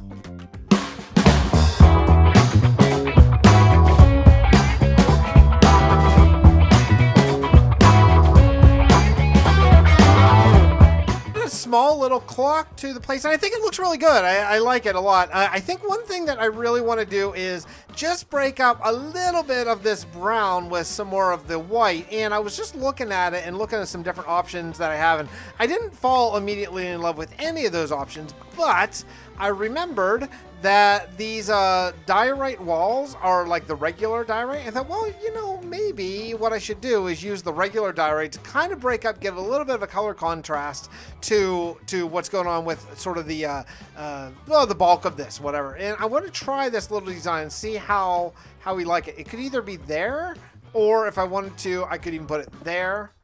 Yeah, I think this is a little bit too big, so I think probably the right is going to be there. I think that's not bad. Now, the thing is, I don't think I'm going to want to do it to every single window. So if I did it to this one too over here, then that would be basically every other window. And I think that's probably the right amount. Like every other window, I feel like is just going to give enough of the sort of interest there to break up just the wall of dirt, if you will. Well, I mean, not if you will. It literally is a wall of dirt. Yeah, that does add a lot, and I think not having it on every one would actually help. Now, the other thing that we could do is we could use some wooden trap doors as kind of shutters, or decorative shutters in this case, of course, because I don't think an office building like this would necessarily close the shutters, but let's grab some and just see if we can come up with a nice design that's going to look, I don't know, I don't want it to totally blend in, you know, I don't want it to totally blend in. I don't know if like dark would be better, definitely not mangrove. Maybe spruce. I don't know. I use spruce for basically everything, so we could try spruce, maybe. Well, progress is continuing pretty well down here. I have the bell tower all done, and I have just a little bit of sort of detail. I don't want to go overboard. You know, the style is supposed to be fairly plain, so I did that little sort of stairway going across there. I think that's probably a good amount over there. Now, the one thing that I wish that I had is I wish I had a lot of rooted dirt. You see, I have the entirety of all of my rooted dirt in this entire world right there, and it's 4, and that's not enough to do really anything. So I want to collect some rooted dirt. The other thing I actually need, I'm pretty much out of oak. Unfortunately, I just have basically no oak wood. It's kind of a pain to harvest. I think that's probably why. Regardless, I think it's time to do some, harvesting of azalea trees, which is anyone else a little bit annoyed that azalea doesn't have its own wood type? I'm a little bit annoyed by that still. I know it's been a couple years, but there's part of me that's still like, hey, what the heck, man? Like, it's a different tree. It shouldn't have oak. Anyway, that's what we're going to do today. Now, down the road, I do want to do an automatic rooted dirt farm. I have looked very quickly to see a tutorial that I think will probably work really well, but unfortunately, I don't want to do that now. It's just, that would be a huge build because I would actually need a bone meal farm as well. And yeah, if I'm doing a bone meal farm as well, I'm probably going to want to actually like take some time to really do both. And I think where I would put that, probably since it's a rooted dirt farm, is probably in the ancient city. I think that'd be a good reason to go to the ancient city. So for right now, we're just going to harvest some manually here. I'd like to get a stack. I think if I got a stack, I could pepper in just a little bit of rooted dirt over there, and that's just going to help. Well, it'd be a little bit less plain. Right now, it's just a mixture of dirt and coarse dirt, and I think having a little bit of rooted dirt in patches might look just a lot better. Just really break up the dirt texture with a different kind of dirt. You know, I think it'll be fine. It'll be fine. Regardless, I'm going to do this manually for right now, and then I'll come back after I get a stack of that, and we'll see what we can do. Plus, you know, hopefully I'll get a bunch of oak as well. That would be kind of cool. So this is kind of annoying, and I know that I'm going to make a rooted dirt farm in the future, but that may be a while down the road because I have other plans I really want to get to first. So I don't know what episode the rooted dirt farm is going to come out. So I think for right now, I got to come up with a little bit of a better system for how I'm growing these, because right now this is not ideal. So even after I go up like this, then I still have to use like my hoe, which is cool because I'm getting lots of leaves and stuff, but man, it is just super time consuming. So I have an idea of a manual farm that I think might actually work for this like better, a little bit better anyway. It's still going to be manually cutting this down, manually shearing some leaves, all that kind of stuff. But I don't mind getting some of the leaves. I just don't want to be here for like an hour just to get, one stack of rooted dirt until we build that farm. So I have an idea. Let me kill this dude and work out the plans. I'll show you what I'm kind of coming up with in my head. I am going to get to building that manual farm here shortly, but first I thought maybe we should come over here and get a bunch of pointed dripstone all harvested, because I think that I'm going to be able to use this dripstone block as a bit of a more gradient into this current build. I hope this is the right way. I have not harvested this in a while. I don't think it's like vines. I think you get all of them if you just break it at like the topmost point, or well, nearly the topmost point, because I do want it to grow again. But yeah, I'm pretty sure this works, right? Does this work? I think it does. Anyway, after I get a bunch of dripstone, and now I have my one stack, my one singular stack of rooted dirt, I'm going to go over here and try to texture that building just a little bit more, and just see if I can bring in a little bit more interest to the sort of solid walls of brown, because it's a little much, to be totally honest. It's not as interesting as what I would like this new building to be. It's just a little blah. Yeah, and this is why I don't really think it's necessary to have a pointed dripstone farm anytime really soon. Just one singular harvest, and I got like just a little over 2 stacks of dripstone blocks. So that's not too bad, and that's going to grow just while I'm doing other things here. So yeah, eventually we'll do like a piston growth sort of situation, stuff like that. But I don't know if it's necessary right now, to be honest. So here's what I want to try. Actually, here's what I want to try. I want to put this here. This might work, actually. This might be kind of nice. I'm going to put this sort of under, like in the bottoms. Not really necessarily a set gradient, but like I think I'm going to use it in most of the bottoms sort of coming up this way. I think it's going to give it a nice look, and I have a lot of it, actually. I mean, I have like 9 stacks of dripstone, so that's not bad. And then what I'll do is up here at the top, I'll start feathering in more of the rooted dirt, just to give it that little bit of a lift upwards. And then I might actually end up doing this on every layer, like do it here and then go up to the second floor and do the exact same thing again. So instead of one gradient from top to bottom, it's going to be sort of each floor will be kind of its own gradient. I think that'll work. I think if it doesn't work, we'll just get rid of it. But I feel pretty good about it here. Something like that, and then we'll just come up here and something like this, like not in an absolute set pattern, something like this. Let's just back up and take a look at this and see. Yeah, I mean that's not terrible, right? I mean it's not bad. It sort of flows. It sort of works together. Yeah, I can live with that. I think it's going to give it a little bit of just a little bit of an aged look, which I think is definitely cool. I guess if I'm going to do an azalea dirt farm here, I guess beside the moss farm seems to make the most sense. And this is going to be its own building at some point, probably a little tiny one. So we don't have to give that much space. So I think what I'll do is I'll make rows of 32. I don't know exactly why. I like the round number bit. I guess that's it. So let's just do regular dirt for about 32. See if it fits. If it doesn't fit, we will rethink. But I think this should work. As it turns out, I'm an idiot. I forgot things that I should know. Azalea trees don't grow by themselves. So I was thinking, well, let's just plant them, not run through all my bone meal, right? I'll just plant them in a big long row, let them all grow over time, and then I'll harvest them like this and just get tons of rooted dirt. But I forgot that they will never grow unless you bone meal them. They're a manual plant. They're a little different than saplings. Oh, boo for that. So yeah, unfortunately, I got one row here, and I'm not going to harvest any more for right now. I'm just a little bit sad about it. All right, well, yeah. We'll do an automated one at some point. You probably saw this coming, like a freight train coming down the highway, and I did not. I did not see it coming at all. Oh well. I've been working on inside here, trying to come up with a bit of a simple design that I think is going to be kind of cool. And I like to see the workings, you know. I think it's going to be kind of fun to have all the nether root up here, nether wart up here, and then just drop it into these. So basically, instead of just use one rail cart for all of them, or 8, I sort of compromised and used 4. They'll go up and back, because you get a lot of nether wart with each harvest. And I was thinking that, you know, I don't want to plug up the thing, because it is going to be manual. I'm going to like press the button to go harvest it. So I thought that probably 1 cart for every 2 rows is probably about the right number. Maybe it's overkill, but whatever. I can live with that. The other thing I want to do is I want to make this look kind of nice. So I'm going to be using dark oak and spruce, of course, trying to continue the 4 theme that I have otherwise here, and just see if I can come up with, I don't know, some sort of decent sort of industrial look. I think this is going to look cool, but we'll just go wood on the outside, because, again, I'll be harvesting this with my fortune pickaxe. That's why I didn't want to go automatic. I didn't want to go water flushing system or anything like that. I wanted to make sure that it was very manual, because I want to use my fortune and get absolute maximum returns, because I'm not going to harvest this all that often. When I do, I want to get a whole bunch. I think I get around 9 stacks of nether wart per harvest.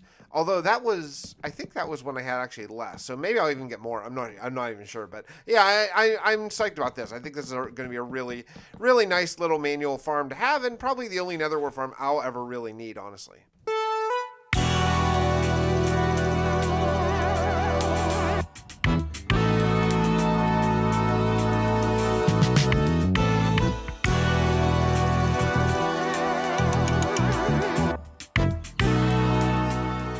Oh, yes, the rain. I'm very happy with the way this looks. I like that you can sort of see the tracks underneath. I always think that's kind of cool, you know. And then over here, basically, after I go through with the... I need some stairs over here. Oh, I do have stairs? I do. Okay, let's do some stairs right there. And so what you'll do is you'll go through here with the hoe, or, you know, fortune, whatever, and get them all up. And then you just come over here, you just press all these buttons.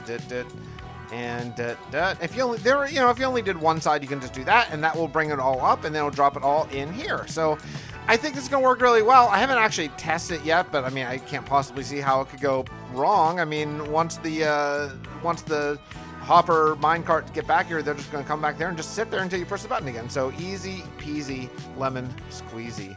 My 5-year-old started saying that. I have no idea where he got it, but it has caught on in the family, and now that is one of our going catchphrases. Up here, I don't have anything yet. This may end up being like storage room. I do want to spend some time down the road someday on really digging into interior design, really making all these buildings super immersive. So like when you walk in, it looks, you know, really good and all that kind of stuff. But I think we're in a great place for this build. I feel like it's a pretty nice factory, a nice addition to Steelport, and probably ready to move on, excuse me, to the next project. Let's get the viewer question or comment of the day from the last episode.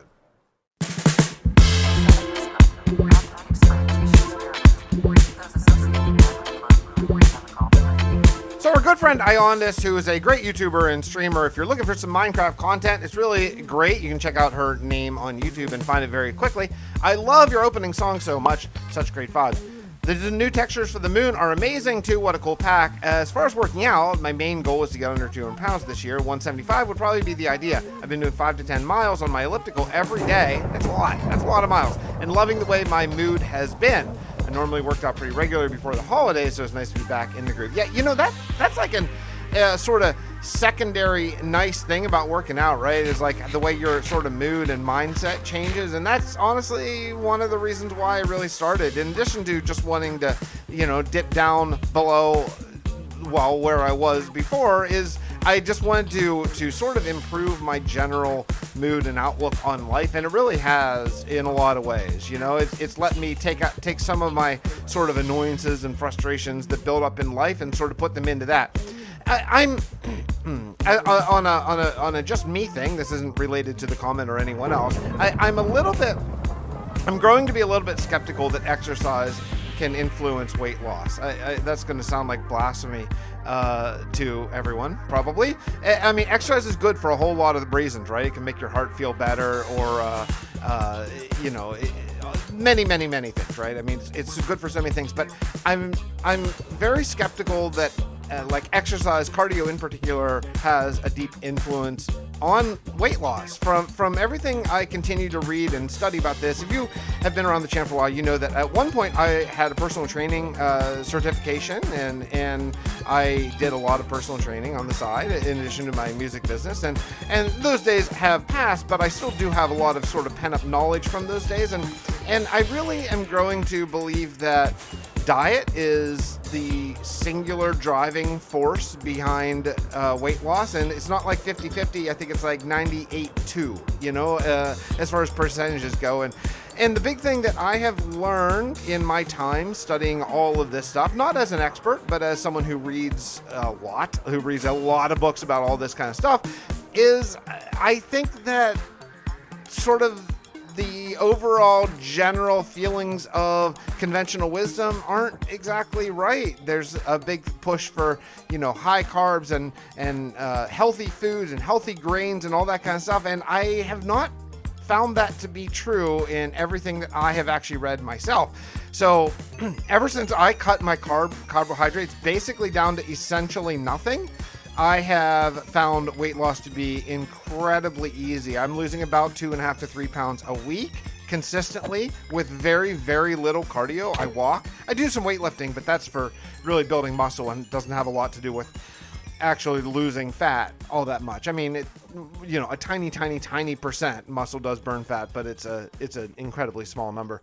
So I've just found that keeping my diet in check and dropping all of those carbs, which basically turn into sugar in your body, you know, cutting sugar, cutting flour, cutting any wheat products, all that stuff, getting rid of all of that stuff has really made weight loss essentially effortless. Like, I mean, it's been not as fast as, you know, maybe I wish, but I think, you know, 2 or 3 pounds a week is probably the right number to let your skin sort of come back, and so you don't have a bunch of excess skin and all that kind of stuff, which is something I've been thinking about as I was, you know, I was about 270, and I would like to get down to about 170. So I could potentially have some excess skin to deal with. I don't really want to. So, you know, keeping that a slow loss is kind of important for that bit anyway. So I know you didn't sign up for a Minecraft video that talks about all that kind of stuff, but I really do think that, you know, it would behoove everyone to find some really good books about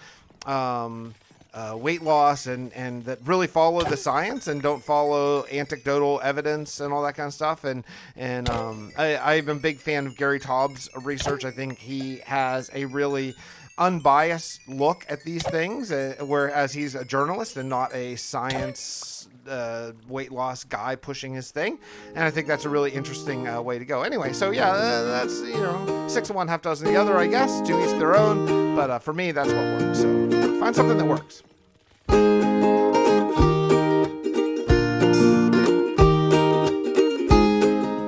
Thank you so much for checking out another episode of Survival with Fix. I love this build, I love the expansion, and I cannot wait for next episode. I'm really having a great time with the series. I hope you are as well, and I'll see you all next time.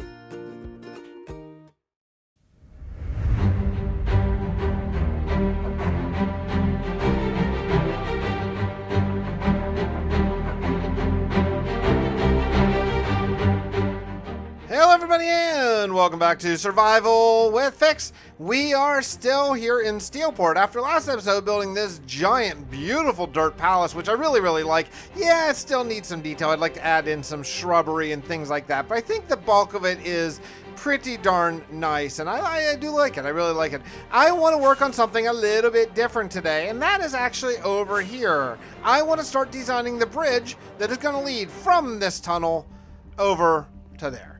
And yeah, so it's going to be a little bit complicated. What I'm going to have to do is build this bridge at a big angle, so it's going to come from here down sort of to that area right there. That's going to be the basic idea of it, and then later on we'll work on this bridge and make it look nice, because this bridge is supposed to be from the medieval area transitioning into this beautiful Industrial Revolution styled area. So I think that adding this bridge is going to really, really help a lot to just sort of I don't know, start to show where the city is and also help with the lore bit as far as like showing, oh, well, how are they even getting their trade in and all that kind of stuff. And I think we need to actually show that. So let me clear out a bunch of trees here and we're going to get started right away on building this thing. I don't know what my blackstone situation is right now. I don't think it's very good and I'm going to need probably a lot of it to build the roads for this bridge. So yeah, let's get rolling. The plan for this bridge changed over time. I had originally intended to build a bridge that sort of went flat across here and then came down, but the more I looked at it, the more I thought, I don't think that's going to fit because I want to have a building here and I want to have a building like over there sort of in the skinny area right beside it, and it just felt like it wasn't gonna be right. So I just did this slope up instead, and I think that's gonna be better, especially once I do some custom trees. And thanks to all those azalea leaves and flowering azalea leaves I have, I should be good. So what we're gonna do is we're just gonna do a row of sort of similar trees to this, because I do want it to sort of fit in a style, but instead using oak fences and azalea leaves to just make this look kind of nice. And the way I generally do this is very simple. I just go kind of straight up here. Occasionally I do want these to be fairly tall, and then I'll get this out of here and I'll go random, so it can do a random mixture of either flowering or not, and just do something kind of like this. It's a little bit of a painstaking process. It does take some time, but it's very, very, very worth it, because after not too long, you get this beautiful tree that definitely doesn't look like it came from Minecraft. It definitely looks like it's been custom done, and I think that's just super important. So I'm going to get on to the tree building bit here. I didn't mean for that to be there. Oh no, was that Fortune? It was. There's my silk touch. Okay, let me get on some building trees here. I think this is really going to help a lot. It should look really cool. Should I do a time lapse? Okay, let's do that.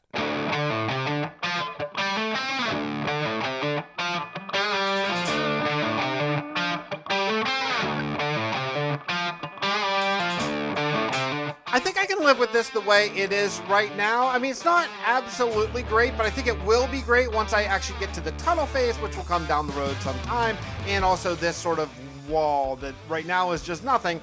But what I want to work on right now is I want to add another building, and it's going to be a really weird one. It's going to be a tiny, tiny little building, probably, if you know me, with an overhang that goes over the bridge, because I love to walk under stuff. That's the one unifying thing of my entire YouTube channel, is how much I really love to walk under stuff. So I'm going to go harvest some wheat, because I do plan on building sort of the, I don't know, like the outer pillars of this one. This is another Anno 1800 inspired build that I found online, a picture, and I'm going to harvest this wheat, get some mud, and use mud bricks as sort of my outside bit, and then probably sand and sandstone on the inside, though I haven't completely decided on that yet. All right, let's get to work in here.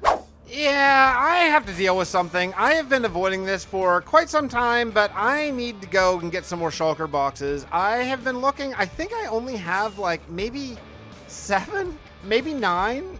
No, I probably have more than that, but they've just been misplaced over the last year or so, you know? So I need to go to the end, and that's what I'm going to do. I'm going to go to the end. I'm going to go end busting just for like one city. You know, I'm just going to go to one place and try to find enough shulkers that I can just go about my day. I need to go actually to a desert and get a bunch more sandstone over to my mining desert, but unfortunately I could not track down a single shulker. And I know I probably have like a couple over in Gabor, the Avon city or whatever, but honestly, come on, man. I need a couple shulkers. So I actually came over here to grab some ender pearls, and then I'm just gonna go, I'm just gonna fly out to a building or something and try to find there's a few. Okay, let's go do this, okay? Well, this is a nice unintended sort of consequence. I'm getting an extra elytra. In fact, actually, my inventory is getting really full here. I have been slowly just kind of going through these. This is my second city, and I've actually found a ship, so I just flew right up to it to try to take that out. But if you look, I only have 6 shulkers so far, and that's not great. I see this guy coming for me. I forgot my shield again. I'm like 0 for a million on remembering to bring a shield and busting, because I don't know. I can't remember that, and I don't even have a shield in my ender chest, and well, there's no wood in the end, unfortunately. So yeah, I think I'll probably go down to the bottom of this one and just sort of fight my way up. I think it's a little bit easier to go that way rather than the other way. And the other thing I forgot, because of course I did, is I forgot my jack-o'-lantern on my head. So that's also fun. That's also fun. Oh, look at this. So am I gonna hit this with a bow? I can never hit these with a bow. There we go. I got one. Okay. All right. Anyway, yeah. This. If you don't know, by the way, this is the secret way of doing this. Is you hold your bow in your offhand and your sword in your main hand, and you can get looting with your bow. Anyway. Yeah. All right. I'll keep going. Look at that. I got no shulkers for that. Man, these guys aren't dropping at all. I returned with 16 shulkers, which is not terrible. I'm going to use about 8 of them right now and make some more shulker boxes, and then head off to the desert to do a little bit of mining. I think I forgot to do that. Okay. I'm going to do a little bit of mining. I'd like sandstone, and I would like sand. Those are the 2 things I have. I have a little bit, but I'm going to need a lot, so I might as well just go ahead and do it. I don't know. Should we make these brown? Why not make them brown? Why not? Now, do you have to do this? Yeah, you do. You actually have to make it dye now. I almost forgot about that. We'll do this. We'll make these guys brown for sand or dirt or something. I don't know. I'm going to get into organization at some point. So I got basically 8 new shulkers, which is a pretty good haul for a very short little trip. Honestly, it only took me probably about 20 minutes to do here. Okay. I'm just looking over there, peeking over there. It's not bad. I definitely think, I know I've been teasing this for a while. I mean, teasing as if it's something to look forward to. I know I've been teasing that we're going to work on the nether path soon. I really think that might be coming like very soon, like maybe next episode. I just feel like I need a grinder, right? I just need to get in there and just do it and knock it out and be done with it, because even if it's not absolutely perfect, I mean, I'd love to have like a beautiful, amazing nether hub, but honestly, at this point right now, I just want to have it not suck so bad. That's my goal. That's my goal about a lot of things in life, actually. Like, not great, just not suck so bad, right? I think it's decent. The other thing I want to do in the nether is I need a gold farm fairly soon. I am worried that in 1.20 that you're not going to be able to build on the nether roof again. I don't know if that has been like announced that that's a thing or not, or what, but I am nervous about it being a thing. So before 1.20 comes out, I definitely want to make a gold farm and just AFK there for like a week, and then have enough gold for the rest of this world's like lifetime forever in a million years, right? I mean, that's really what I want to do. So if you're wondering, by the way, where my mining desert is, it's so cool. I mean, this seed is just so amazing. Look, I don't know why it's not loading in really fast. This down here is Gabor. That's the Avon Kingdom over there. You can see it starting to develop with the roads and all that kind of stuff. Everything's connected by road except for the mining desert.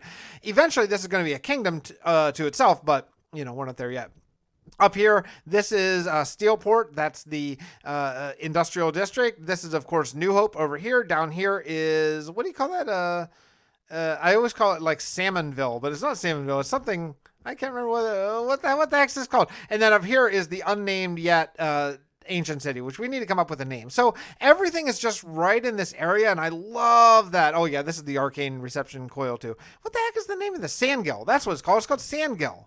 Not salmon, Sandgill. Okay, yeah.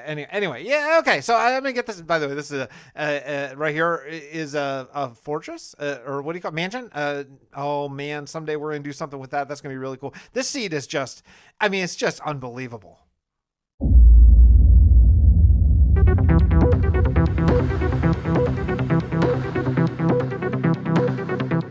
Hello? What the hell, man? Computer, are you there?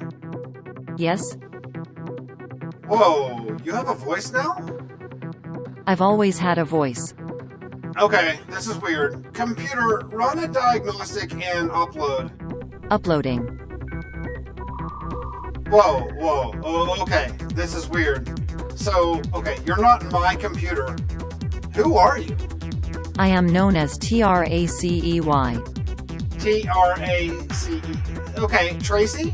Nice to meet you. My name is... I think still is Hank, and I am a little confused. What is happening?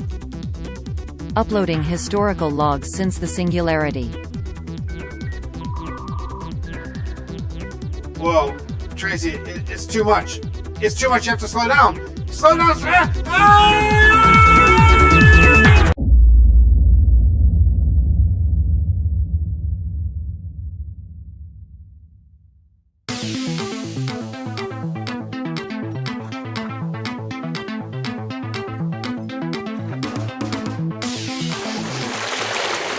Oh man, so I saw this cat when I was harvesting some sand, and I ran over and I grabbed some fish. I just killed them, and I'm gonna try. I don't remember where we left this off. I know back in the hardcore series, probably like around, I don't even know, like maybe episode 5, I was really looking for cats for a creeper farm. I don't necessarily need those anymore. My creeper farm's awesome, but I really want to tame this cat because I don't remember if I have 2. And if I ever want to do like a cat farm, I need to have, well, more than, I think, the one that I have right now. And I just don't know. I just don't know if I have cats tamed or what the deal is. So I need to get this guy. But man, he does not give a crap about my cod. Not even a little bit. Every time he looks at me, he just like turns around and runs away, and I'm shifting the whole time. I don't understand why I'm scaring this dude away. Come on, cat. Darn it, cat. You're making me crazy, cat. There's 2 cats here. There are 2 cats here. I can't believe it. Oh man, if I could just get these 2. Come on. Come on, just get over here.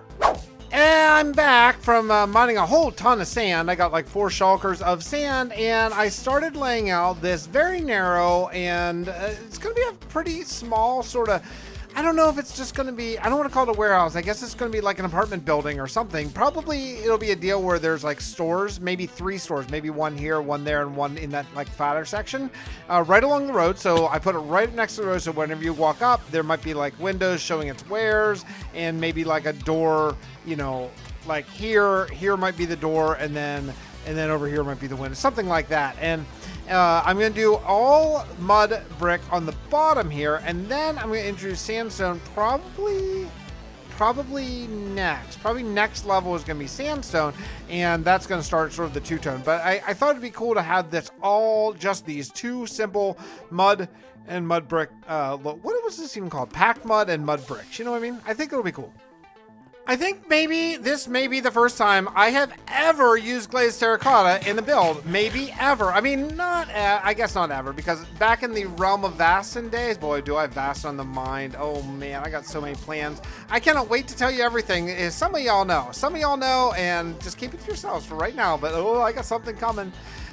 So yeah, not since the Vast days, and that's back when we used a custom resource pack, so things were a lot different. Like glazed terracotta didn't look like this. It was a totally different thing, but man, it's been a while, and it is such a pain. It is such a pain to use. I can never quite figure out which way I'm supposed to go on this.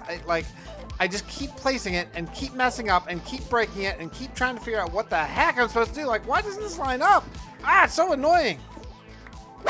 This is the walk-in, and I think this is pretty nice. I like that little detail up there. I think it's really cool. I should probably do more of that kind of stuff. It really adds to this look. You can't really see it from down here, but it's going to be nice on the skyline.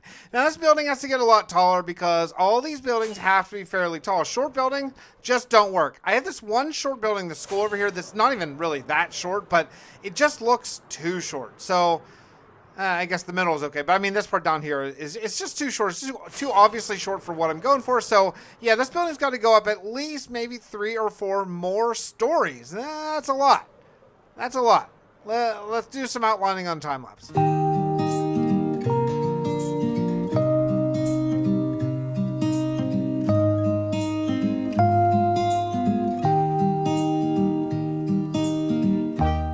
Building is coming along. I really like the design. It's a lot of window. I might actually take out a couple of the windows because I think it might just be a little bit overkill. I tried to go for a very symmetrical design up there, and yeah, maybe a little too much. But using sandstone, a little bit of strip spruce, and then all this mud and sandstone, I think it's going to be really, really nice. I'm actually ready to put on the roof here, and we're going to go with the deep slate roof up on the top, and I'm going to go with this sort of design up here where I did a ring of mud bricks. And the reason why is because I'm looking at this concept art from Anno 1800, and I see that there's sort of a darkened layer around, and then I'm going to go a lot steeper of a curve in the middle. Why, oh why, oh why is glazed terracotta so incredibly difficult to place? I think I finally figured out a system here. I'm just going north and then east every time, but man, Mojang, I love y'all. Give us a tool that can flip these around. Give us like the debug stick in survival. Please, just make it usable in survival. That's what I want.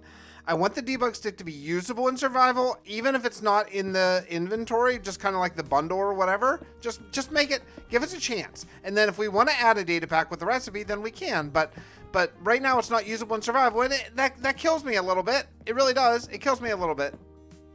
One of the cool things about using sort of concept art or other game art or whatever is you get out of your comfort zone. Like, this is not a design that I would probably have come up with. Well, no, probably about it. I definitely wouldn't have with this glazed terracotta. I've never used glazed terracotta, as I said, and then putting these spruce stripped logs on top. But I think it's going to look really cool, especially if you look down here from outside. You get kind of a nice view of, oh, okay, see up there, like, okay, and then what we're going to do is we're going to use sandstone on the inside and then little windows. Not big windows, not like the windows up here, not these 3 and 4 and 5 wide windows. Like maybe 1 or 2 wide windows and then sandstone in between. So it's going to bring in that tone. Also, it's going to bring all the stripped spruce that I used up there. It's going to bring that down here a little bit, but not too much. So we're going to repeat this pattern up there and down here, sandstone windows, and then we're getting really close to done with the exterior of this build. I really think it's super cool. I love how the shape changes over here. I was not just a rectangle. I'm definitely going to incorporate more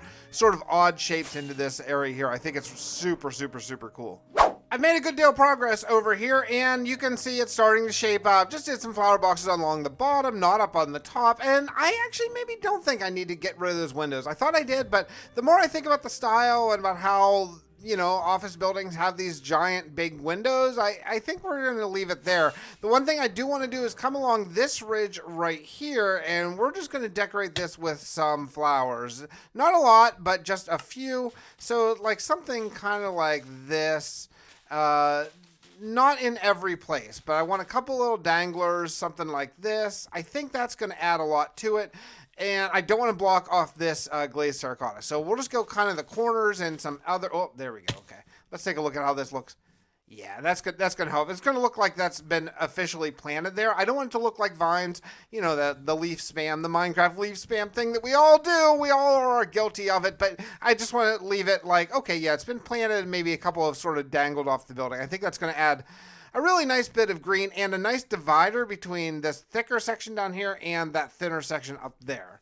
Yeah, okay, this looks pretty good. I like it. I think we'll just go all the corners and maybe a couple in the middle here. But again, not blocking this glazed terracotta for sure. That's just too nice. It's just too nice of a detail to block. So it should be okay.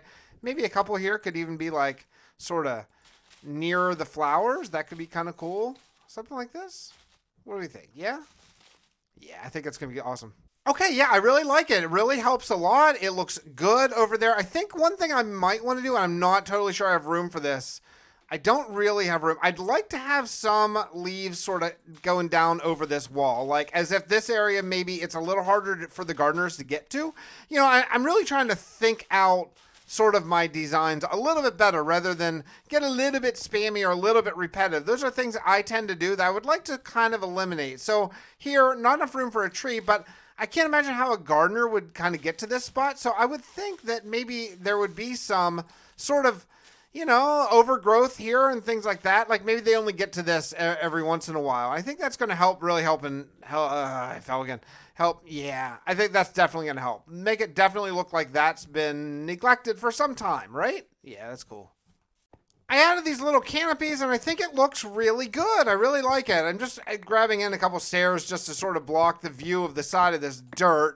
No big deal here, and just sort of doing a random, you know, design of whatever blocks there are. But yeah, this is good. This is good. I really like this. Using these stairs. These stairs are a little bit clunky, to be honest here, but there's not another option since I'm on the lower slab. I don't really have a better way to do this, and I can live with it. It's fine. Yeah, it's good. It's good. This place is good. So this is like the road in, you know, whenever you're coming into the steel port here, you're going to come in here and you're going to see, okay, oh, there's a little shop here, or there's another shop over here, and there's a shop over here. This is good. It looks up. You can see definitely like, you know, the scale of the build and the feeling of how small you are when you look up there. I think this is very, very, very cool.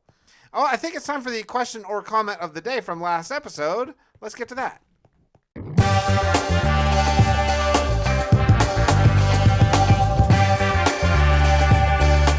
Question or comment of the day today is from Castro333, channel member. Congrats on the progress on your workout regime. Wow, I cannot emphasize enough how incredible your building skills are. When you started building, do you look at for inspiration references, or are they something you create more organically and naturally? Thanks again for another awesome upload. So yeah, my process is very, I need inspiration at this point, especially, you know, it depends on what you're doing, right? Like maybe not so much for like a medieval build, because I've done that a lot, but for this, yeah, I definitely like Google Images, man. That is my go-to. Google Images like crazy. So much Google Images. And then you know, I've talked a lot about Anno 1800 for this particular style.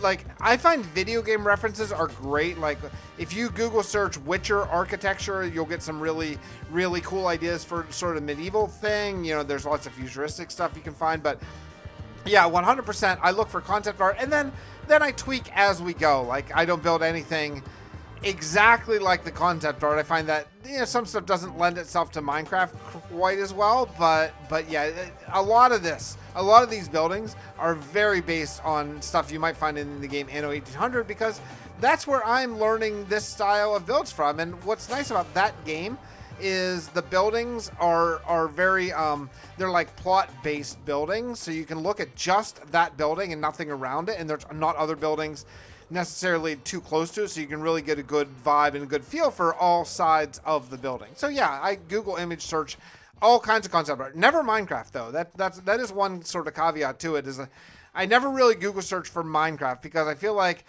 you know, if I were building just on my own, maybe I would, but since I'm building on YouTube, I don't want to do something that someone else has already done on YouTube exactly block for block. I don't see there's any good of that, so I do Google search, but I don't search Minecraft builds. Yeah, anyway, that's about it.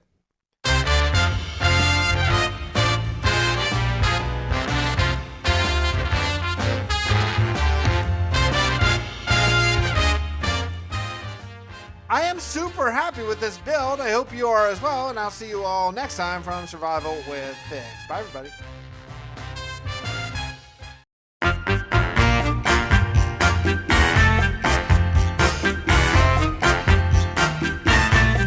Hello, everybody, and welcome back to Survival Minecraft with Fix. Oh, you see what's behind me? Yeah, that's right. We're going to the Nether. I've been warning you. I've been warning you for many episodes. It's finally time. Let's do it.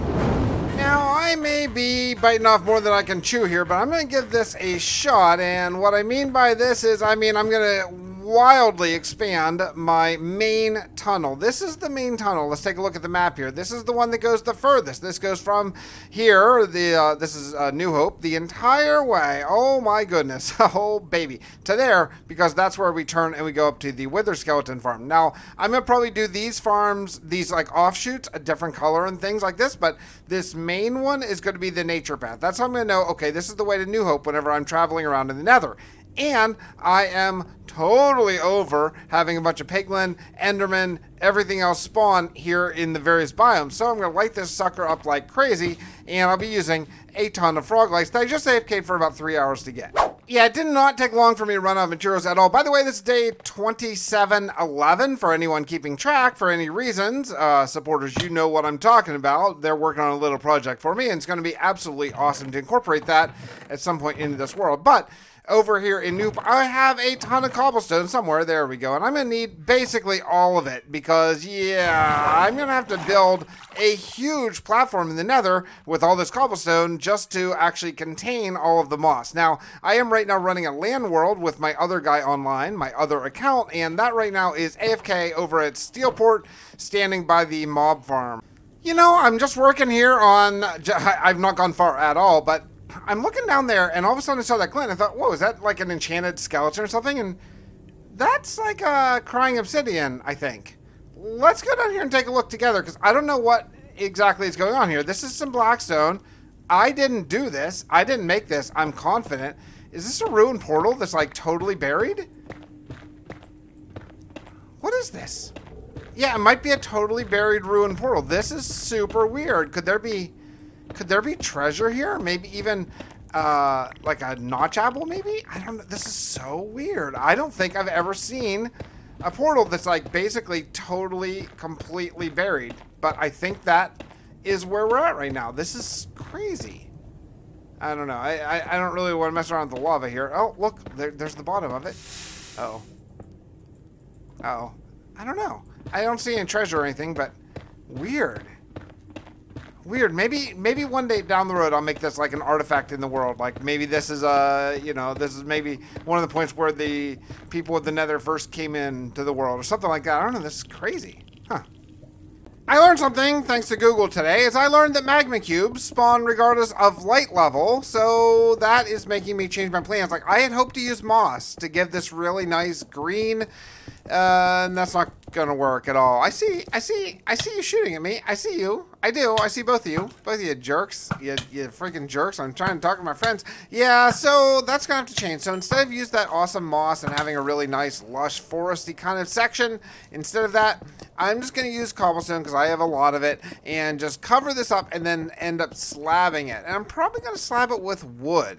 And I know wood is normally flammable and not often used for nether tunnels, but in my case, I have fire tick turned off, and I think that it's going to give a nice warm feeling. So we're just going to do double slabs of wood all along here. So it's going to be, so I mean, this is actually going to make it easier because I can just use like this. So that way it's going to look like cobblestone from the bottom, which will actually be nicer. And then I don't have to go down below. So it's actually going to be a little bit easier to build the tunnels. And then I'll come in with just a absolute crap ton of spruce and do that, or it's probably spruce, whatever wood I choose to do. Regardless, yeah, plans change. Boo.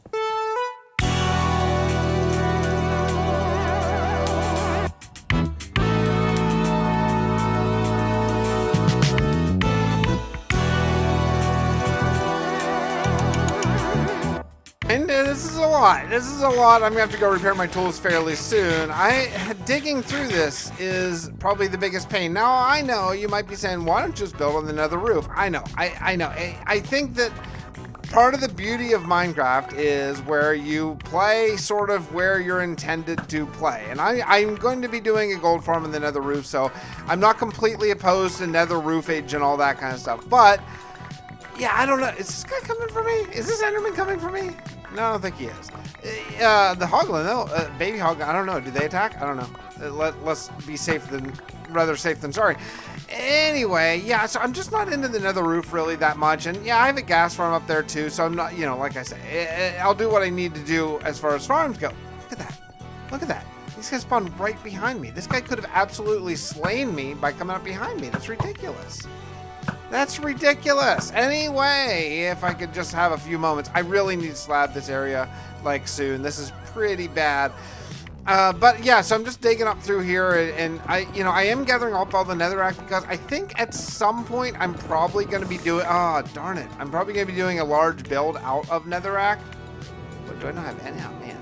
Rough. Okay. Anyway, I'm getting all distracted. This is a rough thing to do and talk and not die in lava and all that kind of stuff. So I'm going to continue on the grind here. I'll show you the map. I have worked most of the path this way. I just have to dig in this tunnel through. This is going to be painful. Also, I'm just looking ahead in life. There's a huge tunnel here that I'm going to have to dig, and there's a couple other ones too. But regardless, we've chosen our path, and this is what we're going to do. So onward and upward, I guess. I'm going to be using this this awesome basalt. What is this called? Polished basalt here to go up, so it'll be kind of like this. And then I'm going to be putting iron bars where there's a view out here. Since I'm rolling in iron these days, I thought that would be a nice use of it. Also, iron bars is very nethery in glass. I feel like, would get exploded by a ghast, which it would. But of course, gas can't see through glass, and that's kind of weird. So I feel like iron bars is just a little bit more of a, I don't know, realistic, if you will, sort of view of this. But man, these dudes are spawning all over the place. I cannot wait to get slabs because or I could just wear a gold helmet. I know. I'm sure there's comments right now. You idiot, just wear a gold helmet. I know. I know. I even have gold here and a crafting table. Like, I could just make one. I guess I will. Let's go make a gold helmet. Darn it all. Okay, fine. We'll make a gold helmet. Back in Steelport, and yeah, I'm actually out of iron. I never thought the day would come. I mean, I'm not out of iron, but I'm out of my iron reserve. So yeah, I got to come over here and raid these. And luckily we are absolutely fine. I'm gonna just dump these away. I know I could probably do something better, but I don't need the poppies like at all. So yeah, that's fine. That's really That's really all I need. Man, this place is looking so good. I don't know. Yeah, I don't know if you noticed. I'm playing with shaders today. I mean, you probably noticed, but I don't know if you noticed that I am, and I haven't been recently. I'm really debating doing episodes with shaders again. I've missed them, and I love them so very much. Well, I am officially basically out of basalt. Oh, now, I'm going to be proactive here. Instead of just mine basalt from, well, you know, everywhere, I'm not going to do that. Instead, where I'm going to go is I'm going to go and get magma blocks because I need a lot of them for an upcoming gold farm, right? So basically, if you look around here, all the places where there are magma blocks are also doubling as basalt. I don't know if, like, what the best place to farm these magma blocks is. I don't know if you're supposed to like go down there, but like this little island over here has a ton of both magma blocks and basalt, so it feels like this would maybe just be a great place to start. So let's just start here, take down this little floating island area. Watch out for lava. Oh man, I know I'm gonna get burned. Oh, please just don't fall and die in lava. That's all I'm asking myself. Please don't. I should have a fire. Why don't I have a fire potion? I should absolutely have a fire potion right now, but I don't. I should have one just on me, so when I inevitably fall, and I will inevitably fall, then I will possibly not die. But yeah, okay. Well, regardless, let's take down this little island, get a bunch of basalt, get a bunch of magma blocks. I mean, I even rated like my New Hope storage. Like, I am really out of basalt. It's pretty ugly. Maybe I should make one of those generators at some point. The progress has been fairly slow, but I finally got at least this much done. Now, the next part is I am going to go and get...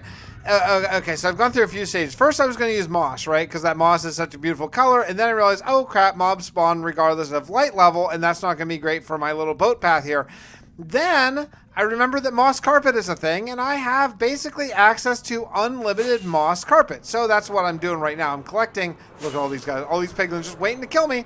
But you're not going to spawn soon. Very soon. This is all going to be spawn proof. Skeletons, you too. Same thing. Then, after I get the moss carpet I'll put down, then I'm going to work on a roof for this main tunnel here. So I think it's going to be really good. We're getting close to, well, I can't say done, but we're getting close to at least not totally far away from it. Yeah, kind of. Gotta get some moss carpet. I think that's going to have to be over this direction. Over to Steelport. Oh yeah, that didn't take long to run out of the moss carpet at all. So I'm over here. Oh hey AFK me. Hey, how's it going? Nice skin. So yeah, I'm over here just collecting some more moss carpet and just letting this moss machine run for quite a while, perhaps as long as I can. Actually, I don't know why AFK me has gear. Like, some sort of weird glitch. You gotta trust me. I'm not stealing his gear. I don't know why he does. It's odd. But regardless, you stay there. You're doing a great job. Don't worry about it. It's fine. All right, back to work. I think I've just decided to go with the absolute most simple roof design ever, and look at that magma cube. Man, it's simple but challenging to build in a basalt delta nonetheless. Now, I do have fire tick off, as I said, in this world, so it's not going to be a big deal, but I think, honestly, this really simple design is going to work nice, and then we're going to naturify it with just a ton of leaves. Like, an absolute metric ton of leaves are going to be coming down. I wanted to do, like, tall grass and flowers and stuff, but I think stuff will spawn, unfortunately, so that's kind of... Yeah, that's kind of the problem there. Stuff will definitely spawn, so I won't be able to do that. But I think this is a good start, and we can at least do this the whole way down to the end, and then stop getting shot by gas and having to fix my moss carpet all the time, which is happening just constantly.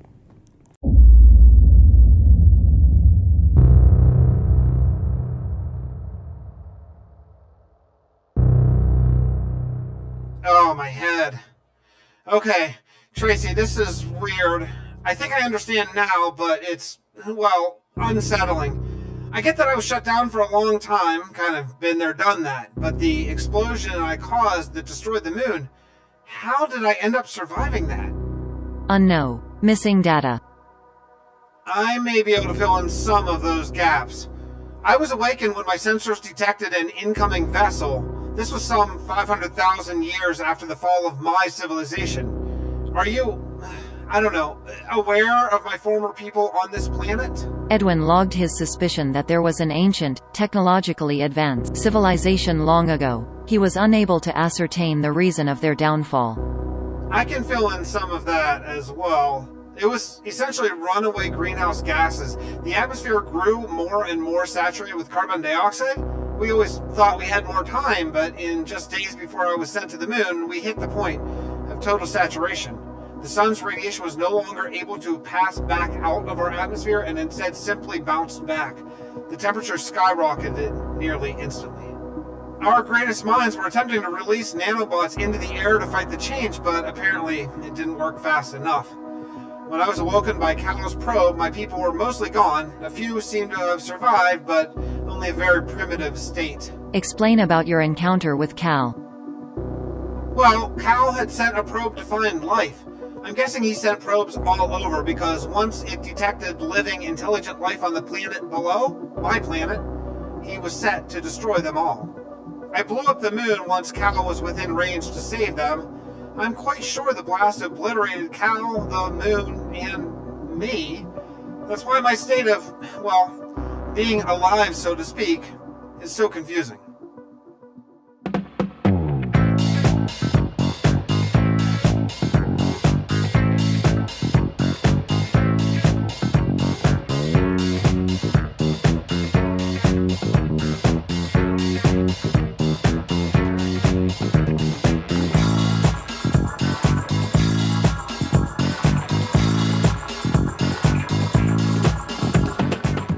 I'm back to cut down more spruce, and I've been thinking a lot the last couple days about my YouTube channel and this world and Minecraft and the whole bit, and where I want to go, what I want to do with it. I feel like I should probably address it.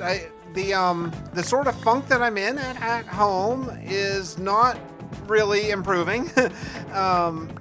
So nothing's going to change really as far as doing multiplayer content. It's just a case of where I want to play with Dominion. I miss my friends badly. Like I really do. I miss talking to people, but I'm just not in a mental place where I am prepared to do the multiplayer thing. I have been teasing possibly reviving the Realm of Vastin as kind of a supporter server, but maybe a supporter server with other YouTuber and their supporters too, something like that. I think that is potentially coming down the pipeline. It's really hard, if you don't know, it's really hard to run a supporter server unless you have just an absolute enormous amount of supporters, because basically you get like 5%, maybe 10% of your supporters, in my experience, will join and be active on a supporter server. So even if you have 50, right, that you're looking at maybe 3 or 4 active members, and that's not really enough to keep a supporter server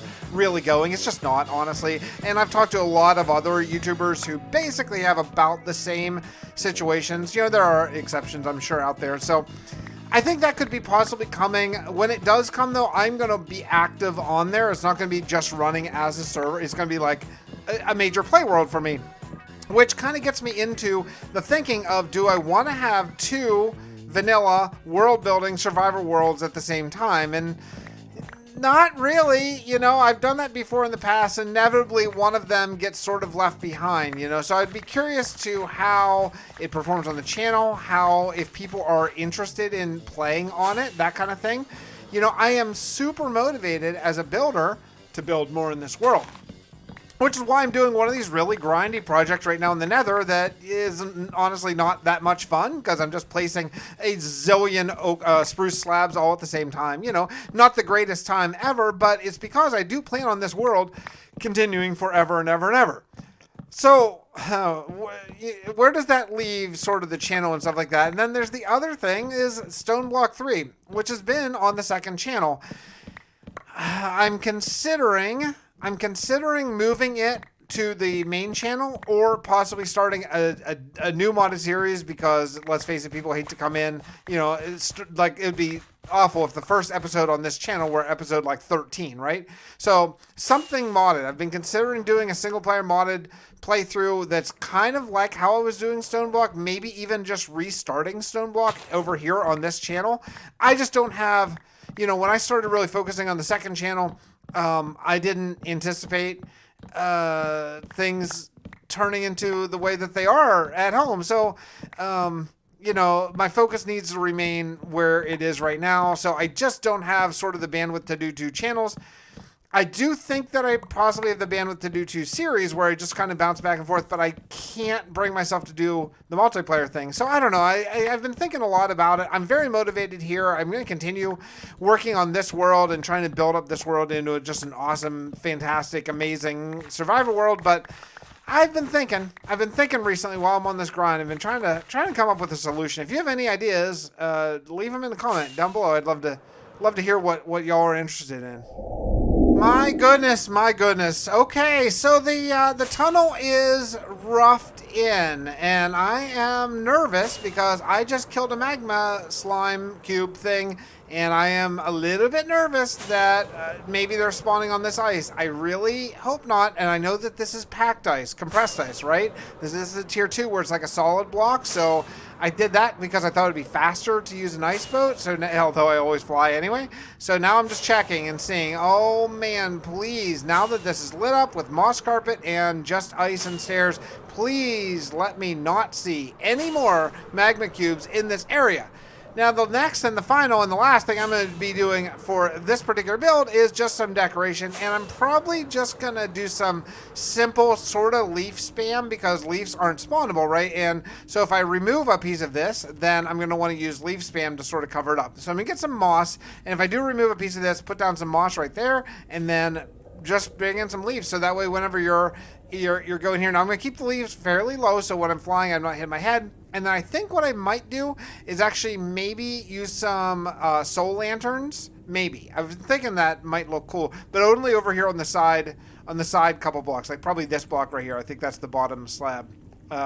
So yeah, maybe, I don't know, but I'm gonna need a lot of leaves, and I also got to check out what color the leaves turn in the nether, because I really want a lush green. I don't want like a faded blah, right? No one wants that. Yeah, so the bad news is this is a dark, disgusting brown color. But I do have a possible alternative, and that is, well, I have a couple alternatives. I'm not sure. Do flowery azalea? Oh, they stay green, and there we go. Oh, good. I'm so glad. I'm so glad that not every single leaf is biome dependent. It's nice to have a couple, like, I think birch and spruce are like that as well, but this is terrific news. Okay, so I can get rid of the mangrove that is currently in my inventory and load up on the azalea here. We'll do it very slowly, apparently, because my inventory is a disaster. I think it's probably time for a tree building time lapse. Shall we? Let's do it.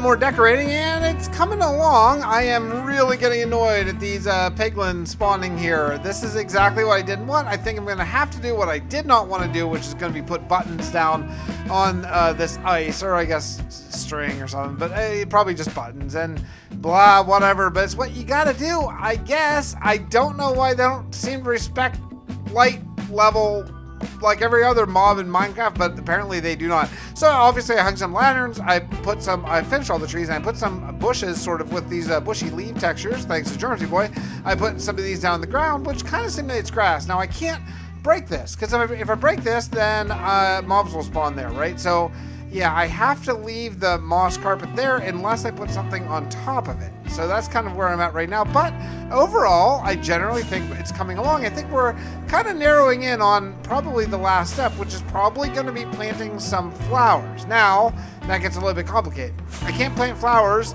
on just moss or whatever because that would be a spawnable block. So what I'm going to have to do is probably use only azalea bushes because I don't believe those are spawnable. Now, luckily I have a million of them, but yeah, I think that's going to be my only choice, the two different kinds of azalea bushes. Even farmland, I'm pretty sure, is farmland spawnable? I don't even know. I'm going to have to Google that. I'm going to Google that and I'll come back and tell you. I think I'm basically done with this build. It looks really, really cool. And while we're walking down this very long pathway, let's get to the question or comment of the day.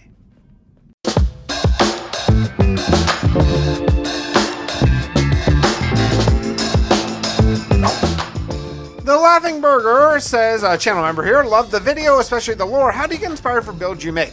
We know you love to use Anno 1800 as some inspiration, but for builds that the game doesn't suit, what are some good sources of inspiration? I think I talked about this a little bit last episode, but excuse me. One of the big things that I use is just Google Images. I used to use Pinterest, but I always found that I just found the same images over and over. So I think Google Images with really pretty specific searches, and a lot of times I'll do concept art. So like if I'm looking for like medieval bridge concept art, I never search Minecraft ever, because I want to build something that doesn't just copy what someone else built on Minecraft, probably on YouTube, you know. I don't want to copy. So yeah, I'll just search like medieval build concept art, and if I don't find anything, then I'll search like fantasy video game bridge concept art, things like that, you know. And I find that you find a lot of stuff. Video game, like other games, not Minecraft, but like other games are really great for some really good ideas. Anything from like Civilization, Sim City, any of those sort of city builder games, they have a lot of really cool buildings that you can see. Sometimes I use real life, but not as much. Usually I use games like Witcher, Elder Scrolls, all that kind of stuff for inspiration. Well, we did it. We finally finished at least a portion of this nether tone that I've been talking about for about 2,000 days in this world. I'll see you all next time, right here from Survival with Fix.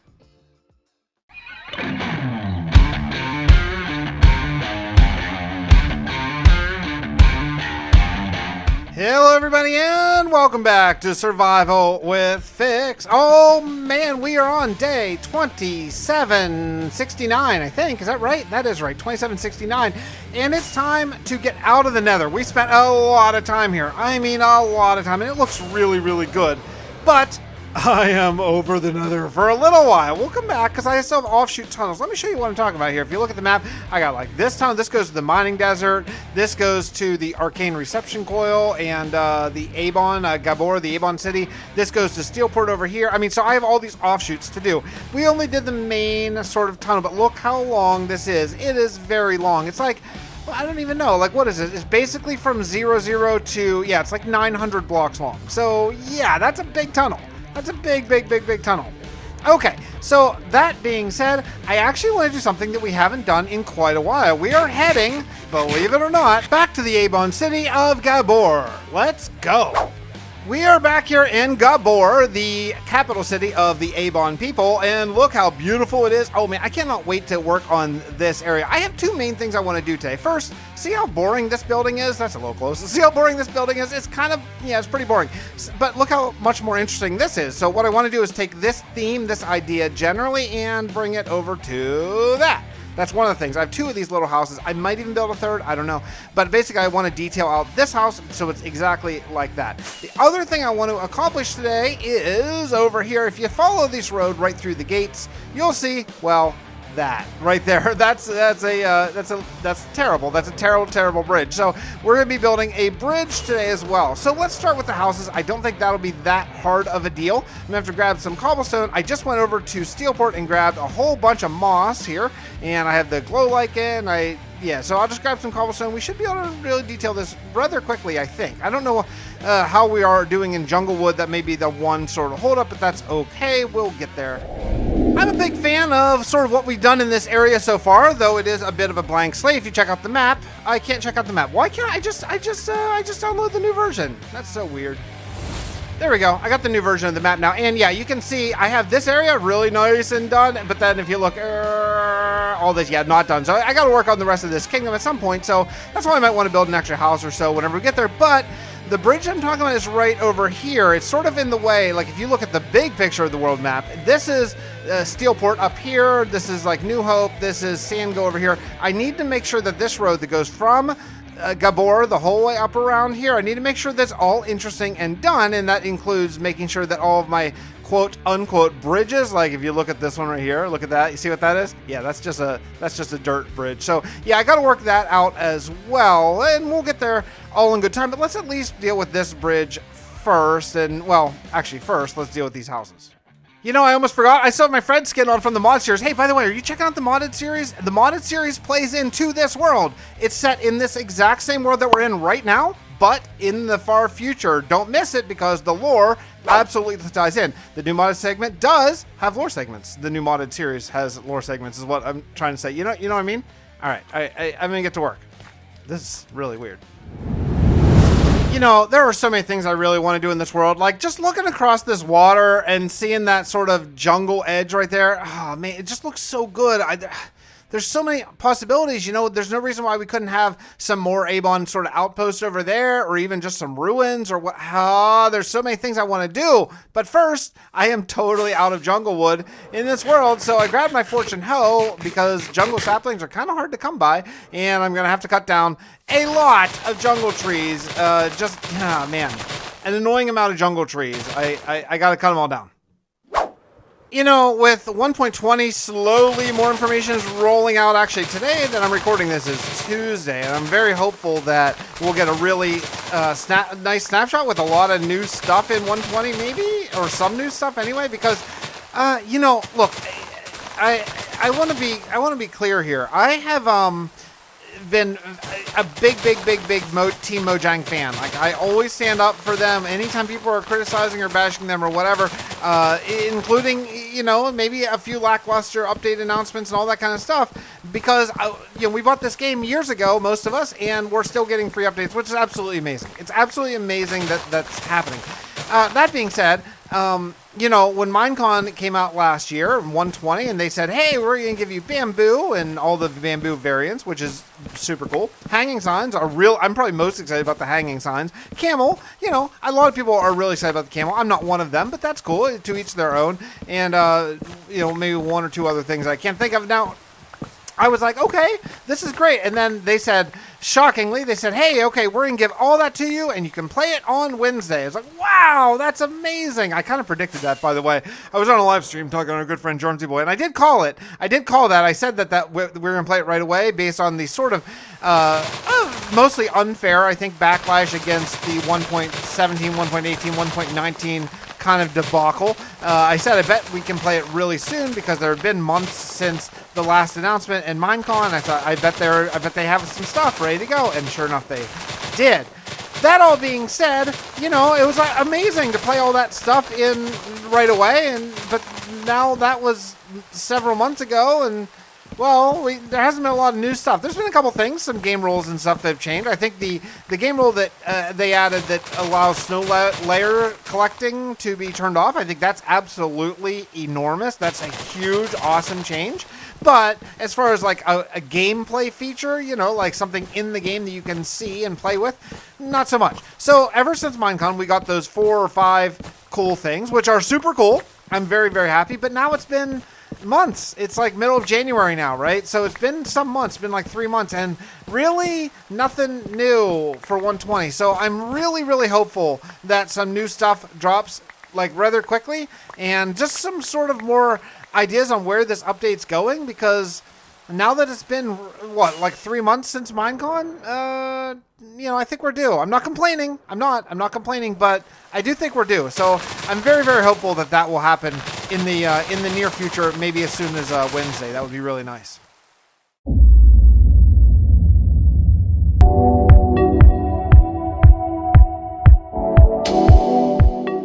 I traveled to the Arcane Reception Coil to consult with Fred and James about the timeline. It was odd though, as Edwin warned, the Ark couldn't hold a connection for more than just a few seconds. I am worried about those guys. The connection only held for a couple seconds, but it was long enough to hear the chill in Fred's voice. If they don't find a solution soon, I am worried the cold will overtake them. Something's going on with the Ark, and if we want to continue to be able to talk to the future, we're going to need to sort that out, and soon. I also spoke to Dr. Pickett about Mr. Grady, and she is more concerned than ever. It seems my old friend is only conscious a few days a week now and seems to be deteriorating very quickly. I tasked Edwin to look through the Avon archives and try to find anything that could possibly help Grady, but he is apprehensive that he'll find anything. I don't know what else to do. Honestly, this whole thing just has my head spinning. I feel like time is flying faster and faster towards day 10,000 and the impending attack by Cal, and we're moving forward one tiny step at a time. We need to hurry.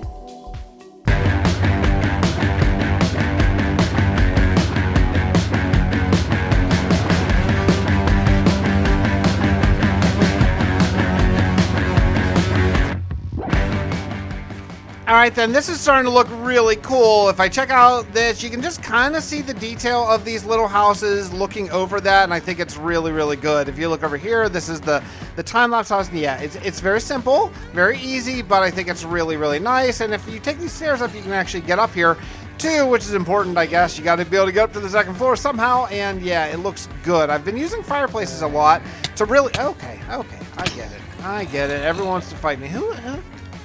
Oh, was it the baby zombie? Man, very annoying little baby zombie.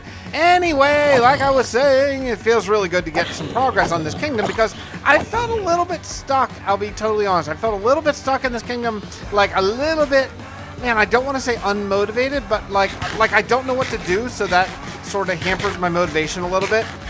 But now, seeing these houses with just a tiny bit of detail really opens up some possibilities. I think that I could actually do a lot more. Oh, look at that. Look at that right there. Okay, that's a jungle villager right there. Oh, man.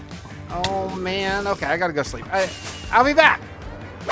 Moving along to this bridge, I just started laying out just some basic ideas. I don't have a real plan here, really, at all, except for just do a mixture of stone. I'm actually making some crackstone brick, so I want to use crackstone brick, which I will sprinkle in after it's done being smelted up, and cobblestone and mossy cobblestone, so not a big deal. I'm going to use some bushes and stuff and make this look really, really old and ancient and all that kind of stuff. I think I do want to use probably wood for the floor. I feel like maybe it's an old bridge that they've come back in and refinished some wood. I think that could be kind of cool. I love the view. Man, is that a view or what? I mean, come on. Even if you didn't love this kingdom at first, you're starting to, right? You're starting to a little bit.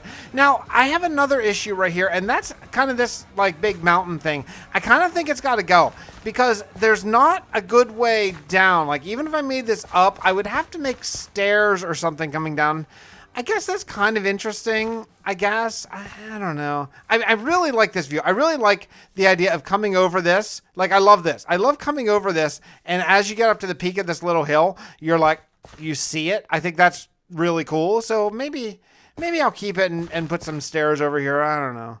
It's kind of weird. It's kind of a weird little thing. But, okay, so I think the beginning of this is okay. I definitely have decided that I want to use campfires to light it up on the side because I want this to be apparent that it's currently being like looked after. Like probably I won't do that with the other ones because campfires are something that have to be tended, right? Whereas like maybe other lights like glowstone or whatever, those can just stay there forever. But like campfires, someone came and, you know, keep them lit. And I think that this could be like the beginning of the Avon Kingdom. Like when you're walking through this jungle, you walk through and you see it and you're like, okay, I see that over there. I don't even know what my render distance is right now. Let's take a look real quick. 14. Let's bump it up to 16. With shaders, I can't do a lot more than 16 and keep decent frames. But oh yeah, that's a view, right? That is a freaking view. I really, really like it. All right, so I'm going to get working on a little bit of detail over here, trying to figure out exactly where I want to put in the campfires here. I'm kind of thinking maybe something like this, like a staggered bit. Like maybe we could do this and then actually bring in a little bit of mossy. That could be kind of cool, right? Hey, let's try it.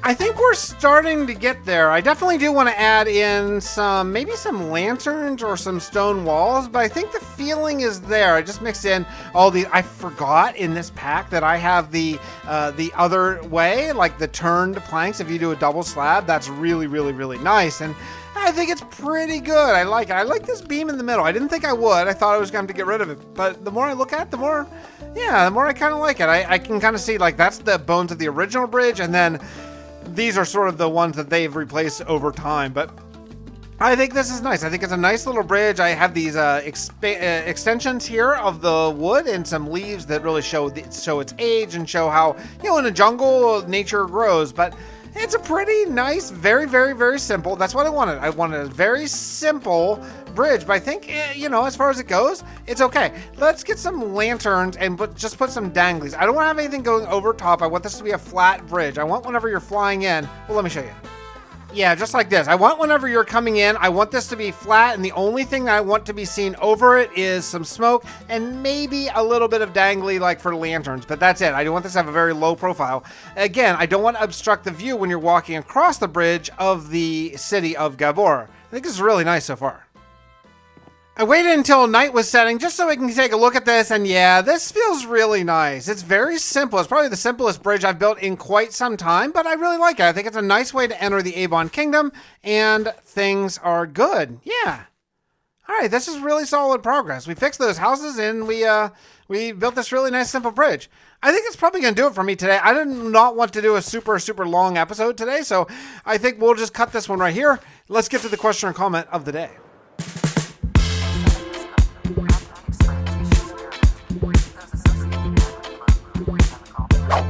The comment of the day, by the way, I've gotten a few people saying like, hey, I want to be mentioned in a video or give me a shout out. The absolute best way to get a shout out is to just write a comment that I can use as like the question and comment of the day, because if it's not interesting, then I probably won't use it. So ask a good question or make a good comment, and I will very likely pick it. Adrian says, it's great to hear your enthusiasm, and I'm glad you're bringing the you back in the series. You know, it's something I needed to do. Like, I had to do it because I do not have, at this point in life, I don't hang out with my IRL friends like at all. You know, my kids are sort of everything and take up all of the time that I have and all that kind of stuff. So I got to a place where I wasn't talking to anyone like in a sort of friendly way, and the bringing the you back in the series for me was the way to sort of replicate that, right? Like talk as if we're just hanging out, sitting at a bar, having a drink, and just talk about life and all that kind of stuff. And, you know, part of the life that I find enjoyable is the building of Minecraft worlds and all that kind of stuff. So yeah, I mean, is it best for the channel? Look, probably not, you know, probably not, but it's something that I kind of needed to do for sort of just my overall mental health and all that kind of stuff, because I was just not in an absolute great place recently here, and I'm really using this as sort of my YouTube therapy sessions to just sort of talk things over and you know, vent and complain and be grateful and happy and all the things that come along with it. Anyway, thanks so much for watching the video. I really do appreciate it, and I will see you all next episode. Don't sleep on the modded series. Like I say, there is lore in it that does relate directly to this world, so if you like some modded Minecraft, go hang out with that for Glacial Awakening. It should be roughly alternating with this series, okay? We'll see you all next time.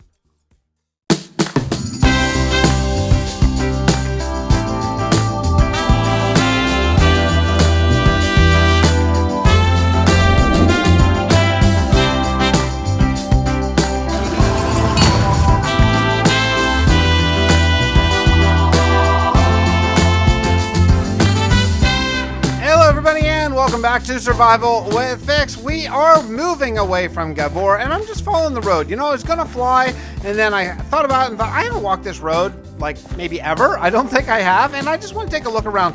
I kind of have a itch to do a little village kind of along the road somewhere, but I need to get out of this jungle. And I know you're thinking, this isn't jungle, Fix, you idiot. Yeah, I know, but there's jungle just like right over there. So I want to move away from the jungle and just find a spot to set up just a little village. Maybe a single episode thing, maybe a couple, I don't know, just, you know, I want to expand the world. Right now we have five different sort of kingdoms. I want to have another one. I just want to add another place just to flush out the world. So that's kind of what I'm thinking, like a little farming village, maybe with a whole bunch of fields, something like that. I don't know, I just gotta find the right spot. This spot looks awfully nice. It's kind of close to a savanna, and there's a desert just over there and a jungle over there. So there's a lot of different biomes, and I don't love that about it. I kind of like to pick spots where you don't see other biomes so obviously. So what we would have to do is build some sort of kind of visual barrier so you don't notice that there's a savanna right next door, or you don't notice that there's a jungle over there. And that could probably just be done with trees, maybe even a little cliff. Is that water? Okay, let's take a look at the map. Yeah, that is water. That's a little inlet, river sort of situation. So I'm kind of thinking maybe this slice of green could be a really nice place for like a farming, like maybe put a village right here and then a road that leads over to this procedurally generated village and like just a lot of farmland. This land's actually really flat. I think it could be really nice, kind of like a little valley, like a nature's valley sort of situation. Yeah, let's do that. I do want to build out of some materials that I don't always build out of. Maybe I'm thinking possibly acacia. I don't know. I'm gonna have to take a look at some different materials here, and yeah, we got a little bit of landscaping to do, but let's figure out a palette before we do anything else. I think I have a plan. So check out this. I found this Monica ML on ArtStation for concept art. Now I'm just gonna flash up on the screen real quick. I don't want to broadcast someone else's art and all that stuff, but it's just super cool. And I'm going to take concept and I'm going to try to sort of recreate these houses. I think they're going to fit in Minecraft really well. They look very simple, and I think it's going to be a really nice farming community. So I gathered a ton of sand over here at the mining desert, which honestly, at some point I need to build a sand duper because I am totally tired of destroying my desert. It's like the only desert even remotely close. And yeah, I hate destroying it. Regardless, I grabbed a bunch of that, and now I'm going to head over to Steelport and get some mud, because I think I'm going to use mud for sort of the bottom ring. And then I think I might actually use acacia logs, even though that is a little different than the art that I found. And then maybe an acacia blend for the roof. Just since we're near the savannah, I feel like that would be kind of a nice sort of, I don't know, I haven't used acacia much. And since we're in the savannah, people would probably use what they have on hand, despite me bringing mud from another city and all that kind of stuff. So yeah, so let me grab some materials, and then I'll meet you at the new location for this new little farming village.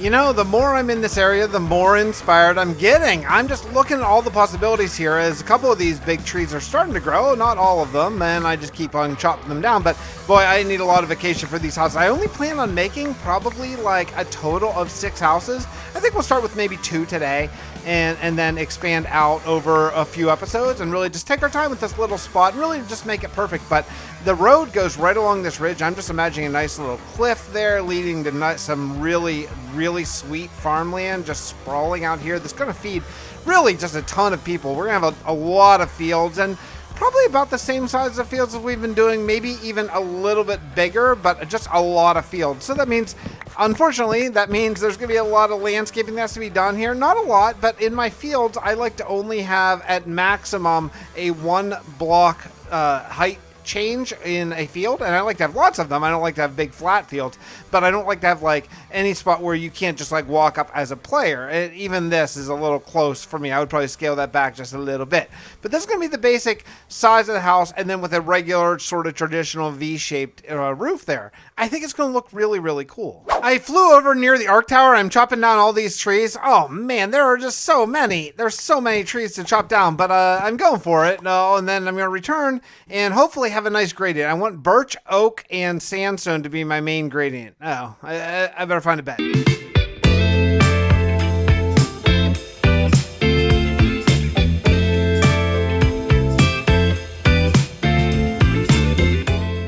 I am overwhelmed right now with the feeling of possibility. Do you ever get there in your Minecraft worlds? Like, I just feel like there are so many things. Everything I look around, especially in this seed, especially with the shaders on, with the world that we've already built, everything I see just screams like, oh, build this here. Oh, build this here. Oh, build this here. Stop. Build. And I just want to do it. I just want to do it all. I want to build everything.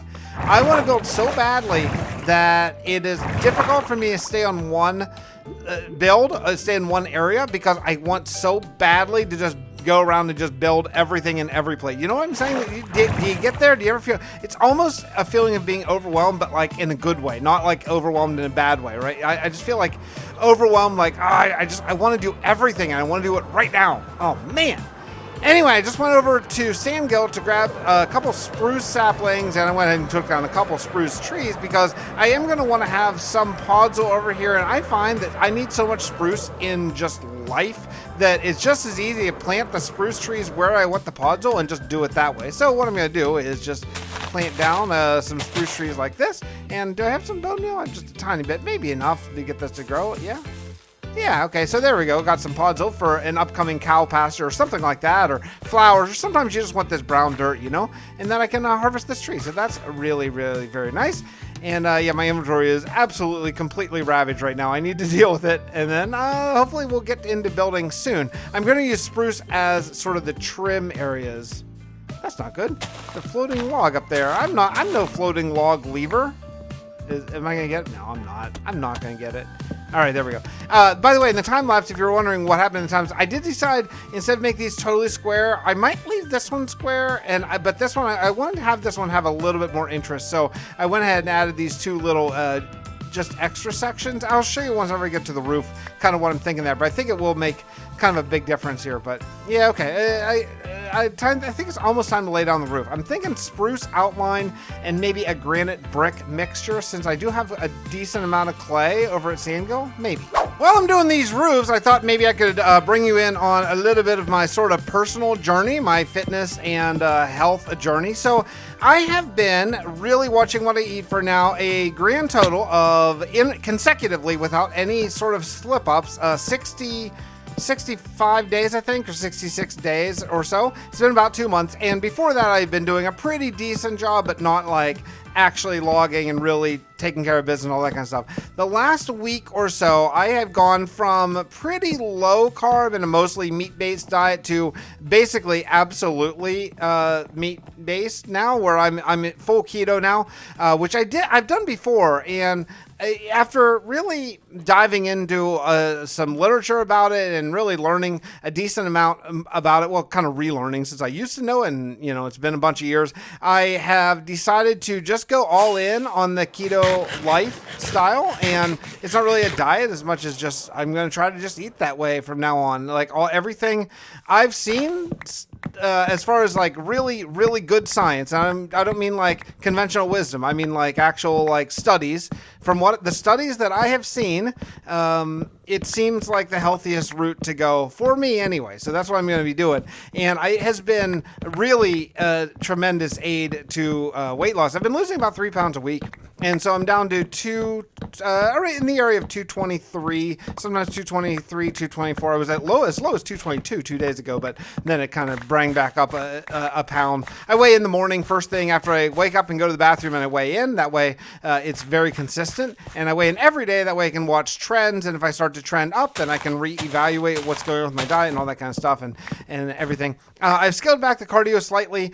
As far as when I say cardio, I mean I just walk on the treadmill. I walk uphill on the treadmill. That is the entirety of all of my cardio. But I've been lifting and I go, I'm very, very big on a progressive overload formula. And what that means is you add 1 pound or 1 rep to every single workout, and you keep very strict logs and you keep very strict rest times, which is important, because if you rest 6 minutes one day and then you rest 3 minutes the next day, you're not going to be as strong the next day because you didn't rest as much. So I time my rest and I make sure that I'm doing progressive logs, and I'm really happy that I am up to deadlifting. Well, I use a trap bar deadlift, so it's like a hybrid deadlift / squat, and that's up to 230 now. I think I went 230 today for five reps, 3 sets, and bench press. I'm finally up to the big boy plates. I'm bench pressing up to 135 now. Again, just using progressive overload. I could probably do a little bit more than that, but my favorite thing about it is the next workout, I'll go instead of 135, I'll go 137.5 and just continue to add either 2.5 pounds or eventually just 1 pound per workout. Did I really? Oh man, I just barely got enough return. You always get enough return on these spruce trees. That's weird. Okay. Anyway, yeah, so things are working out really well in that respect. Mental health wise, that's a whole nother topic for a whole nother day. But you know, physically, I feel like I'm doing really, really well, and I feel good about it. Actually, I think I can get this 304 bone meal. No, I can't. Okay. Anyway, I gotta figure out what to do about these roofs. I'd like to put them in before I do the walls, but I think I'm going to need granite, and I don't think I have a lot of granite. So let's go take a look. Maybe Steelport might be the best place for granite, I think. Yeah, speaking of inspiration, man, this city, I've never built anything like this before, ever in my life. I mean, this is so cool, and I really can't wait to get back to it and just really focus in on this. I just think Steelport, rather, at some point is going to be the sort of the crown jewel of this whole world, whenever it's a lot more finished than it currently is, you know, but Oh man, this looks so good. And look at all this clay. I just went and got, I grabbed my not my fortune, but like my regular, not silk touch shovel, just so I could harvest all this clay and put down mud again because, yeah, I'm going to need a lot of brick and I don't have that much brick. Luckily, I have a super smelter here that's basically free, so that's kind of cool. At some point, I would like to make maybe even a bigger one of these, like maybe like a 64 block long thing, so I could just use 4 stacks, you know, all row. That'd be a lot of clay per harvest, and this does run kind of all the time, so maybe I should at some point do that, or even just maybe a couple more levels of this, like, because this factory's all right here. I could just build maybe a few levels up, but yeah, I mean, it works pretty quickly, at least somewhat. It takes a while for all of them to turn, but it works pretty quickly for somewhat, and then it'd be nice to even have an automatic collection. But look how much clay I got. That's not terrible. That's like, what, 2.5 stacks of clay? I mean, so, you know, it's all okay. I wish it was a little bit more. All right, well, I'm going to smelt this up. So, oh, Jesus, nighttime again, man. And this area, this is not so lit up. This area here, definitely not. I slapped the roofs on and it looks really good, I think. I mean, we're getting there. We're getting this is a very different style for me. It's going to be very flat-faced in the front style and then a very sort of traditional roof. But I did try to go with a little bit more creative gradient up on the roof. I don't know if it's really coming through or not. I'm just trying something a little bit different, you know, trying to go in sort of stripes almost, like weathered stripes. I've seen some other people doing it, and it's not something that I've ever really felt the urge to do. But I thought, well, this little hamlet out here in the middle of nowhere, it seems like a great opportunity.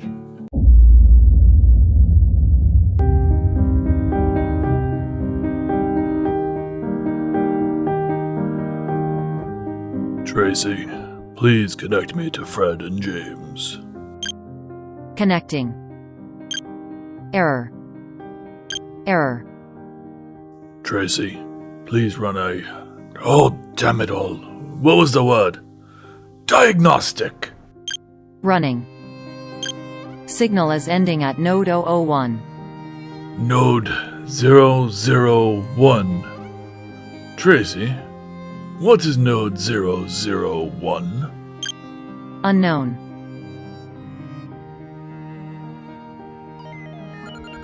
So, something, somewhere, is intercepting our outgoing signal. Our signal to the future is being intercepted. Could this be Cal? That was my first thought, but Tracy says it's a static point. I'll be honest though, Steve, this is hardly my area of expertise. This is not mine either. If we could talk to James, this is right up his alley. That is a problem. Tracy, if the interception point is static, does that mean it can't be a moving ship in orbit? Can you locate the conclusion of the signal? Working. The signal seems to be ending in the remnants of the moon. The moon?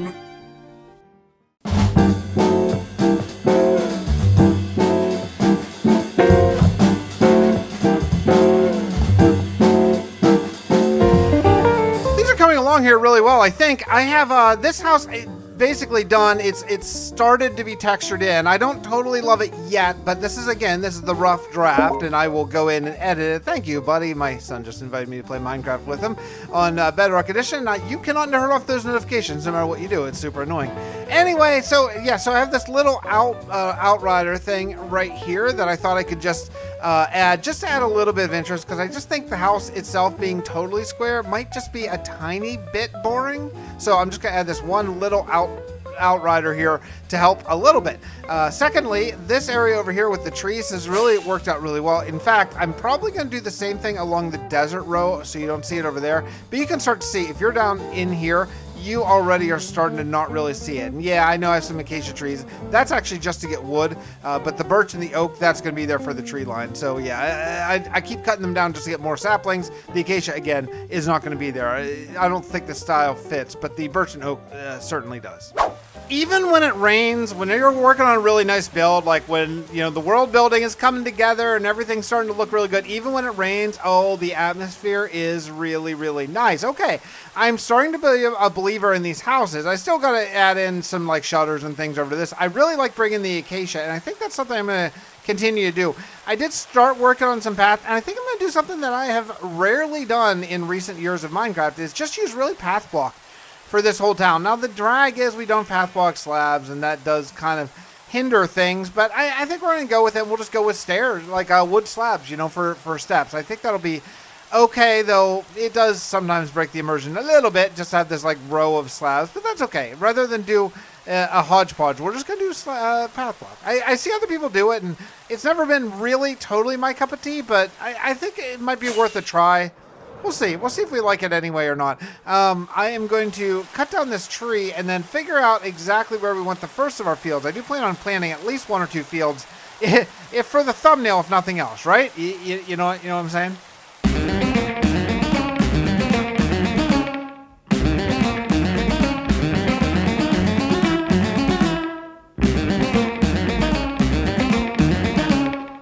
Always on the hunt for nautilus shells because I want to make a couple conduits, and I've had really, really, really poor luck getting any, but Wandering Trader spawned, and I believe, I'm fairly confident anyway, that he has nautilus shells. I only looked very briefly, and then I sort of ran for the hills. Okay, yeah, I'm not going to get there. I have no emeralds, though. I thought for sure I had emeralds, but I don't, or they're gone, or whatever. So, I'm going to have to do a couple of trades really, really quickly here. Probably one of these guys will do a paper trade. Anyone got a 19? That's not great. Oh man, I gotta do some trading. I gotta do it fast. All right, moment of truth. Let's see. Does this guy? Yeah, I thought I saw it. And how many? I got 5 nautilus shells. That's amazing. And I don't need anything else. No thanks. Hey, you know what? I could use these guys. I need some leads. I need some leather. I don't need leather that bad. I do need the leads though. I do always keep collecting those because I plan on this being a animal pen over there. I see you. I see you, golden skeleton. So I plan on this area over here that I put all the puzzle. That's gonna be an animal pen. There are some sheep around here. There's some pigs. I don't really care which one necessarily, but I've been shearing leaves. That's why I went and grabbed my hose, my Fortune, my Silk Touch hoe here, just so I could get a whole bunch of leaves and a bunch of saplings and stuff like that. And I think this is probably a pretty good size for the first one. So it's time for me then to put up the actual leaf barrier. And this is, it's not a pain. It's not a pain, but when you're dealing with animals, it has to always be too high, which does make it a little bit more complicated. Either too high or you have to use fences, one or the other. And so yeah, I have a bunch of leaves. Let's get into that as soon as we sleep.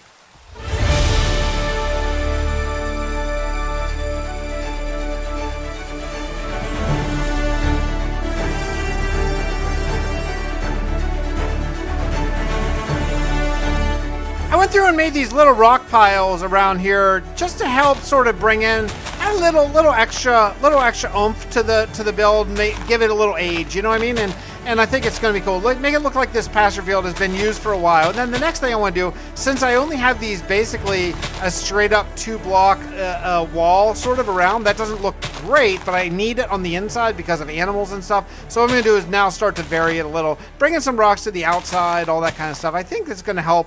Yeah, it's going to help a lot. It's getting mighty dark. Time to go sleep.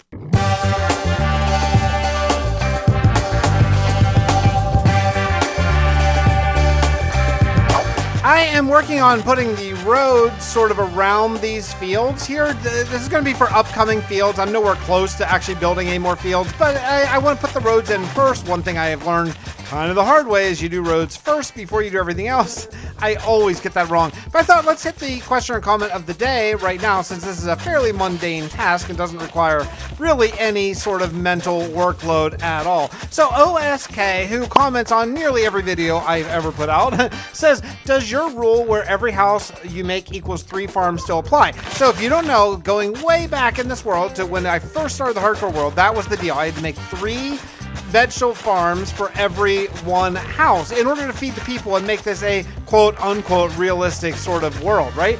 That no longer does apply because we now have a fishing village. And if you don't know, and I've learned this through just a little bit of Googling, fishing ships, like a real good fisher with nets and everything, can actually feed a ton of people. So ever since we built the fishing village, no, it does not apply. Now, that being said, I do want to still have very nice, big, giant farm fields and all that kind of stuff, as I'm doing right now, because that does add to the immersion and all that kind of stuff. But no, as far as in this world, now that we've established a true port and dock and lots of ships, I think we have, 4 ships, I think?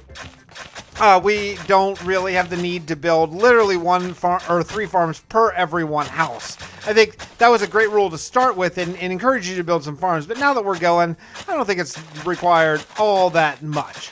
We're getting close to wrapped up for this particular episode. Let me finish the roads and we'll take a look and see how everything turned out.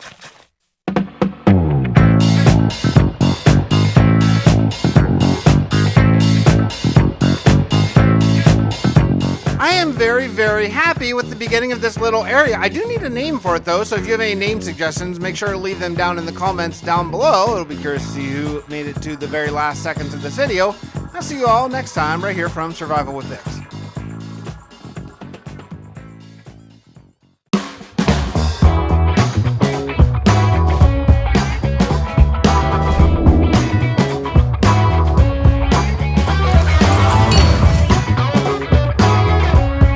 Welcome back, everybody, to our, still unnamed village. We are going to be working on some fields and maybe even adding another house here to this new little area. I still don't have a name. Hopefully someone came up with something really incredibly brilliant in the comments, as you all usually do.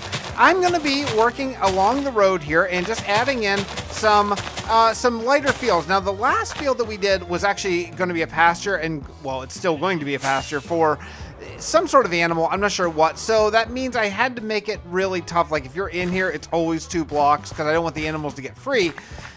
That tree, I guess, has to go. I forgot that I planted that there. But then all the rest of these are just going to be crop fields, or at least mostly. Maybe I'll do another animal pen. But for the most part, they're just going to be crop fields. And these don't need to hold the crops in. The crops aren't going anywhere. So I can just sort of just do this, which is my kind of usual sort of use the random shuffle mod and just sort of do the thing, right? So it's very simple, nice little 3 bush combination here. It just makes it look like there's some shadows and stuff like that. I don't like using the same bush all the time. Yeah, I think it's going to be really good. I might come in and add in some rocks and some fences as well, but I think for right now, that's probably good. Now, I want these fields to be a little bit varied, so I'm not going to make them all that especially huge. I want them to be, I want you to have like, okay, here's some carrots, here's some potatoes, here's some wheat, all that kind of stuff, right? I don't want to have just all giant fields of wheat. So we're going to cut this one off here, and let's just take a look at how big it is. I think it's probably...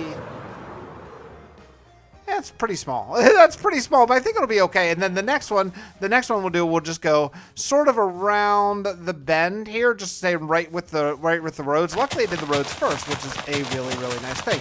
I'm definitely gonna have to go get more bushes at some point fairly soon. So I want these hedges to be sort of, sometimes 2, sometimes 3 blocks tall. Yeah, I'm gonna have to get more bushes for sure.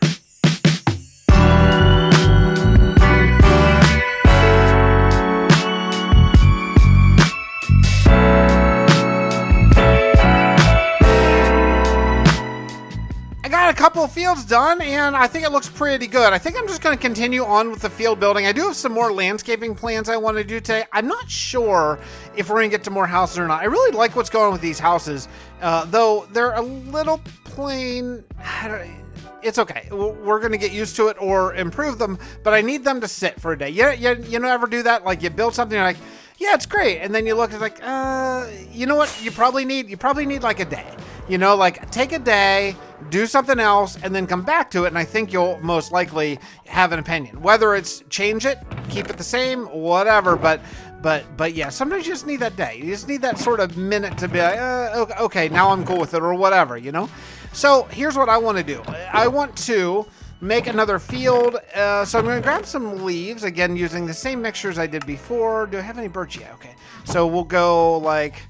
I don't know, oak, spruce, and birch, I guess. This is probably the last field I'm going to be able to do before I have to get another one. But hey, I just wanted to announce a very small little sort of milestone for me. When I weighed in this morning, like I weigh in every day, I officially hit 220 pounds, which, again, I'm a rather tall guy. I'm 6'2", so that's getting close to sort of, I don't know if I hate to use the word average, but like a sort of normal size number.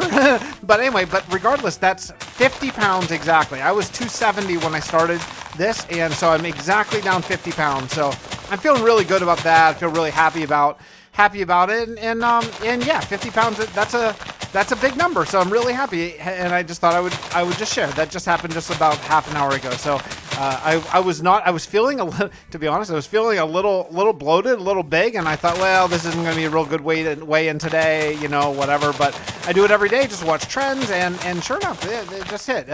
50 pounds down. So nice. Still going hard. Keto's still working really well, eating really healthy and all that kind of stuff, but yeah, feeling good. Now, the next thing I want to do is I want to take a look over here at these cliffs. I think this cliff right here is really cool, but it just needs to be a little less Minecrafty and a little bit more custom. And I'm just going to do a really simple design, and that's just going to be smooth stone and cobblestone random. Like, just so it looks like it's custom and not... I can't believe it, not custom. Does that make sense? Yeah, so all we're going to do is we're just going to ring it up like this, and I'm going to come out because I think I want to have an overhang. I think.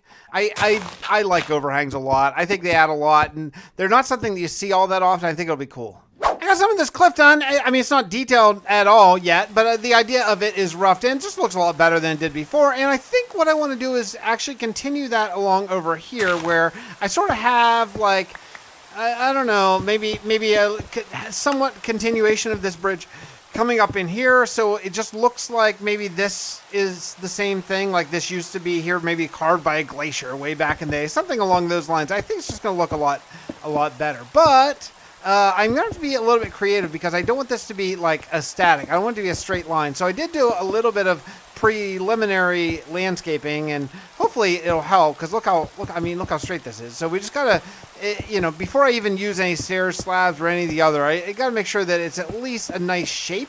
That's gotta be the first part, and then after that, then we can actually make it detailed and more interesting or something, right? Things are starting to really shape up. I did some danglers, added in a little bit more of the sort of dirt over top of it. It's a little easier to see actually over on this one over here. So you got some just overhangs, just some looks like there's some nature growth. Now I do want to add in some vines and some moss and all that kind of stuff in a little bit. But first, before we do that, I want to knock out this field right here, which is going to go from the cliff. That's why I held off on this cliff. The cliff right up to the road here. And it's going to actually wind around. This is going to be one of the bigger fields right up to where, well, this is very likely going to be another cliff, like right here. I'm not 100% on that yet, but I could maybe do like a little cliff and then a field up there or something. I don't know yet, but what we're going to do to start with is just do a little bit of a divider right here, something just like this, just so we can sort of have an end to our wheat field. I think it'd be pretty nice. And then it's time to get planting. What do you say? How about a wheat planting? Hello? How about a wheat planting time lapse, everybody? Okay?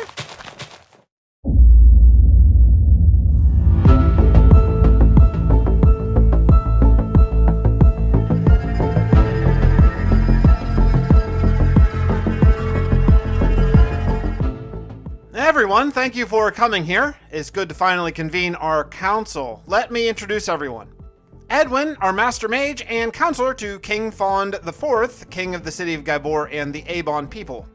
Dr. Pickett sitting in for Mr. Grady, the Baron of the Ancient City. Do we have a name for that place yet? The Breath of the Dragon, Baron of New Hope, and of course Captain Watt, Baron of Sandgull. Welcome all. I hope you are growing accustomed to your new titles. I ain't never been a fan of titles myself. Okay, Captain Walt. Captain was earned. This Baron business. Baron Watt, you have more than earned the title by being my guiding hand to the south and by keeping us fed when the refugees were flooding in. Well, I still don't like it. I was hoping to meet periodically to discuss our progression and the state of the Cal War effort, but there is something more pressing now. More pressing? Edwin, would you like to catch them up? We have lost contact with my friends in the future, James and Fred. The Ark is broken? Not broken, but Tracy's signal is being intercepted by something on the moon. It has designated itself Node 001. So, this node, it's intelligent? We don't know yet. We agreed that we should discuss with the council before proceeding. Could this be Cal? That, Levenfond, is exactly our concern. If we contact it, or him, whatever it is, and this is indeed Cal, it could trigger the attack early. This would be a lovely time to talk to the men in the future. Perhaps something is in the journal about it. Surely, but it appears that connection is closed, at least for the time being. So... If we do contact this Node 001, it could allow Cal to be aware a technologically advanced civilization exists here. Precisely, but if this is not Cal, it could end up being the exact boost we need to propel us into the space age. Dr. Tepic, how are we doing in your estimation for our technological evolution? Not good. Honestly, everyone's trying, but there's just not enough time. I'm quite worried we're not going to make it. It seems then we have little choice. All right, let's do it. Woo! Are we not gonna woo? Oh, come on.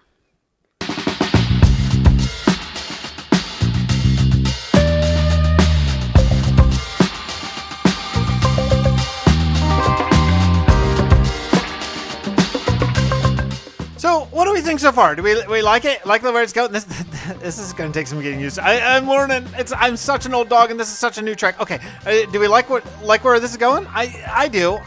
Let me show you the next thing we're work on.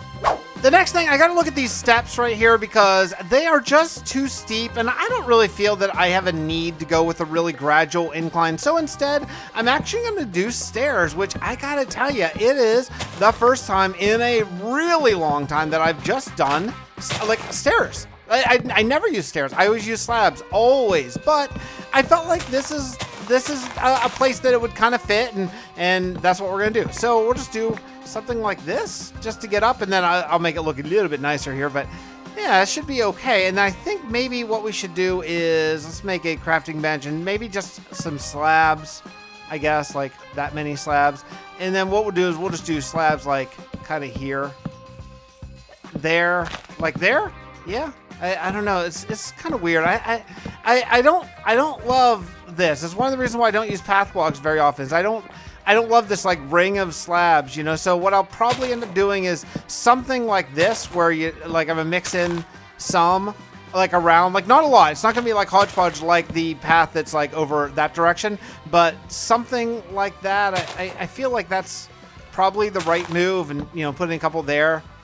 Yeah, I think that sells it a little bit better. Maybe it makes it look like maybe a lot more of this used to be dirt or something. I don't know. I don't really have a good thing. But then down here, unfortunately, we have another problem. And this gets a little bit more complicated because it's diagonal. So I could either turn it or just make diagonal stairs. Let's just go ahead and make diagonal stairs. Why the heck not? Okay, so we'll just have to make it into a little bit of a more diagonal. So a little bit of this, a little bit of that. Up here. You guys like building on camera, right? I mean, said no one ever, but some people do. Maybe? Yeah. Okay. I'll cut and I'll show you the stairs.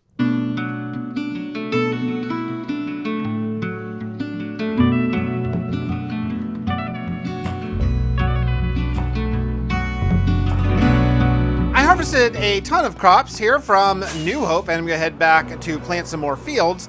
By the way, it's day 2824 for any of you keeping score at home. We are working towards 3,000 days because let me just let you in on something I think I've mentioned in videos before, maybe not, but at day 3,000, my supporters, anyone, a YouTube member or Patreon at any level, can join in my realm. It's a Java realm, and it's a copy of this same world at day 2,000. So what they're doing is basically creating their own kingdom. And at day 3000, we're going to have an event in this world where we discover their kingdom. It means I'm going to bring basically their kingdom in. You're probably using World Edit or something. They're building all survival and everything, so it's still going to be legit, but it's going to be their kingdom that they've been working for about 1,000 Minecraft days. I think they're a little ahead of me, actually, but they've been working really hard. It looks really good, and whenever I get to day 3,000, that kingdom that they've built is going to join our world and be part of the storyline. It's going to be another kingdom in this world. I think it's going to be really fun. So if you are not yet part of that project, definitely join. I encourage you to join. There's about, I would say I probably have maybe 2 more videos after this before day 3,000, and then we're sort of change up things a little bit, and I think you're gonna really like the direction that we're heading. I just went through the rather painful process of gathering a ton of leaves, and I think I got them. So now I'm about ready to lay out another field, but before I do that, I have some spruce trees in my hand right now, and I'm gonna try to plant them and figure out where another field can be. I did another small field, this time beetroot, and I decided that I didn't want to do all hedgerows on the side. I wanted to do some sort of just piles of rocks that they may have cleared out of the field, and I think that that's going to be a really nice look for this little village. Like over here, I have a couple rocks piled up. Over here, this is going to be mostly rocks. Now, I am going to put in a couple bushes along here. It's not going to be completely barren, but that's going to be the basic idea, because you know what I've discovered? This road that I'm on right now, this tiny little path, which is probably a little too small, is actually going to be an important road. Let me show you on the map here. If you'll take a look at the map, we're coming down here from Sandgill, and this is going over here in the bottom right. This is going over to Gabor, but this road that I did right now is very likely going to be the main road that's going to lead to the upcoming Mesa Old West Kingdom or desert or whatever, because if you look, yeah, this is really the only desert around. There's one on the other side of Gabor, but this is a very small one over here. So really, if I ever want to do a desert kingdom close, this might be kind of it. So I don't know. So this might actually be a fairly main road. That being said, it's a very small road. That's okay, but I just got to make sure that it looks pretty good. I don't mind walking along this. I think adding in a couple rocks over on this side and a couple bushes over on this side are probably going to help balance that out a little bit. But as of now, I'm pretty happy with it. Beetroot fields are really, really cool. They really look nice. Adds a lot of color to your fields and all that kind of stuff.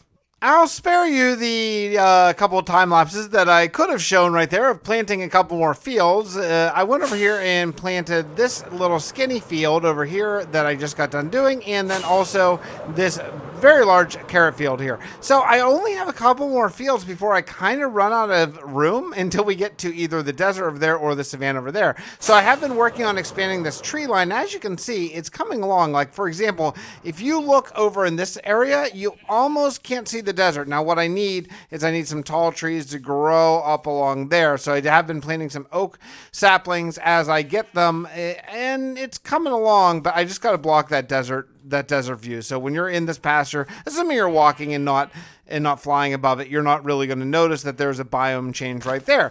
Secondly, I've been working on another cow pasture here, or well, probably what will be a cow pasture or some sort of animal anyway, just by growing up some more taiga trees. Eventually, what I'm going to have to do is get some gravel. So I'm going to cut down these trees. Maybe I'll get some gravel and throw in some coarse dirt here, because these pastures, they can't be all puzzle or it looks really weird. So I need to bring in some coarse dirt and just spot it around, just so it looks like the ground has been kicked up a little bit by animals, whatever animals I end up putting in here. So yeah, let's get rid of these trees next.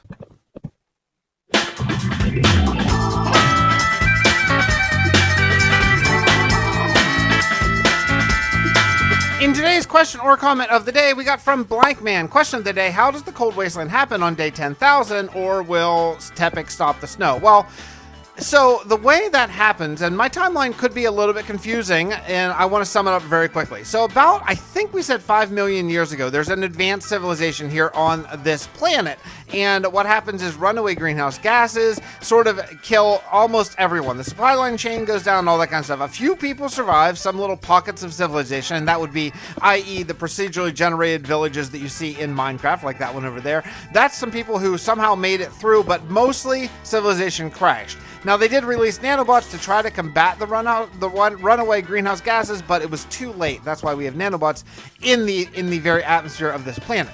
Well, time goes by and people aren't really rebuilding civilization very well, or not really at all. So what happens is eventually Steve Tepek comes here and starts to work with his sort of advanced tech to build this up into a spacefaring technology. Now, on day 10,000, the way that history did happen is Cal shows up and sort of destroys everything, right? Not so good. Not a great time to be here. But we're working against that. Now, the future that Fred and James are part of, where you see, I think it's millions of years. I don't think we've said how many millions of years, but lots of millions of years in the future, it's an Arctic wasteland. That's because that's much, much later. And that could be because of the cow attack that wiped out everything. Maybe cow, bombed the planet and broke up the ice caps and caused an ice age with his bombs or whatever, something like that. But that happened much, much, much later. So can Steve Tepek stop the ice? Only if he stops Cal. Right? That's the only way. So if he does, then the future will be saved. If not, well, then not. Okay? Does that make sense? I hope so. I think we're in a great place to leave this right here. I really feel good about the way this has come along. So if you have a great name for this little hamlet, let me know. I don't know if I'm going to add another house or not. I do want to do a little bit more decoration on these houses at some point, but I don't think that's today. I feel like today we've done a lot of planting. I mean, just look around. This is starting to really feel like it's a real farm area. I think it's really cool. Plus, we've expanded our world a lot because of where this road can take us. This road could wrap around the savannah up to, well, I have a future mega build planned up in the top of the savannah. It's just going to be so awesome, but that's way down the road. And then this way going over to the desert and the mesa, which also I have a future build, an Old West theme build that if you've been around the channel for a while, you've been waiting for an Old West build. I've been teasing it for, I don't know, like 7 years or so, maybe more. So yeah, eventually we have a lot more stuff coming, but I really like this. I really feel great about it. Hopefully you do as well. I'll see you all next episode from Survival with Fix. We're coming up on 3,000 days and I'm very excited about it. See you next time. Bye, everybody.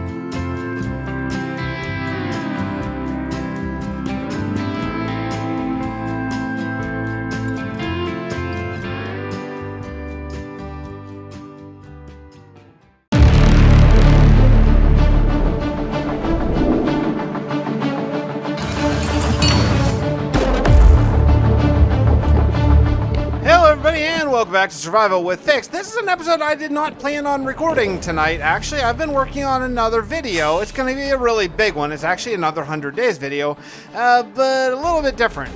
I'll tell you more about it later. I'll just give you this little teaser right here.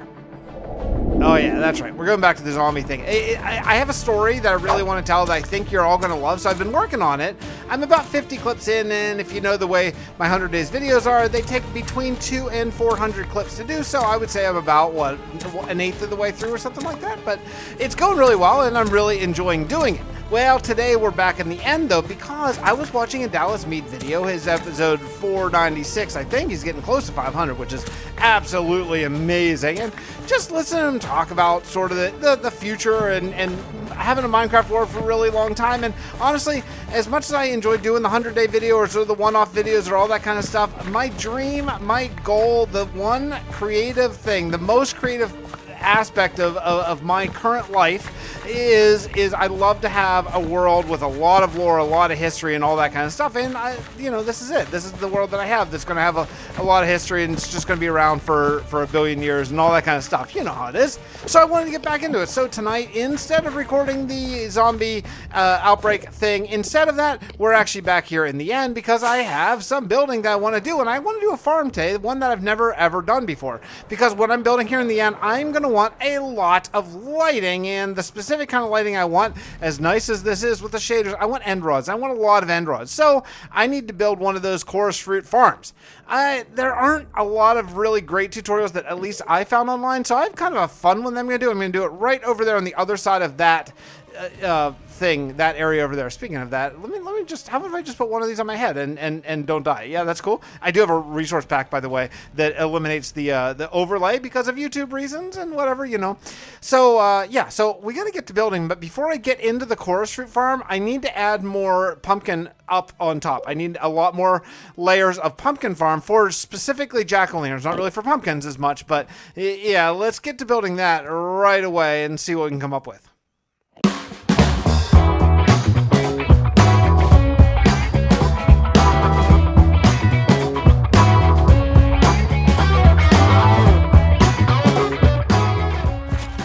I got the first floor of this laid out, and the second floor is about ready to be planted. Once it gets planted, then I'm going to feel pretty good about the beginning of this. I do want to probably go up like maybe 4 or even 5 layers. I basically want these to be always full so I can always get at least 3 or 4 stacks, because whenever I build here in the moon, in the end, it's going to be big builds. This is going to be an absolutely mega build onto itself. I love end mega builds. I love it. I've seen them so many times, and I really want to have one. So that being said, every single building I do, it's got to be pretty big. These farming buildings are kind of utility, but I need a lot of the jack-o'-lanterns to build the mega builds that are going to be upcoming. Like even the ring out there, I want to have like jack-o'-lanterns all around it to just give that awesome shaders glow that I have. You know, it's just going to be really, really great. That all being said, this is a big grinder, and I'm basically out of moonstone, unfortunately, and it's a little painful to harvest. You know, it's just slow. It's like deep slate. So I'm going to have to harvest and skim off probably another layer down here of the moon. Now, that's going to be okay, because look, I'm still up higher than this, and I don't really want to be. So I have a lot of moonstone that I can take down, and I'm just going to have to start, sadly. So it's time to put on my audiobook. If you're wondering what I'm listening to, don't worry about it. It's not very good. I'm listening to, I ran out of Audible credits, actually, so I looked for one of those Prime listening books, and yeah, it's not great, but until I get my next credit, I'm just too cheap to buy a new credit, so I just gotta wait.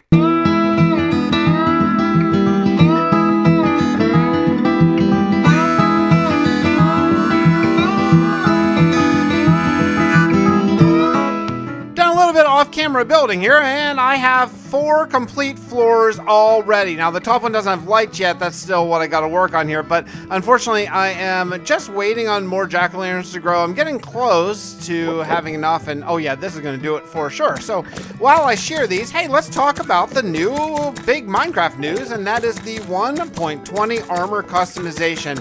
Folks, I need a close up here. Well, that's not going to do it here. I need a Folks, I am so excited about this. I am not like a pets cosmetic kind of fella. I'm not, honestly, but this is next level stuff. I am super psyched about the armor customization. I mean, I love every aspect of it. I like every way that they did it. I love that they are going to spread out the world more and make, you know, put stuff all over the world in jungle temples and ocean monuments and all kinds of stuff. So like for an old world, you're going to go out and explore and find some new stuff, which is super cool.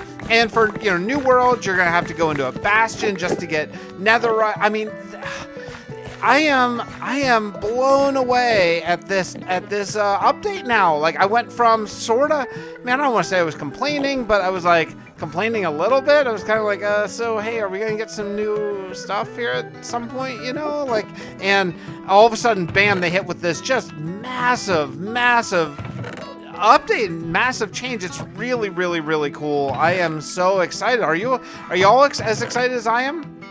I don't know if that's possible, to be honest, but like, I hope you are, because I think it's just gonna be really cool. I'm thinking in this world, I'm thinking that we could have like a temple that's gonna house all the different, is it called templates or something, or I forget what it's called, but you know, like the tablet things that you have to go out and find, whatever those things are called. We could have like a temple. Maybe the Kingdom, the Avon might be a perfect place to have those and just keep them there. And then anytime I want to customize my armor, I'll go to there and I'll use the template, something like that. I think that's really cool. I love that there's another use for diamonds. You know, it's going to cost 7 diamonds to duplicate one of those, which I think is really cool because honestly, with mending and netherite now, diamonds have kind of been sort of left behind. Like, I keep getting them when I'm mining, but I don't need them for like anything. So I think it's really cool to have another use for diamonds. And, you know, I think people could be actually using diamond ore now, diamond armor and things like that, just because it looks so cool. Also, I like the new netherite upgrade. I mean, I'm not going to say that I won't complain about it. I probably will at some point, but I think it's really, really cool that netherite is a little bit going to be take longer to get, be harder to get. I think that's just awesome. I think that's the way it absolutely should be. I think I am so excited and thrilled with what they did here.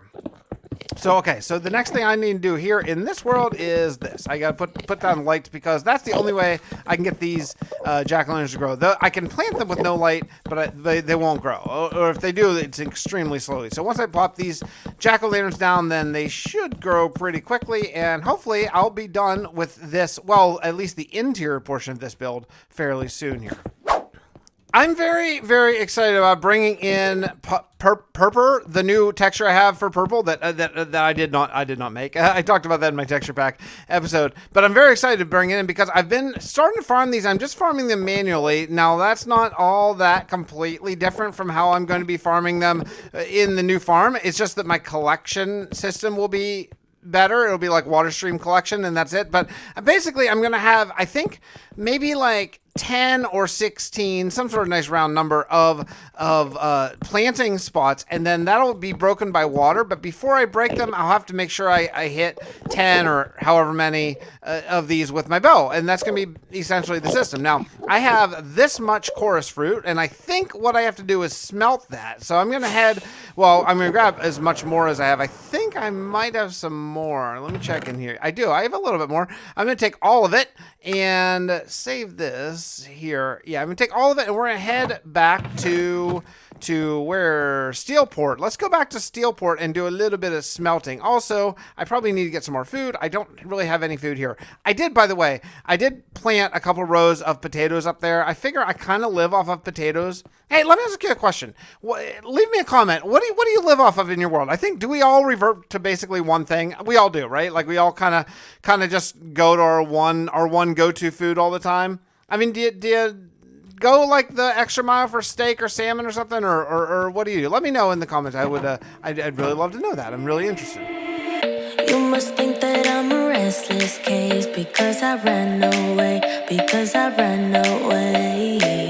If you listen to the words I say, you know that I'm okay. I smelled it a lot, and it just doesn't look like that much when I do it like that. I guess that's okay. I was just kind of hoping for more, you know, but okay. So we have this many. It seems like I may need to grind this purple a lot more, but that's okay. So we're going to be doing a farm for purple here shortly, maybe real soon. But I do want to do a little bit of decoration before I get into that because I need to figure out a way to get up to the other level. So let's head back to the end.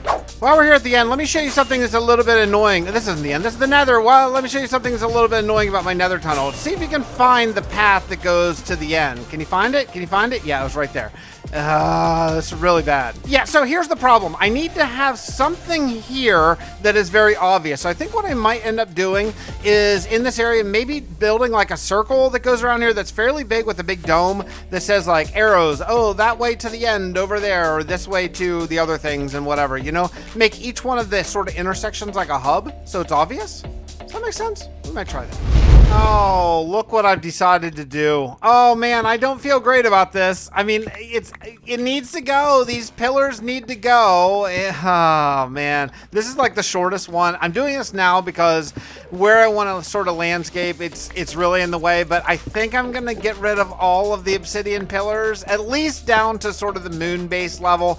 I just feel like I was gonna decorate them maybe or do something, but I just feel like they just should go, and then I can just build the city around it. This is supposed to be a flourishing moon city, right? Connected with all sort of interconnected pathways and walkways and laboratories and sciencey stuff, probably some spaceships and everything, right? Like these big obsidian pillars, they're just, no, they gotta go, and I don't want to tear them all down. It's taking a really long time, and I'm just starting on the very smallest one, but I guess that's where we're at. Now, I'm not doing all of them today. I'm not doing all of them today, but yeah, I'm gonna I'm going to take them down eventually. Maybe I'll do like one per moon episode or something like that until they're all gone. But look how big this one is. Look how big that one is. And not only tall, but it's also super thick. Oh, this is awful. This is awful. Yeah, this is just about the most grind I've done for the beginning of an episode in quite a long time. And yeah, we got those 2 obsidian pillars done. I need to build right there, and they were just in my way. So they had to go. I'm not doing any more for quite a while, but at least I did it now.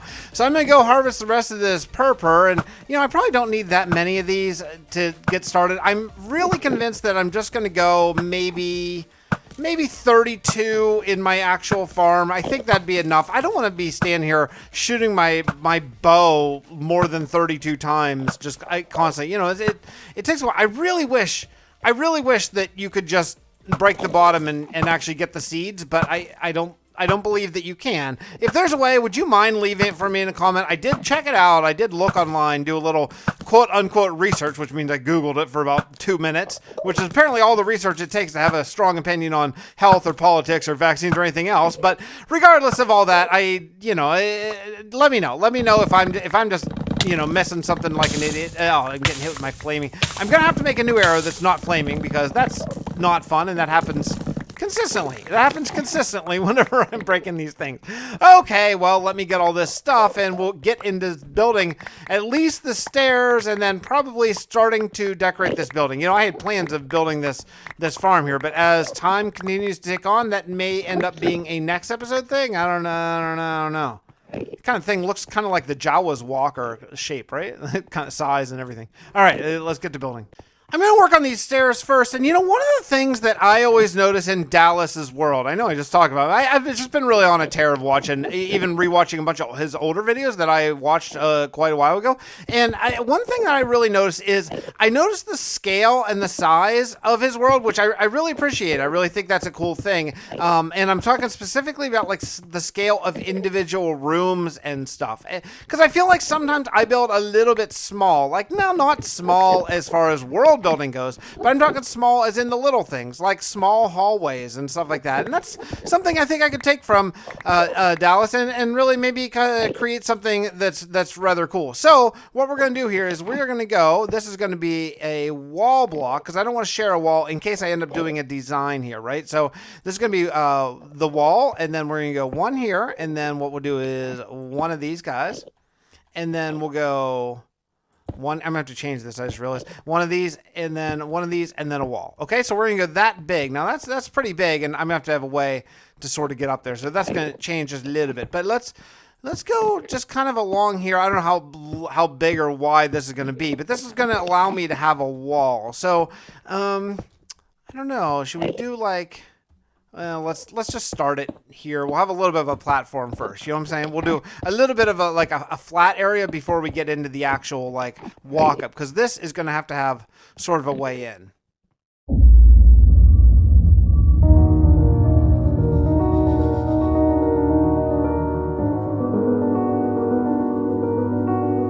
This is my normal lore segment, and it's going to take a little bit of a turn for the different for a couple episodes. I'm working on expanding the world, and a lot of expanding the world isn't necessarily just our main storyline. I also want to tell the stories about just the people who live here. Well, this is the first story now. It's going to be multi-part, so you're going to have to hang in there for 4, 5, 6 episodes to hear the entire story, and then we'll get back to our ongoing story about Steve Tepic and Cal and all the rest of our cast of characters. Carl Winters is an old man living in New Hope. He's quick with a smile and friendly to all who meet him on the street, but if he has a few drinks at Honk's Tavern, he'll sometimes tell his tale of life beyond the safety of New Hope's walls. When he was a much younger man, he lived with his parents in a small hamlet called Maplevale, just to the south of Sandgill. There was a certain young lady he was quite taken by and would sneak out late at night after his folks thought he was asleep. One night, Carl's late-night rendezvous took a dark turn. The moon was just the barest sliver that chilly fall evening. As he walked, Carl pulled his bright yellow scarf up around his neck. The wind was mostly still that night, but with a strong gust came across the water, the cold ran deep. The walk from his old farmhouse to Sally's was only 30 minutes if he stayed on the road, but recently the bandit attacks were getting closer to home, and Carl thought it would be safer to cut across the country. Heck, he even thought he might save some time off his trip. He was passing by Fink's bridge when he first heard the sound. It was a low, deep guttural groan originating somewhere under the bridge. Carl froze. Seconds went by. The only sound was the splash of the water lapping up on the bridge supports. He cautiously took a step forward, then another. After pausing again and hearing nothing but silence on a clear night, Carl shook his head and started walking again. My imagination, he uttered to himself, shaking his head. He wasn't even off the bridge yet again when he heard it. This time, even louder. Closer. Carl froze again. He looked down, peering between the planks. The half-rotted spruce boards were placed just far enough that he could see eyes glaring up at him. Hateful, evil eyes.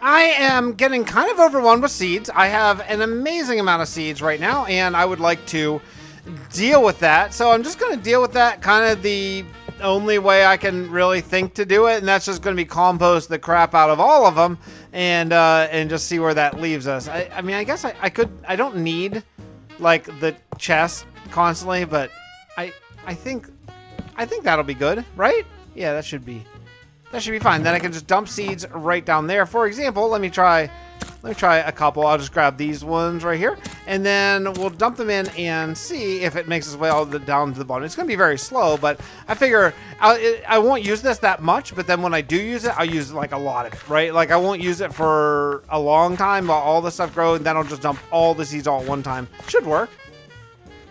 I just did another little test, and yeah, everything's just going to be filtered straight down. So whatever floor I throw the pumpkin seeds in, it's just going to go directly out there. This is a pretty nice little system here, I think. I just, throw them in a chest and then let it work its magic. And I should have a pretty decent source of bone meal, which is going to be really great because one of the things I want to do now, this is something I did in my Bedrock world, is I want to color code the 3 different sort of departments. You know how Star Trek has the different uniforms, like in Next Generation, red is for command and blue is for medical and yellow is for like engineering. I kind of want to do the same, and I'm going to do the same with mostly terracotta. I think my terracotta is gone. It's over here. So this is white, unfortunately. This is white terracotta. So all of the white terracotta buildings are going to have like sort of white outlines of some sort. I haven't exactly decided how I want to do it, but I'm kind of thinking maybe I'll even just do it like this and really bring in some of that white okay. I have shuffle one. Yeah, something like this. Anyway, maybe even up around all the way. Maybe every building will be kind of different, but the theme of all of the organic and farming and all that kind of stuff is going to be white. I don't know what the others are going to be yet. I'll probably have a command thing, and then maybe I'll have a machines or something like that. Look at that. That's got to get covered. That looks pretty terrible. Anyway, yeah, I think it's kind of a cool idea and gonna help sort of flush out some of the lore. I've been farming quartz for about an hour. I don't have a great quartz technique. How do y'all find quartz in your worlds? I tend to strip mine instead of just fly around aimlessly on the surface of the nether, because I'm also figuring, well, I might find some ancient debris too. And with the new changes, ancient debris is going to be twice as valuable as it was before. But yeah, I've been finding quartz, and as I was just flying back to the end to see if I got enough for the roof of this hallway area, I found a little bit more in the tunnel, so I thought I'd come in and take it. Yeah, I think this is going to be good. I may regret using quartz, but it's such a cool look. I think it's the best look for this kind of thing, and so that's what we're going to go with. We're going to go with a quartz roof and probably end rods on top of this. So if you check out the progress on the place, everything is starting to look really, really, really cool. I want to start with this hallway here. I want this hallway to be done because this is the new building that I have. So we're just going to do, I think I'm just going to do regular quartz. I don't think I want to do quartz bricks or smooth quartz. I think I just want to do regular quartz because I kind of want it to look like a drop ceiling. You know those drop ceilings a lot of people have in their basements? That's kind of what I want to do, except for more of a sci-fi version. So I think it'll look really cool. We're just going to go, oh man, I hate to do it, but I think we're just going to go like, I'm going to need some stairs, but I don't want to make any more stairs than I have to. So let's just do 36 stairs, and we'll do All the rest just slabs. I hope that's enough. Gee whiz, I hope it's enough. All right, well, let's get going here and see if it works out. Yeah, well, forget that. It wasn't even close to enough. I thought I had like tons, and yeah, it just didn't go far at all. So I'm gonna need to get basically an inventory of quartz, and I am, you know, honestly, I was gonna go back in my tunnels and look for netherite at the same point, but I actually just went in the wrong nether portal and forgot what I was doing. So here I am on the surface doing the thing that I just got done saying I didn't want to do. Yeah, I'm just stripping the surface of the nether. Whatever. I'll fix it up someday whenever we do our nether rehab. But honestly, if you're in the tunnel that's over there somewhere, you can't really see out the tunnel that well anyway, so I guess it doesn't really matter all that much. I would like to not die while I'm here. Look at this. Look at this. Look at this. I'm not. Guess who's not wearing a gold helmet today, right now? I'm not. I'm not at all.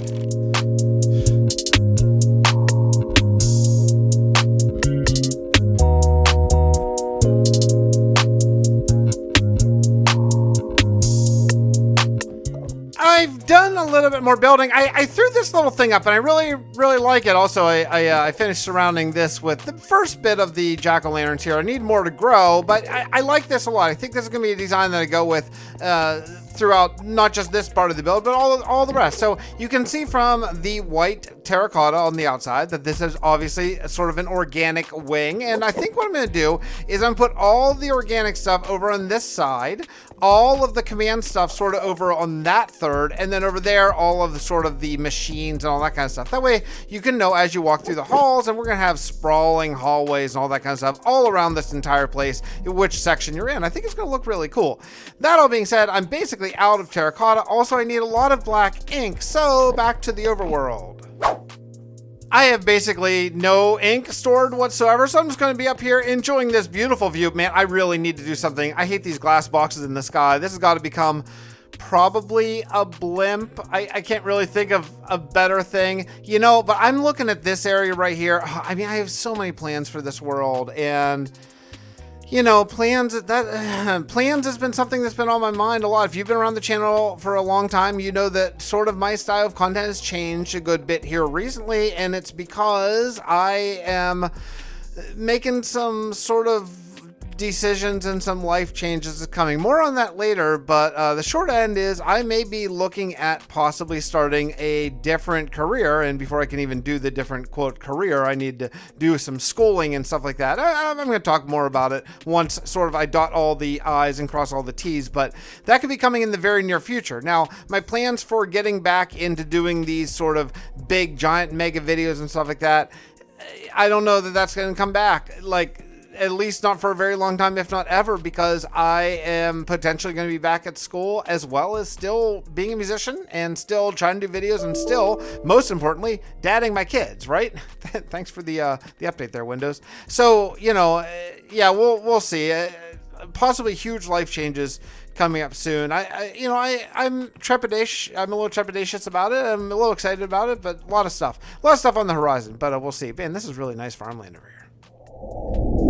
Thanks to having 2 Minecraft accounts, I do this sometimes. Hey, Fixit. This used to be my old name, Fixit. Now I'm Fixit412 as far as my official account goes. That way everything is the same. Twitter and Twitch and YouTube and everything else is FIXXITT412. So now that is done, I'm going to be flying around here. I think I'm going to go... Yeah, let's go and harvest some terracotta. While he is AFK over in that area, we're going to take my main and go harvest some terracotta, and then we'll come back and get a whole bunch of ink and go back to the end and hopefully finish up this build fairly soon.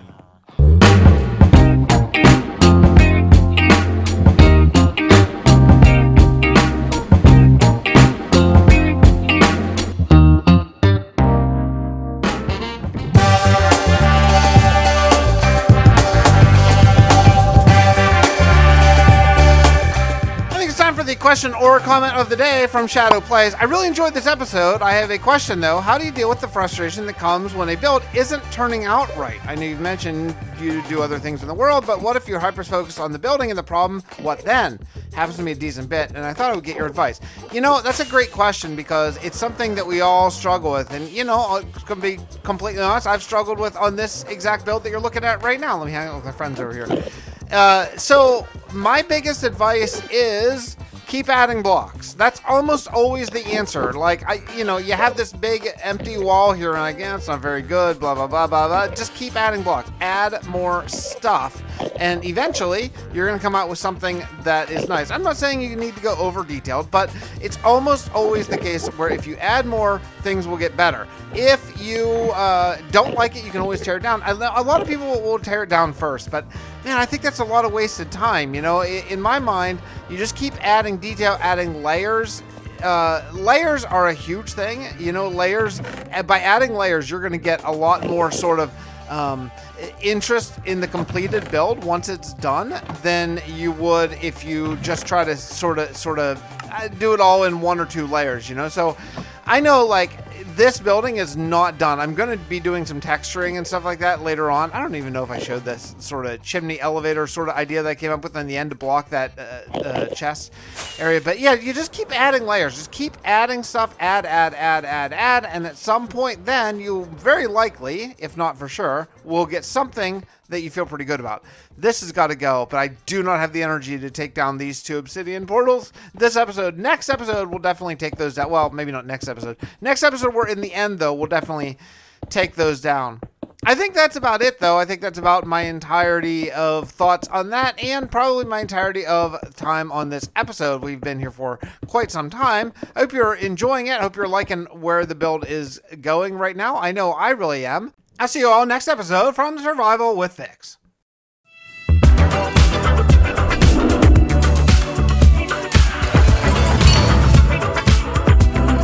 Hello everybody and welcome back to Survival with Fix. We are back here in Steelport. Yeah, not the end. We did a lot of work on the end in the moon base last episode. It's really, really cool. I mean, I am loving that base a lot. But today I want to get back into this. I want to build a new building, and it's going to be a pretty big one. I actually want to take up most of this space here, and I think I know exactly how I want to do it. So we're going to be doing a U-shaped building with a little bit of a diagonal over there. So yeah, we're going the whole way over here to the road. So I'm going to have this connected right here to this building for now. Do I shuffle in? Yeah, I do. Okay, I want a 2-to-1 mixture of stone to stone brick here. I think that'll be just the right mixture for the lower part, and then as we go up, I think I'm probably going to change to either a white or actually very likely a sandstone again, because this is gray and I don't want it to be the exact same as that, and that's white. So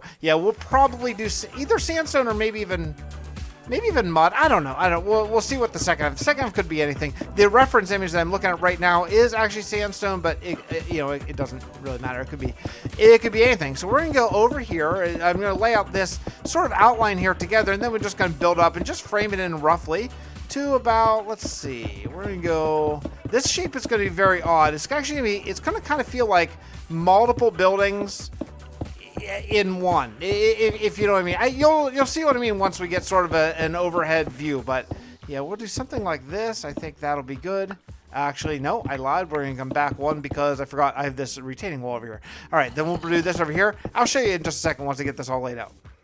I think this is going to be the basic shape. Now, this is actually going to be 2 buildings, like I say. It's going to be divided where the first building is going to be right along here, and then this building from, you see right where that corner is, it's going to go straight across, and that's going to be the other building. But something I've noticed when I've been driving around downtown Pittsburgh, where I live, is how there are some buildings that have the base level that are like the same sort of palette, like clearly they've been built at the same time or redone at the same time or used a facade or something, and then the upper parts are clearly 2 different buildings, and that's what I want to try here. So what I'm going to do is I'm going to put a little divider just so like I know where it is right over here, and then I don't know if I'm going to need this divider or not, but yeah, this is going to be basically where the divider is going to be. So this will be one building in this very odd shape, and then over here just simple straight rectangle for the other one. I think that'll be a little bit easier to figure out. Also, I want this one to be taller and this one to be a little shorter so that it's not the same height as that one. But yeah, these are going to be apartment buildings with probably like a storefront down in the bottom. Like maybe a store, maybe a restaurant, I don't know. Something I really, really want to get better at is doing the interiors, well, just in general in Minecraft all over the place, but especially here in this area, because because I want you to be able to walk into a building. Now, look, I know that I'm not going to do every room, go in all these places, but at least the first floor, right? I want you to be able to walk in the first floor and say like, oh, this is, you know, that, or the whatever it is supposed to be. It'd make a big difference, right? Over here, this is all going to be like sidewalk over here, maybe a little fountain or something, but yeah, just going to be sidewalk. I want to fill it in, get rid of all this grass so it really starts to look like, well, like, you know, like a city, like it's supposed to look, like all paved over with limited but planned nature segments, right? Does that make sense? That's what I want to go for.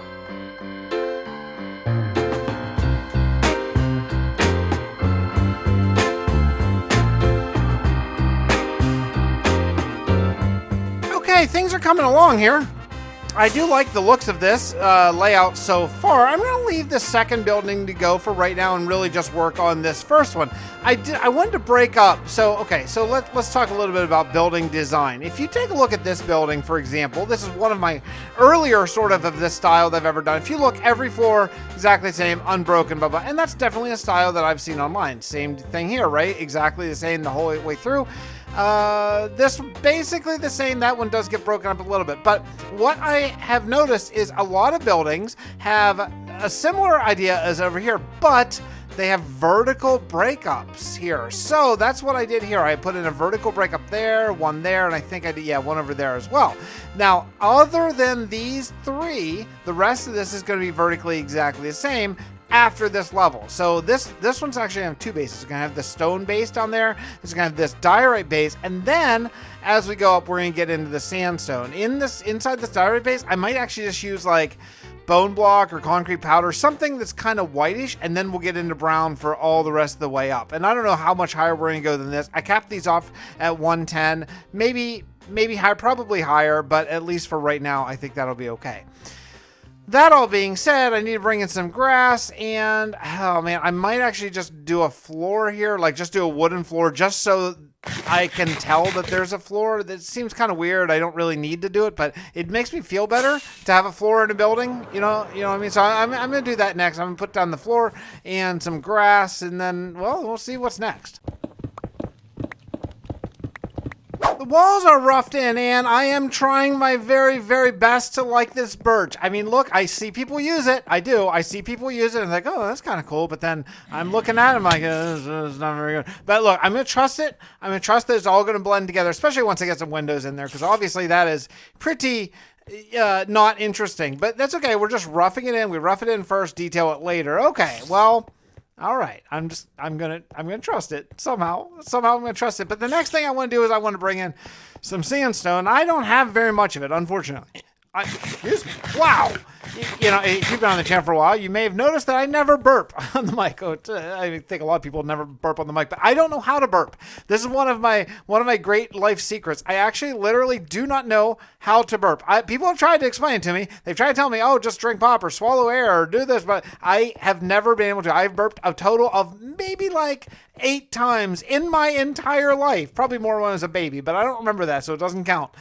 Yeah, it's weird. I just out of my mouth, just a little burp there. So I'm not going to edit it out. I'm just going to leave it there for all of your enjoyment.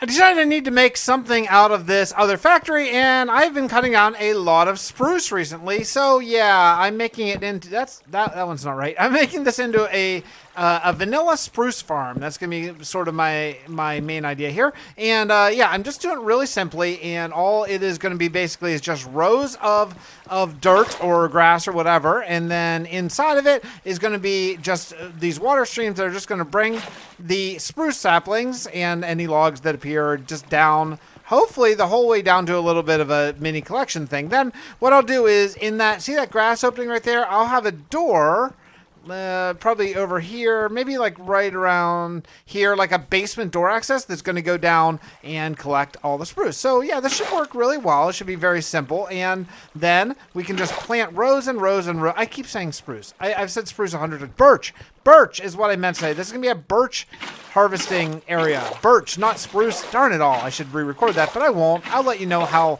imbecilic I sound at times. Okay, well, I think this should work really well. I actually decided to go alternating oak and birch, but I don't have that many oak saplings, so maybe I'll come back to... I don't know if that's smart or not. You know, I'm going to get the big, tall oak trees, so I think one thing I'm going to do to limit that is actually put a low roof on this, but I'm going to go ahead and let these grow so I know exactly where to put the roof. I might even do a second layer. I don't know. I haven't decided yet, but yeah, I definitely don't want those extra tall oak trees to grow. That is going to mess up. That's just going to be awful. That's going to be awful for harvesting. So that all being said, I think it's pretty cool so far.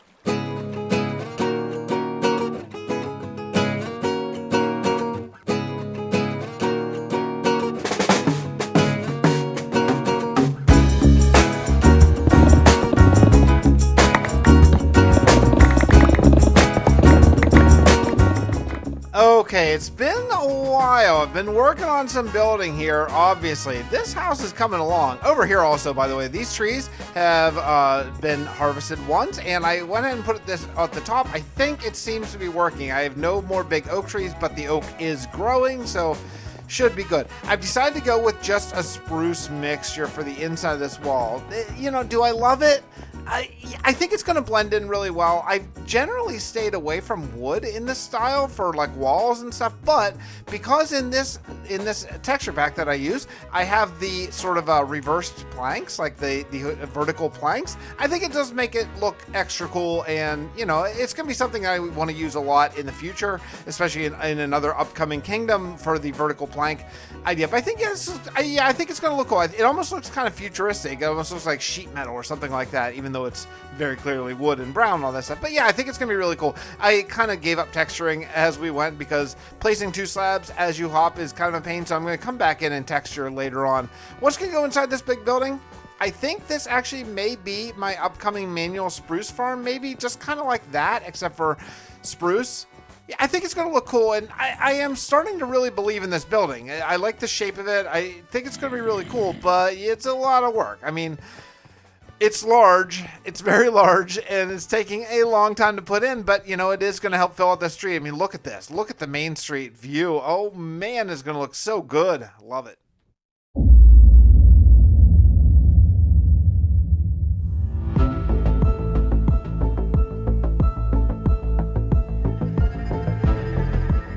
Carl Winters was walking late one night from his farmhouse in Maplevale north to the town of Sandgill.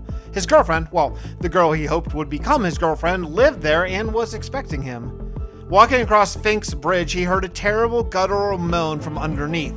The first time he thought it had just been his imagination. The second, though, he found himself staring down between the planks of the bridge through the darkness underneath into the two most evil and horrible eyes he'd ever seen. Carl didn't need to wait for the third growl. He took off running. Being a 17-year-old boy who had spent his entire life working the fields for his family, Carl was in prime physical shape. Still, though, he pushed his limits. As he sprinted up the road, weaving along the coastline, Carl tried to collect himself. That was no bandit, he thought as he ran, the sound it made. It was an it, not a man, not a him, waiting to steal any valuables travelers might have in the middle of the night. No, it. What was it? He had seen zombies. They weren't completely uncommon, and living outside the city walls, it was just something one had to deal with.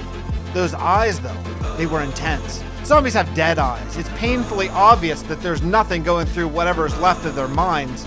But whatever it was under the bridge, that was something else entirely. Finally, Carl rounded the final corner in the road leading to Sandgill. The warm lights washed over him, sending a strong sense of relief coursing through his bones. Still, though, Carl didn't stop until he opened the tavern door and shut it firmly behind him, closing out the cold air and, whatever it was, underneath that bridge.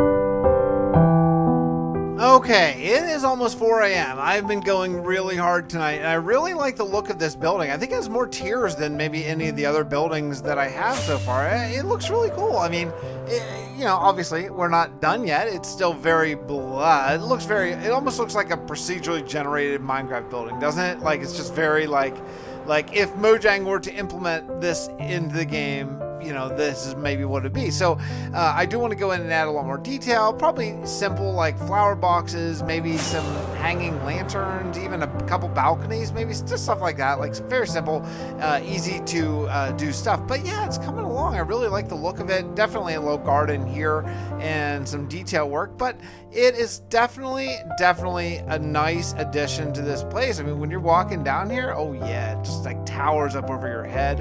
Yeah, it looks really cool. This is going to be basically a different building.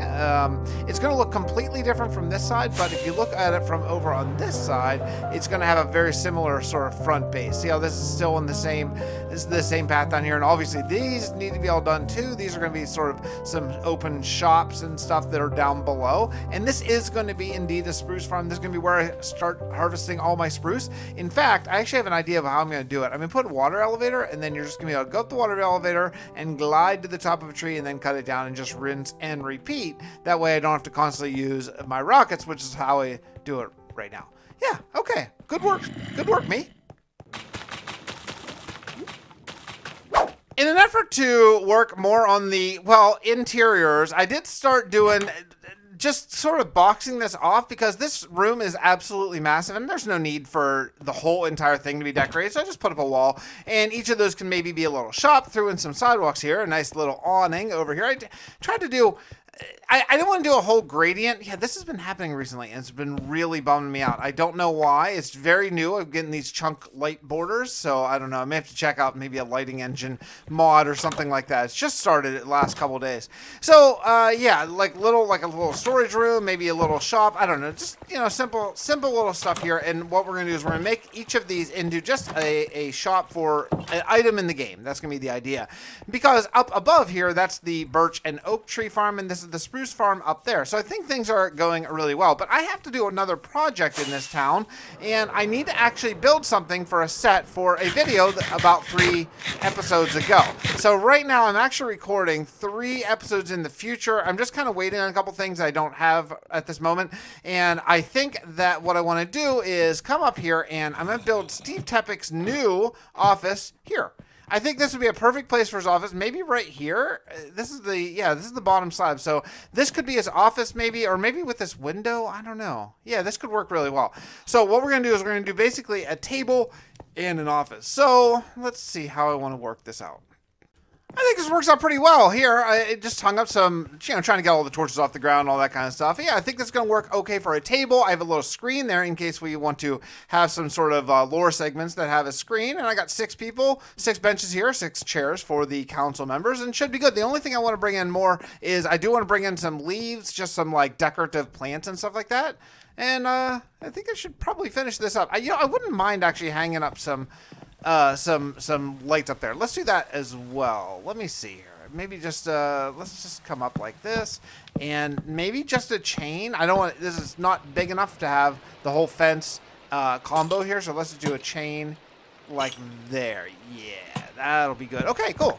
That should do that, and then I think I should be ready to animate this next little lore segment of the council meeting, which you actually saw probably, 3 episodes ago, I think? Maybe 2 episodes ago, and yeah, okay, I like it. That's cool. I was going to add a bunch of flower boxes and awnings and stuff. I think we even talked about that a couple clips ago, but honestly, the more I look at this, the more I just really like that it's just plain, I think it looks a lot more modern, and that's good. That's a good thing. We want a nice mixture of modern and also a little older, and that I think is really, really cool. The thing I don't like about it, and it's very close, but the roof, I like the roof in general, but it's just a little bit of the same old thing, and I want to mix that up just a hair, not a ton, not absolutely huge, but some. So I think one of the things I want to do right away here is just put in maybe and I'm gonna have to take some of these off. I want to put in a like a little house, maybe it would be like as if it were a stairwell coming up to the top,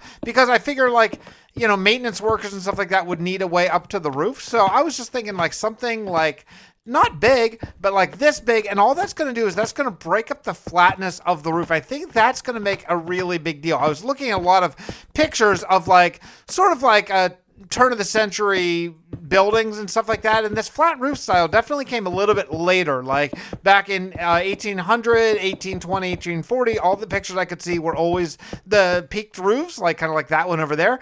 But I am already committed to a flat roof here, and those came a little bit later. And maybe that was because they didn't want the roof to cave in when it snowed or something. I don't know. And definitely snow is something to be thought of here, you know, but I think we're gonna be okay. So we're just gonna build this up just like this, and then down in these other areas, like down there, I have all this black stone. I'm gonna set up a couple little chimneys, just like an exhaust for the furnace or for the central heating thing. If they have central heating, that's not something I've really thought through all that much, but yeah, just very simple, just kind of like this. I think that's going to add a lot, you know, like when you look up here, you're like, oh, that's just how the maintenance workers and stuff get up here. No windows or anything, just plain. Yeah, it's cool.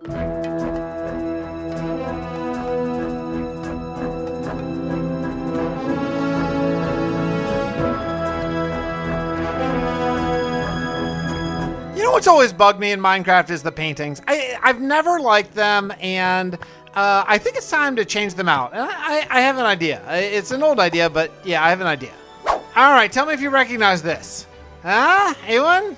Yeah, the old Vastin painting texture pack. Yeah, I went ahead and stuck it in, you know, because like after all, a lot of these builds were mine. Let me see about this one. This was in Gravenwall.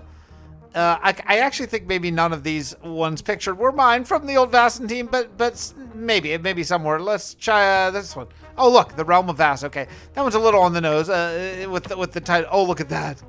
Oh, that's so nice. Now, I don't know why I'm getting that weird lighting thing. In fact, actually, I've had some lighting problems since upgrading to this version, so I may need to recheck out my mods here because I'm not really sure what's going on with Sandrascu. Yeah, this is going to be the new painting texture. These are all basically just screenshots that I've now remapped into paintings, and I think they look really, really nice. I really like them. I got a few other stores to do, so we'll finish those and then take a look at hopefully the completed build. I think that's going to do it. You know, these interiors are not the greatest thing that's ever been done since sliced bread or whatever, but you know, at least if you look in, there's something in all of them except for this one that is just storage. But yeah, there's something in all of them. There's little, this is like a eating area. There's like an aquarium store, whatever. You know, it's something. Look, it's something, okay? It's something.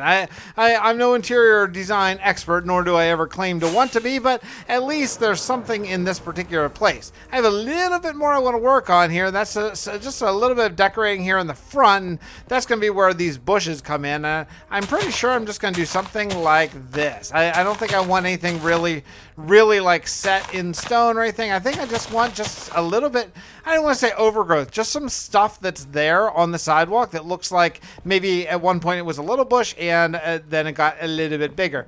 Yeah, nothing in here. That's okay. We don't need every single interior to have something fancy, right? Do a door. I'll put a door on there. There we go. Now you'll never see inside. Ha ha.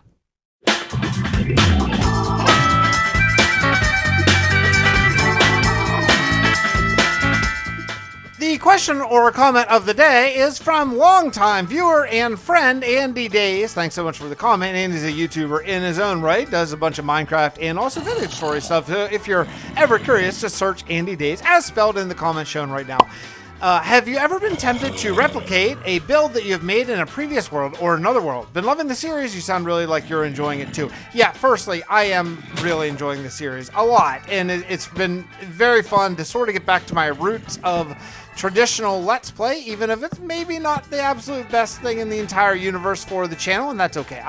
I decided to accept it, right? I decided to accept that this style of Let's Play is not in vogue anymore necessarily. Some people say it's dead. I don't know if it's dead. I think it's hibernating, you know? I think it's taking a little bit of a break, and that's okay. You know, I don't mind that at all.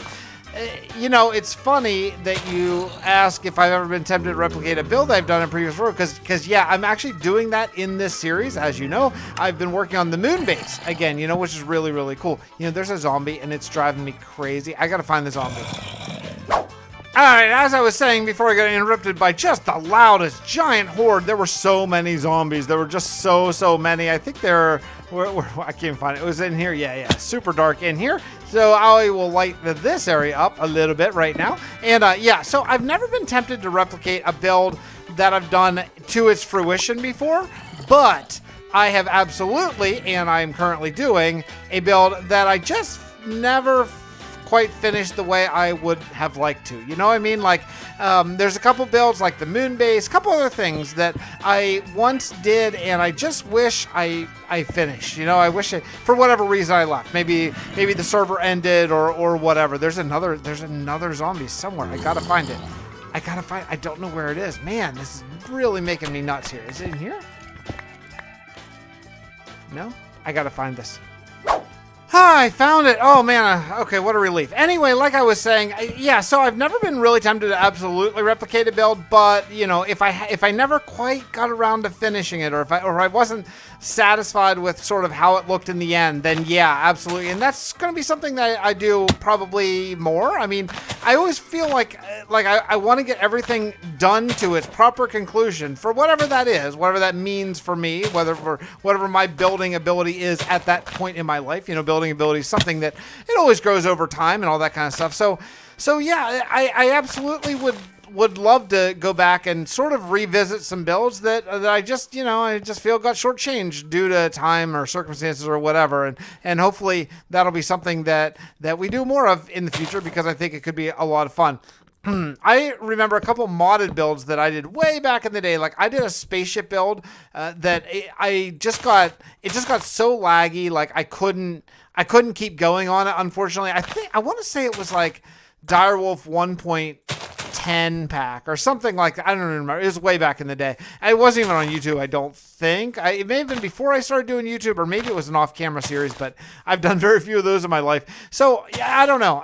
But you know, doing a spaceship build, that would be something that I could absolutely see like coming back to, something like that. Maybe, you know, who knows? We'll see what the future holds, what the lore requires for this particular series, because obviously everything I do here, it has to be based in that lore, and that's something I embrace and really enjoy as well. But hopefully we'll do a lot more of that in time. But regardless, that's going to do it for me today.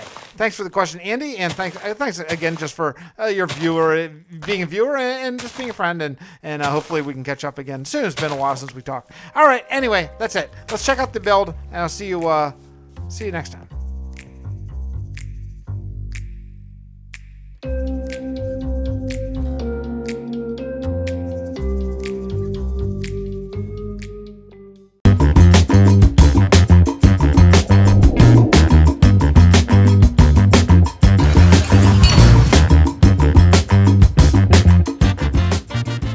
And welcome to Survival with Fix. This is probably, we'll see how it goes, but very likely the last episode before day 3000, the World Tour, World Download for everybody, the whole shebang. And I have some work to do. Today we're building small stuff. We're building small stuff. I'm going to be kind of connecting some things that I've always kind of meant to connect and never quite got around to. Like, for example, the way into the ancient city. We're going to do something about this and kind of connect this up to the road. So I think what we'll do, I would like this to be a little bit hidden, not super obvious. I think what we're going to do is we're going to bring this road along here and connect it up to here. And then this will just completely cover it in like trees and very overgrown things, just so like it wouldn't be really obvious for a lot of people to come by. Does that make sense? I think that'll work. Maybe we'll do a little bit of a cliff.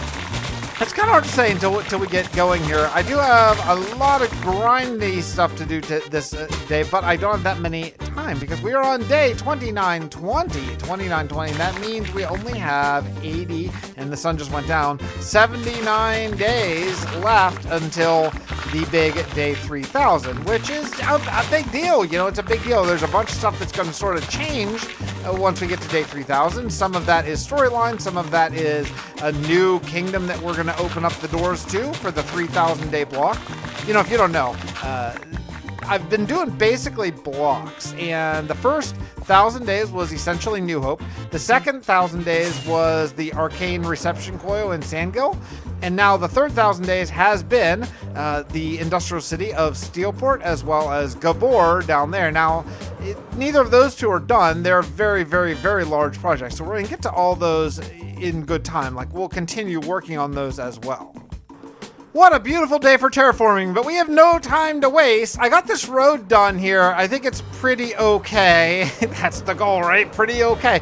Now, what I do want to do is I want to make this look a little bit more man-made, even though we're going to completely cover this in bushes and trees and all that kind of jazz. So I think what we'll do is we'll use the good old shuffle mod and just come in here and do some of this stuff. So what I want to do is I want to bring in just a little bit of cobblestone. So like, kind of like this. Like, now normally what I would do is I would have to build up this whole thing from scratch, but I'm lucky enough that I kind of got to peel this back and I can just use the existing cliff. So it's actually kind of convenient here. We'll just put in a little bit of this, a little bit of that, and I think that is an okay start for that little cliff. It's very simple, but see how much that little bit of cobblestone really does help. Like, it helps a lot. You know, adding in these little overhangs and stuff like that really does help just an absolute ton for the world. So that's really cool. We might even do a little jut out there. That's kind of cool. Okay, so that's going to be good. Now that's going to be easy to fill in with some leaves and some things like that, I think. Do we want to do a little bit of, yeah, let's do a little bit more of an overhang right there. Yeah, that's cool. All right, then there's another area that we have to deal with, and that's these little holes here and stuff like that. These holes have got to go somewhere else. I don't have that much space. I could always just get some more dirt. I do have tons of dirt left in this world. I mean, if there's any one block that I have probably the most of, it's probably dirt. Dirt and smooth stone are definitely two things I have a lot of. Now, there are a few other little things I want to take a look at before we really move forward. This bank is okay, but if you look just over here out of sight, yeah, there's a little bit of a problem. This road comes up and just does nothing. So this road is also going to be a cliff. So what we're going to do is bring in, again, same exact thing, just cobblestone, just so it looks like it's not just a wall of dirt, because this would absolutely fall down, right? This would 100% collapse. So we'll just be doing this. This needs to get out of my hot bar. There we go. Okay, so let me do some work here, and maybe we should time lapse it, even though it's raining. Unfortunately, I am totally out of oak saplings. I can't believe it. I don't know how it happened, but yeah, I am completely out. So I'm going to have to go get some. Now, luckily, I just did an oak farm, but look at that field. That field's not even done. Yeah, we have a lot to go. I feel very, very rushed this episode. Like, I feel like, oh crap, there's so much that's not going to get done. And yeah, I know there's things like, obviously, this tunnel is not going to happen this episode, and that's totally fine. I don't expect to have everything done, but you know, I'd like to have some of it done. So that's kind of bland, isn't it? The front of that. Yeah, maybe a little bit. We might work on that later on. But for right now, let's grab my fortune hoe and get working on my new oak farm.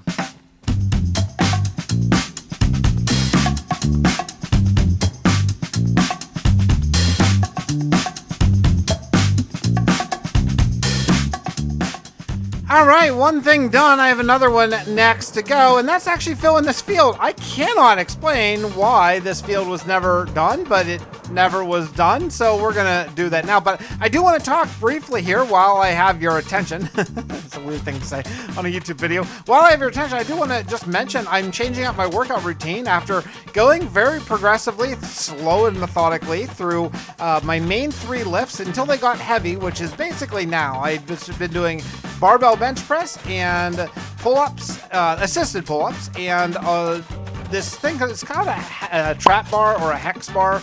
It's basically like a deadlift squat hybrid bar, and now it's getting pretty heavy. I'm up to about 240 on that for the deadlifts and 135 for the bench presses. And I try to add either 1 rep or 1 pound to every lift. The deadlifts I'm adding 5 pounds, but you know what I mean. I try to add just a little bit every single time, not a lot, not go to failure, just try to stretch out as long as I can possibly make progress. Well, it's getting pretty heavy, and I think I'm hitting the point where doing the exact same workout 3 days a week, Monday, Wednesday, Friday, is not really a viable way to continue. I need a little bit more rest time now as it's starting to get a little tough to keep up with, right? As it's starting to get heavy. So, excuse my phone. So, I'm now adding in, basically, I'm only going to be deadlifting on Wednesdays now, and Monday and Friday are going to be this routine. It's going to be bench and chin-ups or pull-ups, the exact same as it was before, but then I'm going to be adding bent over rows, dumbbell rows, and the other one, shoulder press. So if you don't know, I hurt my shoulder last year. I slipped and fell on the ice, and I dislocated my shoulder. And let me tell you, dislocating a shoulder is no joke. It was not a quick and easy experience at rehab, I'm still like not 100%. So that being said, I decided I wanted to get back into some shoulder exercises specifically, and I am taking it really easy. So I started on Monday, which was yesterday for me, and I only did 20-pound dumbbell shoulder press. And I gotta tell you, it wasn't hard. It wasn't hard at all doing it in the moment, but I will admit that today when I tried to wash my hair and put my hands up over my head, I felt it absolutely on my hurt shoulder, on my right shoulder, not my left shoulder. My left weaker shoulder was totally fine, but my right shoulder, yeah, it felt like I was doing something that I have not done since my accident. So that being said, I'm going to be very, very careful. I really am excited about getting back into sort of the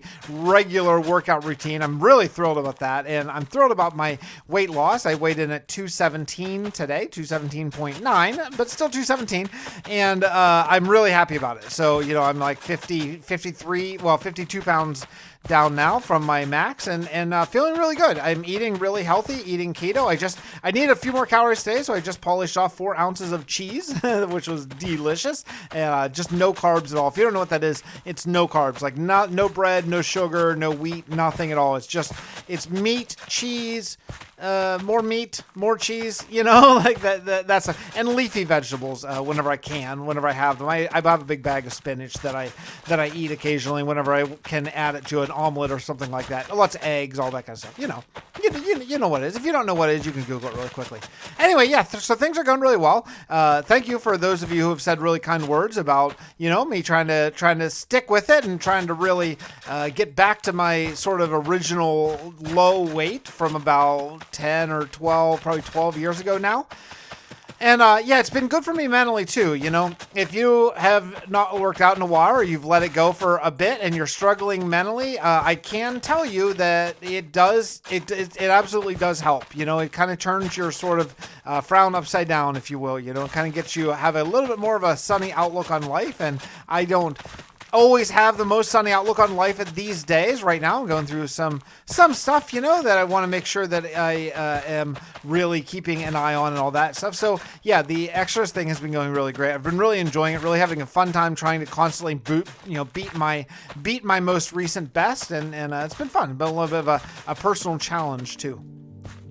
Okay, I feel good. We finally got this done. I cannot tell you, it's been like a year. I mean, I think it's actually been probably like literally a year, probably, since I didn't do this field for whatever reason. I think I'm going to continue working on this part of the road right here. Since this is such a major road leading between Steelport and New Hope, I figure we should have something nice there. I guess while we're talking about finishing things around this area, here's something that I haven't finished. This tower, look at this. Okay, so yeah, we need to work just at least putting in like a floor minimum, if not more. So let's start with that, and then probably what I'll end up doing is I don't know. Do I want to do what I want to do like this, just to give it a little bit of oomph, something? It doesn't really matter all that much, I guess. I just, I don't want to have this open, because if you are flying over, if you're up in that balloon, whatever, you just see like, oh, this is just literally nothing. So, you know what, maybe I should get some torches down there so this doesn't turn into an unintentional mob farm, perhaps. I don't know. Yeah. All right. So I got a bunch of towers to finish. If you look around, there's this guy, and there's a bunch over there, like out of render. Yeah, I got to finish all these towers up. And I think what I want to do is maybe use some iron bars for windows or something. I imagine I probably have. Yep, that's still working.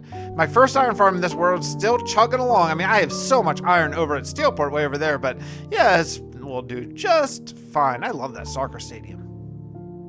I got all these done and they look pretty good. A very small little thing. Now I do want to add some bars, but before I do that, I know what the next thing I want to do, and that's going to require a lot of wool. Unfortunately, I don't really have a lot of wool saved up. Yeah, not much at all. I do have to check. Let's see how the shear situation is very good. Okay, no problem there. But yeah, the wool situation itself, if I come down here to my automatic wool farm, I bet some of y'all didn't even know I had this, did you? You didn't even know I had this. It's not great. I've actually used a lot of this wool and I never AFK here. So what I'm currently doing is I'm logging onto my other account and I'm just going to put him up in that balcony right up there where it's fairly safe to live in, and then I'll just let him AFK while I do some other things, and then when I come back, hopefully maybe I'll have enough wool. I hope. We'll see. I don't know how fast this thing goes. It's not super fast. All the windows are put in now, and I made sure that I had torches. If you can see, it's shining very gently on the inside of those, just so, you know, there's a little bit of light, a little bit ambiance at night. And yeah, these towers look a lot better, a lot more finished. I just kind of forgot to finish that. Now, what I want to do around this area over here, while I'm still waiting for more wool to be done, sheared over there, is I want to work around my iron farm, because I never worked on this area, and you can see this is just nothing. There's just a lot of nothing here. Now, the problem is, I can't build houses here. I can't build houses because you see how the iron farm's up there in the air? If I build a house here, then iron golems will possibly spawn on the roof. I guess I could make it all non-spawnable blocks, but that's a big pain, and I don't need necessarily more houses in New Hope. I think what I'm going to do is I'm going to make some nice flower gardens around here. Just like a nice little path that we're just going to wander around here. Maybe I'll do some stairs from the soccer stadium up here, and then just like a nice little windy path, and only 1 block high, which should keep it safely out of that. And then, yeah, we'll just come down here and then connect the path to over this area right here. So just some bushes, some flowers, that kind of stuff. Maybe just some too tall flowers. Same thing over here, the exact same thing. I'm just going to do bushes and stuff here, fill up all of this space, so that way we have a nicely finished sort of walk to the soccer stadium. I think that's going to really help a lot. Now, I don't know what my leaf situation is.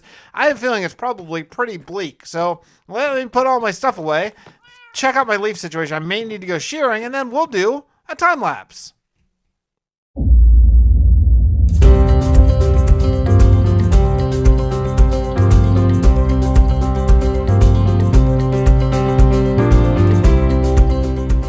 This is part 3 of Carl Winter's story. I think there's one more part left. If you missed the first 2 parts, you can actually jump in right now, or you can go back and check out the last 2 parts. They are embedded in the last 2 episodes of Survival with Fix. Or I have a playlist of just the lore segments exclusively. I think it's called Fixxiverse Lore. It's easy to find on my channel. It's one of the top 3 playlists on the front page. So if you want to check it out, if you missed any episodes, sometimes you might want to just catch the lore to just catch up so you don't miss anything. Anyway, without any further ado, Carl Winter's story, part 3.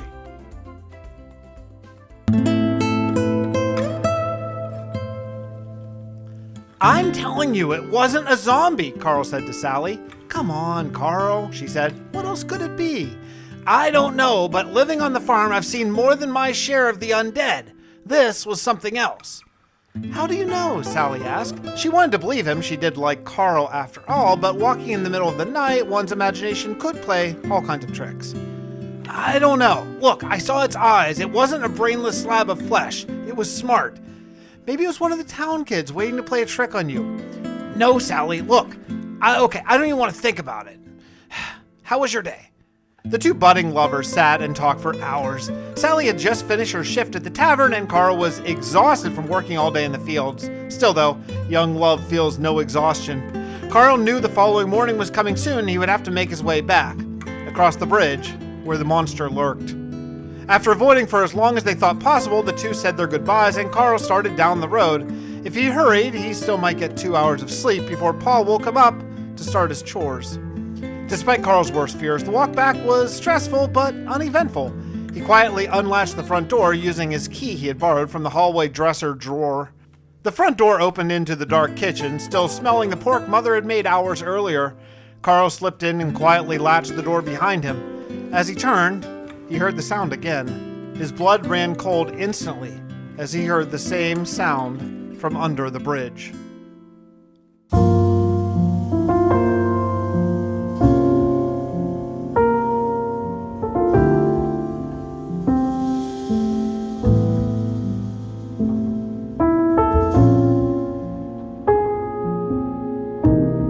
Oh, I think this looks really, really nice. I really, really like it. Now, I'm going to be adding a couple more things. Hey, you know what could happen here? Maybe, should we do a tree here? Let's see if this will grow. Is it going to grow? Let's see. Is it going to, oh. That's moss. I didn't mean moss. Okay, we're going to leave that there. I meant to put an azalea tree. I just pressed the wrong button. So here's what I want to do. In this path, first thing I need to do is add in some stairs. But in this path over here, I learned this from Dallas, who I've been watching a lot of recently. And one of the things that he does that I think is really interesting is he started putting these azalea trees in the ground. And I just think it's a really cool look. So I'm going to do some of that after I get these sort of pads in here. The other thing that I can't remember who told me that, maybe it was Drema, who said, hey, don't forget oak is a pretty good choice for path work. I always use spruce, but yeah, oak is actually, I think, a better choice for this, actually. It kind of blends in with the path block. You know, I don't often use path block whenever I'm doing these paths. It's a fairly new thing for me. Usually I would use like a combination of maybe coarse dirt and whatever, things like that. But yeah, I think it does help. So I'm gonna come back in here and just bring in some of this and just kind of put, oh, no, I can't put that there. So I have to use like dirt, I guess. Yeah, I have to put dirt there. Yeah, I can't plant it on that, but that's okay. And then also the other thing I have is I brought in, I have moss, and I have these moss carpets too, so I can really like sort of enhance this by giving it a little extra layers. I think that's a super cool thing. It just adds something, right? We can even do like there. That's kind of cool too. I like that. It kind of hovers a little bit because you know what? It does. It hovers a little bit too much. Oh, and it doesn't break path block? What? I never knew that. Did you know that? No way. No way did you know that. Let me know. Did you know that you can put moss carpet on top of path block and it doesn't break it? That's crazy.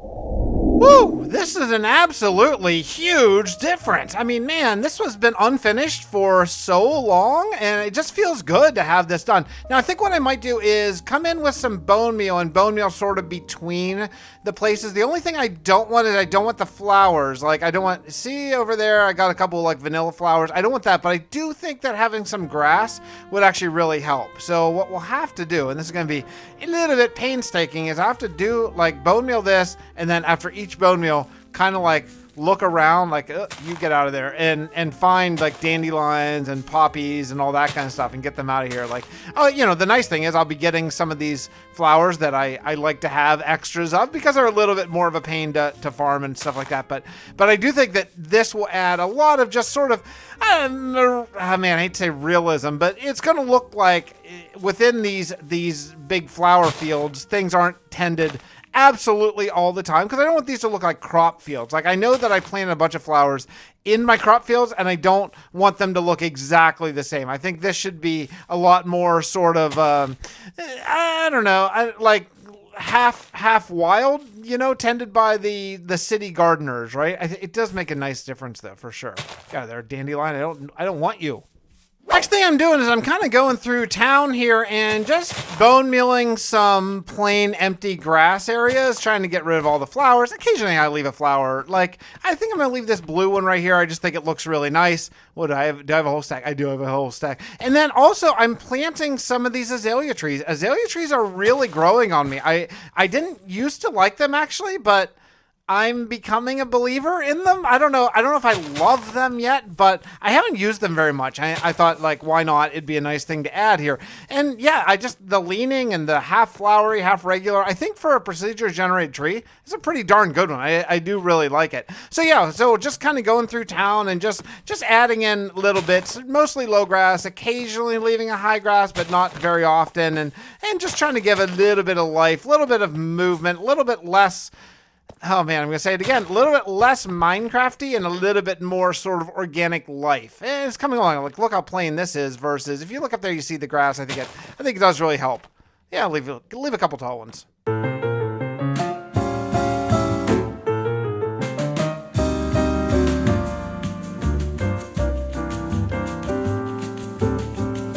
While we are working on finishing stuff, check out this old build that just never quite got finished. Yeah, look at this thing. This is supposed to be a big giant field, or I was thinking about maybe doing like a windmill or something up here, but honestly, that doesn't really make sense because they would never put the windmill way up here, although I guess wind would be a little better because then they have to bring all the wheat and stuff uphill. That doesn't really make sense at all. They would definitely have it down sort of along the road.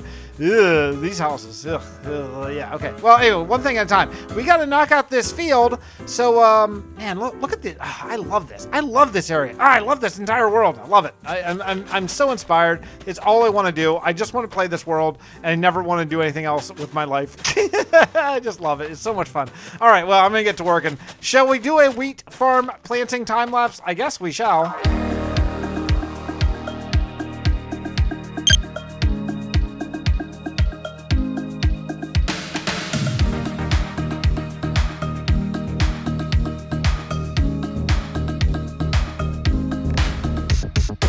cannot even express how long I had worked on this field. Like more than 2 hours, I think, at least. It was crazy. This is like the biggest wheat field I have ever done. I mean, you saw it on a time lapse, but look at this. It's just nuts. Now, there are a couple other little areas here that I would like to plant. But what I'm thinking I might do is I might just bone meal them, and so it'll turn it into like a, what do you call that? A fallow field? Fallow field? Is that what you call it? I think that might be it. But I still have lots more projects, and we are on day 2944. So we have about 56 days left. I haven't yet decided if I'm going to do all of those in this episode, or maybe split this one in half. We're getting a little long, so this may be part 1 of 2 of finishing the push to day 3000.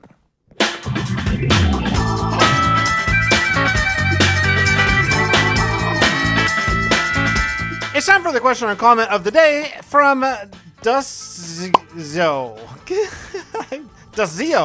Dusio, perhaps, maybe. They say, since the underground city was built to give New Hope shelter, we could call it Reliance, Prospect, or Endurance.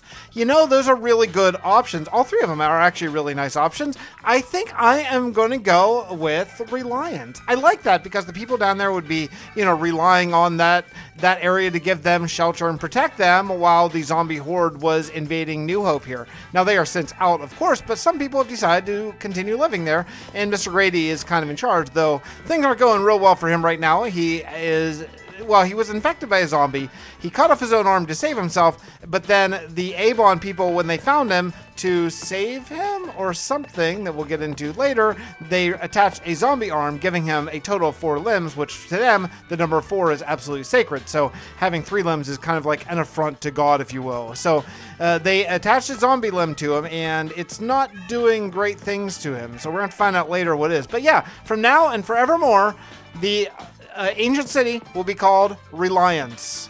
Now y'all got to remind me of that because I will definitely forget, okay? It's Reliance. That's the name. That is going to do it for me, though, today. I really feel great about what we did. You know, we basically finished New Hope, finally, after all this time of it not being done. We finished a lot, or most of the farmland, down to the south, heading towards Sandgill, and we finally named our ancient city. I have one more episode before day 3000, where I'm going to basically sort of dot all the I's and cross all the T's, and make sure that this world is ready for the world download coming at day 3000. Hope you're all excited. I'll see you all next time from Survival with Fix.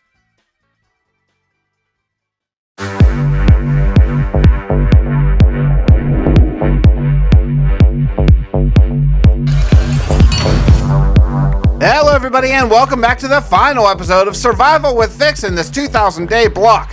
We are going to work right up until day 3000 and I am so excited. What are we doing today? Little of this, little of that, little of finishing, because after this video goes out, the next video on the channel will be a world tour, and with that world tour comes a world download, so you can all get your hands on this amazing world that I've built up, if I don't mind saying so myself. I'm fixing some things, like for example this sidewalk right here. This is supposed to be half a block higher. It's not. I put it even with the road, and that's not right. All the sidewalks go higher than the road, so I need to tear this up and put it back down. I love this city. It's not going to get done, obviously, in this blog. We're going to continue working on this. You know, now that we're out of 3,000 days, basically we're going to be bouncing around, and I'll be starting up another big project after this episode, after the world tour. So a couple things I want to do. I want to do a big windmill there. I want to finish the factories here. Oh man, so much stuff. I just want to do everything all at the same time.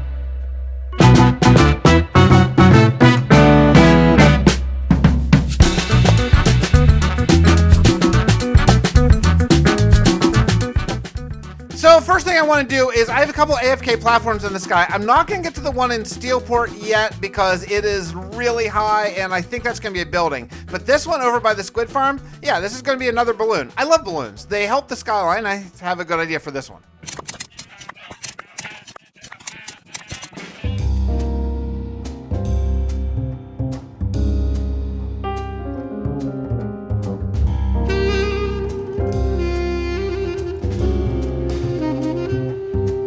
Okay, I like this. It's pretty simple, very small, as I wanted it, and that's going to be my little AFK platform for the salmon there. I didn't want this to be big because, you know, I have plans for up there one day. that whole mountain area. One day that's going to be something very special, and I don't want this to be too big because I want it to look like it's maybe a little further away than it actually is. So yeah, nice little small balloon that also doubles as Squid AFK farm. Okay, so things are good in that respect. There's some other things here that I want to just talk about very quickly. This road leads to nothing, because this road eventually is going to wind up and go on top of this amazing, here, let's go up on top of the balloon.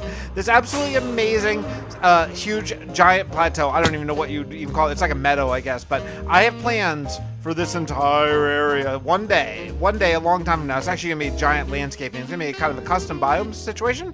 Giant landscaping. So this whole area is going to be something. I've been really into the Stormlight archives, so if you can imagine, maybe a shattered plateau over here, that could be really cool. One day way down the road, whenever we need a lot of stone, because there's gonna be a lot of digging over there. But that's cool. And then yeah, like I say, up here is gonna be something. This road over here leads to nothing as well. Let me show you that on the map. So if you look here, this is the road that's going to go up to this shadow. This whole thing is going to be a custom biome. It's going to be really cool. This whole thing is just going to be something awesome down the road. But this road here just kind of stops too. This road's going to go all along here, up here, past this whole thing right here. That's going to be something too. That's a really cool natural terrain gen there. Pillager outpost. So we're going to go all the way along here, and it's going to be another way to get into Steelport. So there's going to be the tunnel here, but then also this long road, and this whole thing is going to be developed. Oh yeah, we're not leaving here like ever. I mean, we're going to be in this just general area for a long time. Down here we have plans for all this kind of stuff as well. Like this is going to be a whole kingdom to itself. It's going to be kind of a different kind of jungle kingdom. I think that could be really cool. We got this Old West thing. Oh man, I mean, there's so much to do. There's so much to do. I'm so excited. Now, I'm looking at this farmland right over here, and actually, I'm coming up with a couple of things that we can do with these azalea trees. I'm really starting to like these azalea trees. Like I said, I think last episode, I didn't at first, but they are absolutely growing on me, and I'm starting to really like them. And I think that putting them, like, is this not going to grow? Putting them, like, within the fields or on the field edge, I really think it's kind of cool. So we're going to do more of that. We're going to be planting, you can plant them right on farmland and everything. Yeah, they're awesome.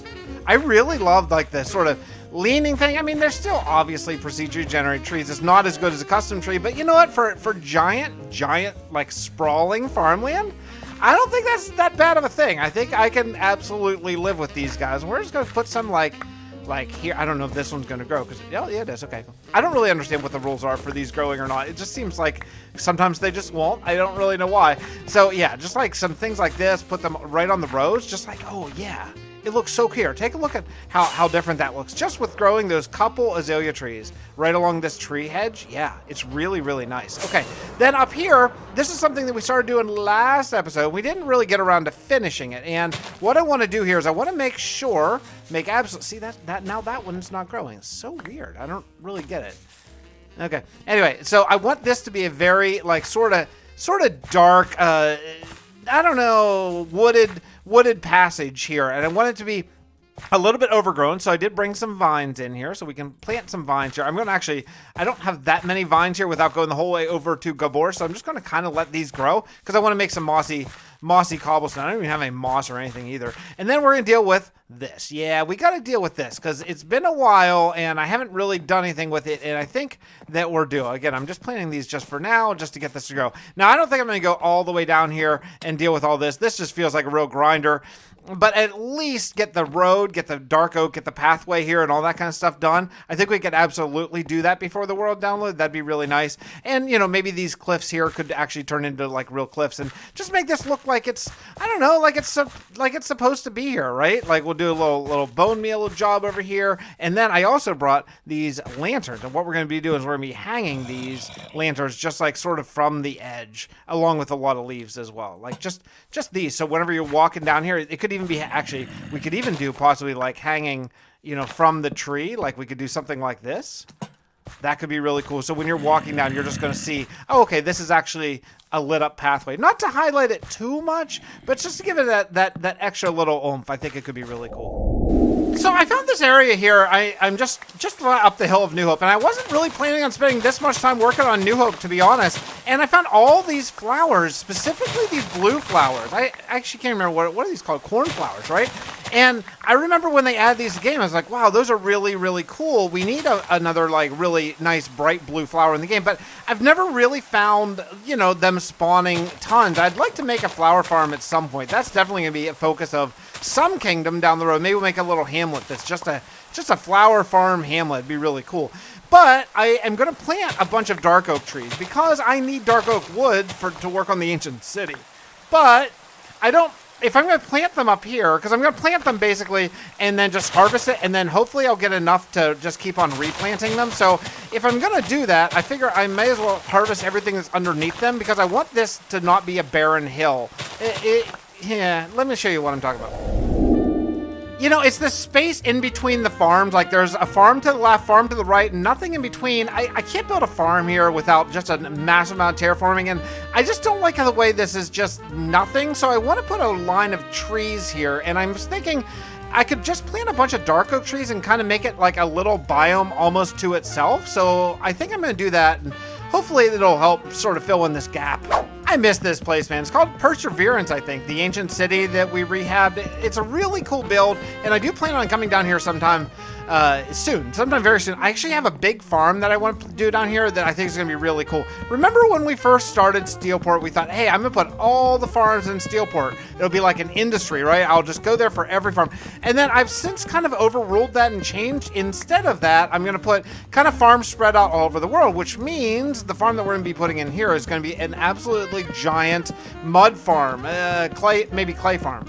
Clay farm, I think, because, you know, underground seems to fit perfectly, and that's what we're going to do. Now, the cool thing about that is going to be every time we need clay, we're just going to come here because it's going to be like a big redstone thing. I'm not making it up. I saw a Shulkercraft did it. So yeah, it's going to be really cool. We're going to have a big, massive farm down here underground that's going to be just a reason to come down here. And I do want to work on this stairway and really make it interesting. You know, the idea was originally I was going to have sort of like houses right into the walls here. So maybe we'll spend a whole episode just building houses into the walls. I think that could be a really cool build. That's why I'm not worried about the walls or the ceiling or anything like that here anytime soon, because these are all going to be actually people's houses. We're going to be expanding the population absolutely massively. In fact, I actually have some lore ideas that the people who live underground under Mr. Grady's leadership are going to kind of start to, devolve.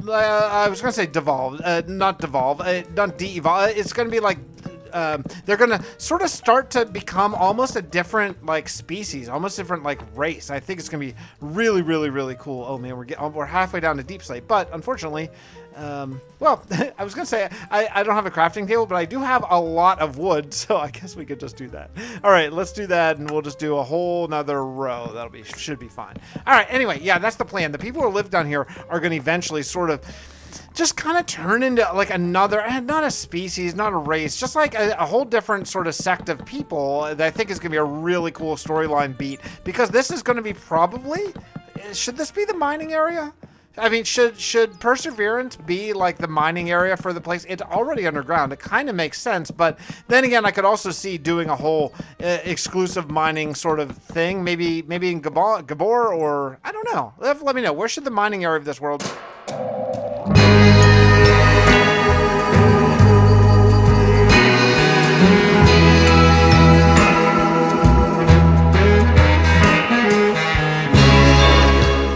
Oh man, I really love this place. I know I just said that a few seconds ago, but it's just cool. Should we check in on our warden, Wally? I think is his name Wally. I think it is. Let's go see if our warden's still around. Hopefully he is. I mean, I haven't really had this area loaded outside of getting a few mushrooms, but I think he's right over this way if we follow the path. Man, I hear him. Do you hear him? I did this in hardcore, man. I captured this warden in hardcore. Is he in there? I hear him, I think. I don't see him though. Where is he?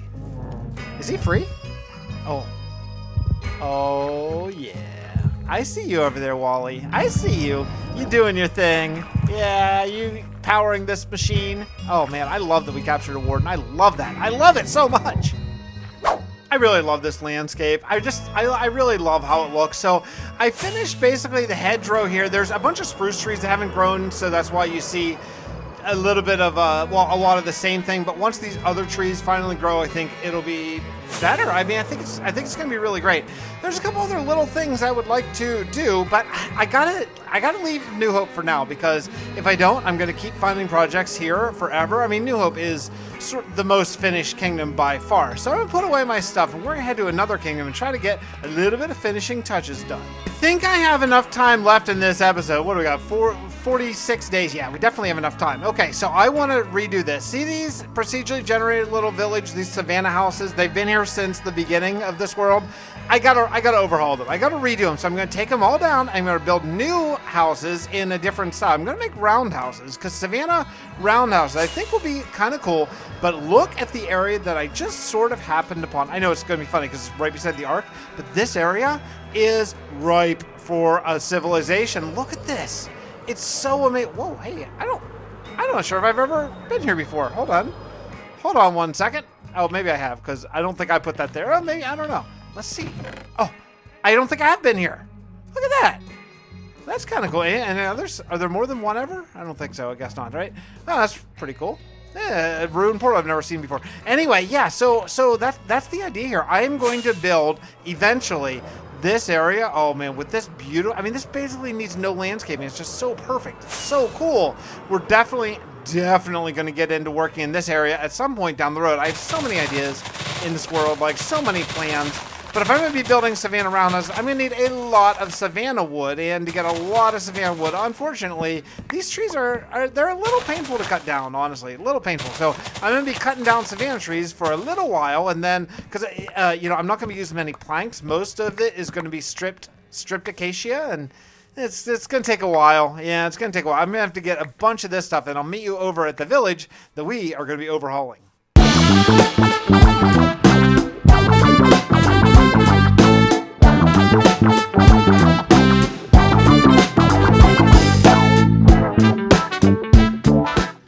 There's got to be a better way. Is there any better way to gather red sandstone than just take up all the red sand in your world? Man, I've been really resistant to changing this world from vanilla outside of like anti-Enderman griefing and stuff, but I gotta tell you, I don't mind the grind time of it. I mind like destroying the world. Now these are chunks that are pretty far away, so I'm very likely going to end up resetting these chunks like when 1.20 comes out or whatever. But it's like, you grind and grind and grind, you find one piece of red sandstone, and then you grind and grind and grind, and then you find, there has to be a better way, right? Is there? Could you let me know? Could you let me know down in the comments if there is actually a better way to do this, to find a little bit more than what I'm finding, because it is ridiculous. These houses are turning out really nicely. So I went with round houses, and very simple little design, but I think they look really good, and they look way better than what was here before.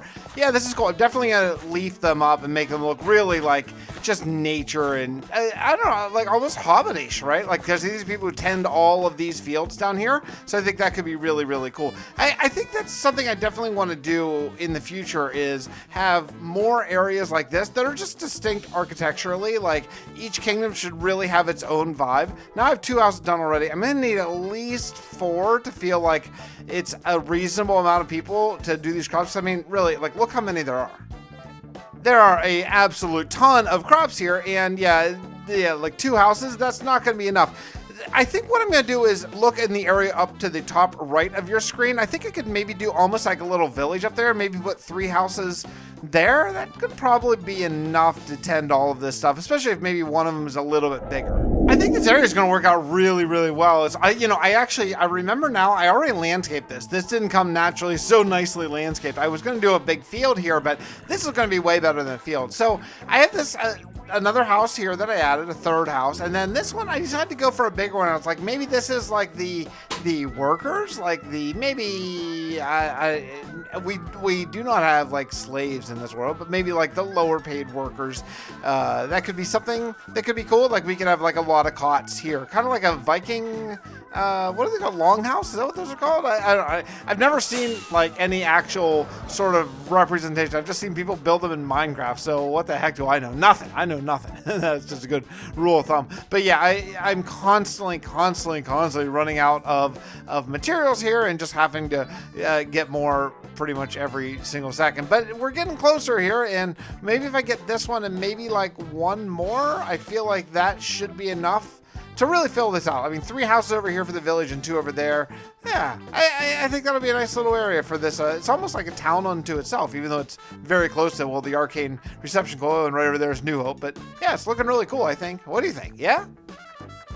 Oh man, I am so excited. First, I have bad news. I died in my Walking Dead world. I had this Walking Dead video I've been working on, and I died as like day 40. So I'm gonna have to restart it, unfortunately, because I play my 100-day videos really legit. But actually, I came up with a better idea that instead of doing a single video, I might do like a mini series from a Walking Dead world. I'm really excited to show it to you. I think it's gonna be really cool. It's gonna be a lot kind of similar to this style of video, except for it's gonna be in that whole thing. But I've done some major work here. I was hanging out. My kids were actually wanted to see my world and stuff, and then they were trying to build along with me. It was really fun. They play tablets. They can't really do the mouse and keyboard thing, but so they were sitting beside me on tablet, and we were building this house together. It was really, really fun. So I came up with this like longhouse idea. I think I showed maybe the beginnings of it. Yeah, it's cool. I am going to do some interiors here because I have some days left. I think I have like 29 days left here. So let's work out some interiors. I think it would be really fun. But the other thing I did is I actually worked out all the paths and stuff around here. So all the paths are actually done, including this really nice cozy one that goes right down here through the forest. I might need to light it up a little bit, and that leads to another little house. This is just a nice, cool area. Here, check it out. Let me show it to you.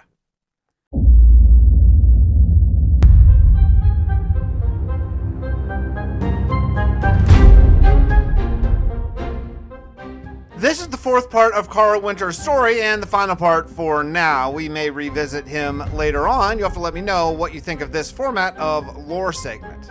Let's get into it.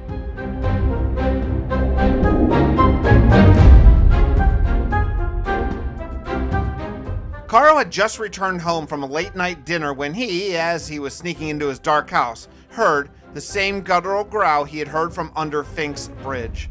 Fear shot through the 17-year-old as he opened his mouth to scream. The room was dark, but his eyes had adjusted to the black. He saw a shape.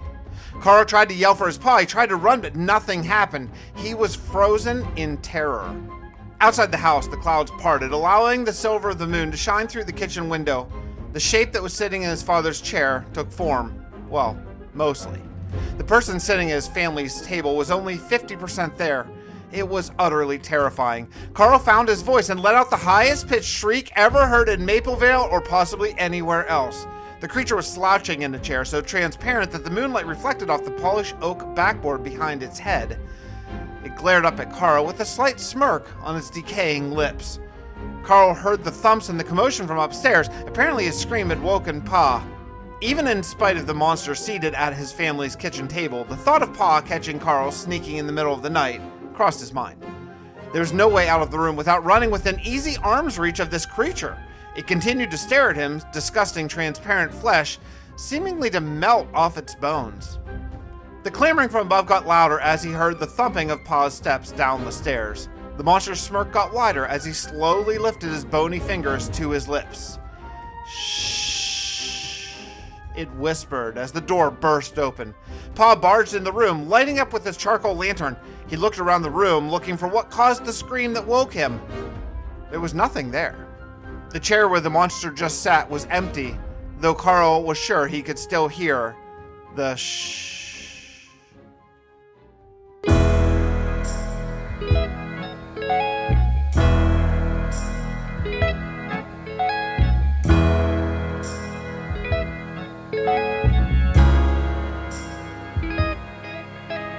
So that brings me to that, you know, we're going to need a name for this place. Now that it's actually a custom hamlet, not this little procedurally generated village, I think we should name it. So even though it's just outside the gates of New Hope, let's give it its own name. You know, just recently here, we named Maple Vale, which is right over there, right through the fog. Maple Vale, that's the other little hamlet, farming hamlet. And then we named Perseverance, which is the undead ancient, not undead, rather the ancient city down under the ground, way over that direction, right? So let's name this area. So I'm going to pick a name from the comments, and you'll find out during the world tour, which is coming up after 3,000 days, who wins, who gets picked this area. I think it's cool. I really like this. I really like this spot. So if I'm looking around the world, other than the interiors of those that I want to do, and I mean, let's face it, and let's be honest, a lot more interiors too, I think that there are a lot of done things, you know, like I think that this area over here is fairly done. There are a few little this and that we could do, but I don't want to break into a new thing. However, if you look down there, couple issues we can deal with, I think, in this remaining time. So let's go do the interiors and then we'll come back. But leave me a name for this new village in the comments, would you? I feel really cool about these little interiors. There's just a lot of beds, basically. There's not very much to it. These are just where the farmhands go to sleep. I mean, these guys are paid pretty minimally, and here I put an area for the heat to rise up here to keep this upper floor warm. I think that kind of works. You could fall to your possible death if you fell in that hole, but that's okay. That room wasn't big enough for fencing. The other rooms, I think I did do fencing around the edge, but that's okay. We'll just imagine these folks are really careful where they step, especially in the middle of the night. Yeah, I mean, you know, it's all right. Over here, I have basically a meeting area. They're just going to sit and eat here, but then upstairs, even more beds. So tons of people are going to live in this little hamlet, working all these fields. In fact, I think enough people might be living in this hamlet that we could probably end up expanding it, which could be really cool. We could add more houses down the road. Right now, I'm not worried about more houses, but I think that could absolutely open the door for later on. Do we want to do a little around the fire? I mean, that seems very dangerous, but, you know. All right, we'll still do it. Okay, adds a little color. I really like I just picked light blue. What is this, magenta? Is that magenta? I think, yeah, and yellow. I just think the color situation is cool. Just bring some life into these areas. Again, more beds upstairs. Basically, all of these are the same. And this down here is my little workshop. This is where I just keep my stuff. So nothing much to see in here. This is a staging area for the building process, right? But yeah, okay, we did a lot of work here. That all being said, I think we are done with this little hamlet, which you're going to name in the comments down below. I think it's time to move on, and I know exactly where we're going to go next.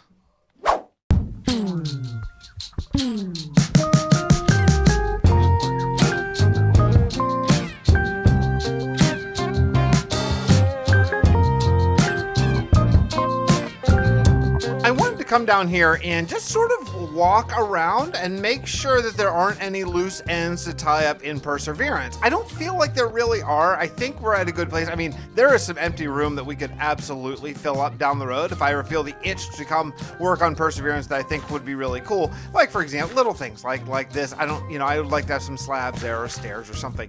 But I think in general, I think it's okay. I know this plays very dark on YouTube, but I think that's generally the point. I'll tell you one thing I have thought about. Oh yeah, this is my little wedding chapel. Oh yeah, I can get back to that lore at some point, right? Yeah, I totally forgot. I filled that up with all my friends and got married there. That's pretty cool. So, one thing I've been thinking about just a little bit, and I don't think I'm going to do it in the end. I think I've decided against it, but I've thought about over the portal, like right up there, maybe opening up a little hole up to the surface. Just a little one, like maybe even like just 3 blocks or something like that to bring in light. So there'd be like a light beam coming in. But, you know, when I look at it, I think it's better without. But it would be cool. I mean, there would be definitely a cool vibe. But I think I've decided against it. But yeah, I mean, the portal, everything looks cool. Everything seems basically done around here. We have about, I think, around 25 days. I mean, look, there's some areas over here, right? Like, look at this. This is just nothing. This is just original, right? And then if you look, now this is going to be really dark because there's no lights at all. But right over in this area, it actually goes back a little way. See how far those ores are? With just nothing. I just filled this in with grass and never got around to adding houses. So we could absolutely add more houses. And this is pretty far away from the warden, so it would be fairly safe building. I mean, nothing else can spawn here. But yeah, look, a little bamboo area. This is cool. Man, I really like this kingdom quite a lot. Oh, look, this is actually original. That was there, right? Like little piles of wool. I forgot that's actually part of it. I'm not getting any closer to this warden. Where is he? Is he around? Am I close? Am I really close? Am I dangerously close? I don't know exactly where he is, but I hear him. Oh, geez, holy, I'm really close. Okay, let's just run away. He's probably going to sonically attack me. Look at that. Look at that dude. Oh, man, look, he looks so cool.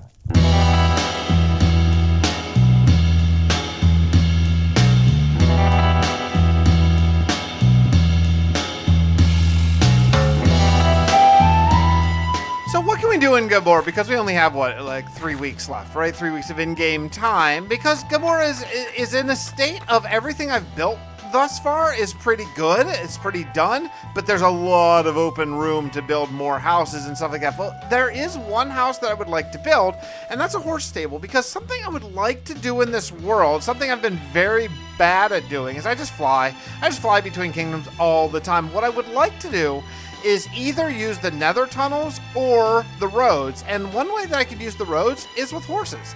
It's not exactly reinventing the wheel here. I know lots of people have done it, but I really feel like having a ton of horse stables all over the place would make a lot of sense. I mean, look, these people are a long way away from getting the electric car going on, and even once they do, there will still be a need for horse transportation because there's so many people in this world, and they're old school people, right? Like, they've been around here for a long time. So let's build a horse stable in this style right over there by the main gates in that little sliver of land. I think that could be really perfect. Very simple. It's only gonna be maybe like 3 or 4 stalls. No house attached to it. Just a place to put your horses, right? We can do that.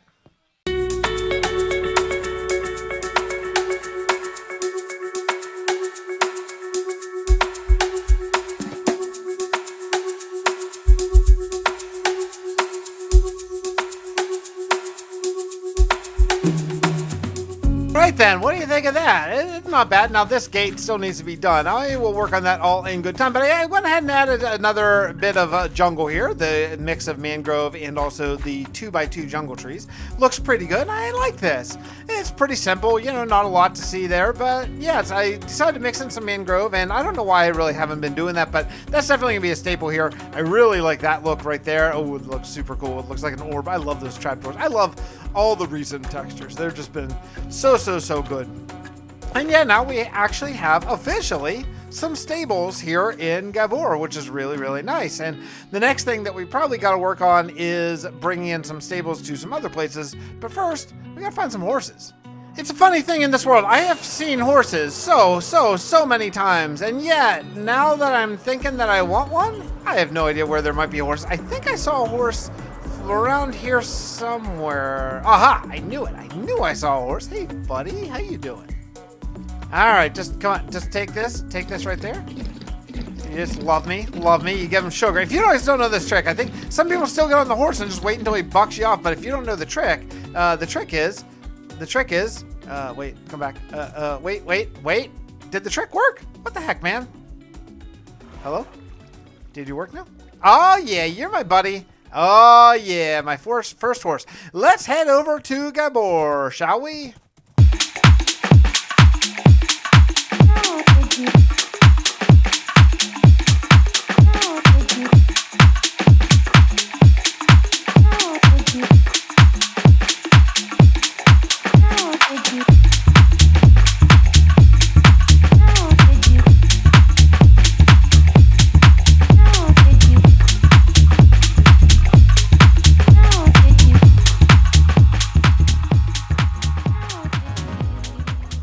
I went with this really simple, kind of like a brackets holder sort of style bridge. So I didn't make this up myself. I saw this on Google Images, and I thought, oh, that's kind of cool. So I decided to go with it. And then the other thing I saw these things kind of like separated like this. It was like wall, and like I know they don't connect. I know I could use gate, but I kind of like it actually. Oops, it was like this. One of those, and then. Right? Something like that. I don't know. I just think it's kind of cool. It's kind of a fun way to sort of mix that up. Now, I'm not totally sure exactly how this is because I did not count it, but is this going to be 3? Yeah, it's 3, 2. It's fine. So yeah, I think it works kind of well. And also that's going to give me the opportunity to put some lighting here. Nothing really major, but all we'll do is we'll just do maybe like right in the middle and go up one more. And then, I probably need to go up one more. Shall I? Let's go up one more and then over the middle, maybe.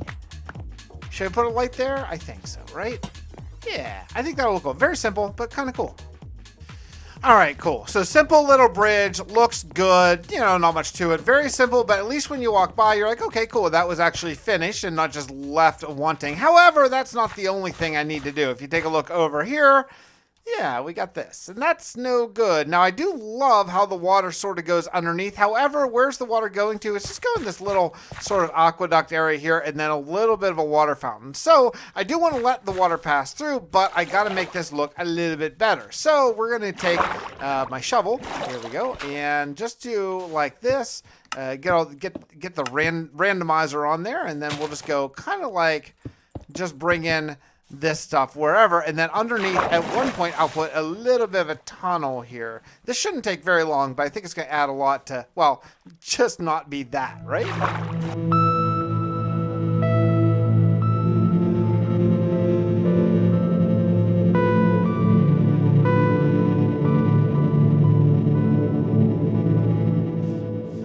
Back here in Maplevale, there is exactly a total of one final bridge yet to go. And you know, honestly, I'm so inspired by kind of the landscaping that I just did. I think I want to do the same thing again. I think I want to do a very natural bridge here. I think it could be really, really cool. This tree has got to go. Okay, so what I'm thinking is, what we'll do is we're just going to do an arch from here over to here, but a really big arch. And maybe possibly turn this lush area right here into a cliff. I'm not sure yet. I haven't decided, but you know, there are already some cliffs over here that could use some scuffing up a little bit. So maybe I wouldn't mind really sort of detailing this whole area, but this is a huge job. I mean, I might have time. I don't know. I mean, oh, I want plans for this island too. Oh, we have so many things. But yeah, so, okay. So all of this has to be done, but let's start with this arch right here. This is probably going to take a little bit of figuring out. I'm going to rough it in with just stone and cobblestone, and hopefully we'll come up with something really nice.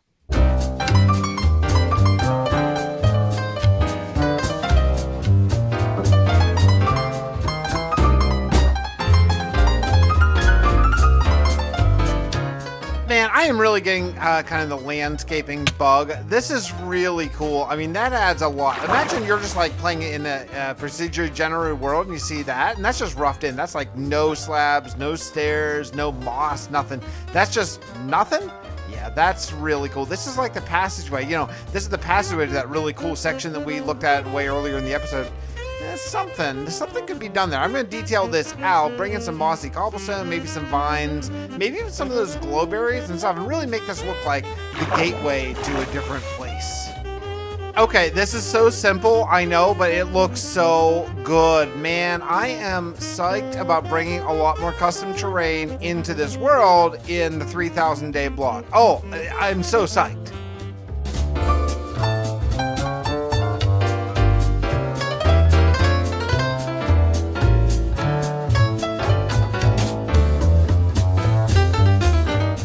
Alright then, well, we got this giant cliff. I mean, man, this thing is huge. Let me fly around and show you how long of a cliff I dig. And again, I just roughed this in. I haven't done any detailing yet. And the detailing I'm going to do in something that's this big is not going to be like stairs and slabs. Look, this winds the entire way around, the whole way up to this little arch that we did earlier in this episode. Look at that. Look at this little arch. Anyway, yeah, so this whole cliff is now, well, it's an actual cliff instead of just sort of that, you know, that Minecrafty, like, see over there? Like that? Yeah, so it's not that anymore. So now it looks like a real cliff. One thing I noticed that I don't really like is, for some reason, I don't know what the reason is, for some reason I seem to have, like, done a lot of just, like this 2-block high thing here. I don't know why that happened or how that happened, actually. I'm usually kind of okay about like randoming it up, and I really did not. So I'm gonna have to go in. Look at this. Look at that. It just looks like a why? What's wrong with me? Why would I do that? That's not good. So yeah, so I'm gonna have to. Oh, I know why this was, because I was gonna block off this cave, because I thought this cave was just like a little like whatever, you know. It didn't really add anything to the world. It's like this tiny little cave. You know what I'll do though? I'll tell you what I'll do. Maybe I'll leave the cave here, but like kind of block it off, so it's just really little. Like this could be actually maybe a little secret entranceway, right? I mean, that could be kind of cool. Let's bring that up. What's even in this cave? You can't see anything, can you? Is the YouTube so dark? Do I have any? No, I got nothing. I'm just gonna look real quick. I decided now that the cliff is all done to add some custom trees. Not a lot. At one point I was thinking about maybe doing these, like, I don't know what these custom, like, pine trees or fir trees or something. I don't know. They're, whatever. Just they are what they are.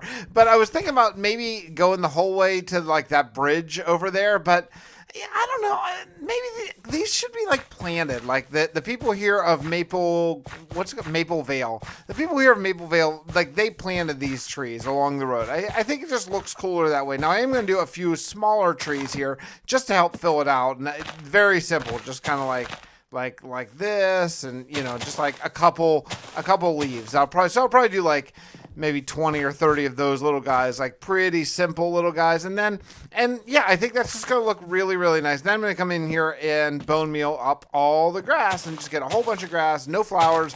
And the one more thing I'm thinking about maybe doing is along the road, because there is some nice little places here. I was thinking about maybe doing some small little flower fields, like here. Like, this isn't maybe big enough for a big crop field. It's just this little thing, but I could do a couple little flower fields. If you look at the map and you get down in here, there is this little area. I don't want to get into Savannah and do it, but in this little area right here, I could do something that's going to make it look kind of nice. And I think that might be the best answer, just to sort of polish off this little hamlet kingdom. By the way, if you ever wonder about what my terminology is, I know I call this a hamlet and something else a village and something else a town. It's the old Realm of Vastin terminology, and what it is basically is a hamlet. It's all about people size, and we just sort of set a number of people that it requires to reach a certain point, and they are let's see, a hamlet is 1 to 10 people, so that would pretty much fit this, like just 2 houses, probably 1 to 10 people.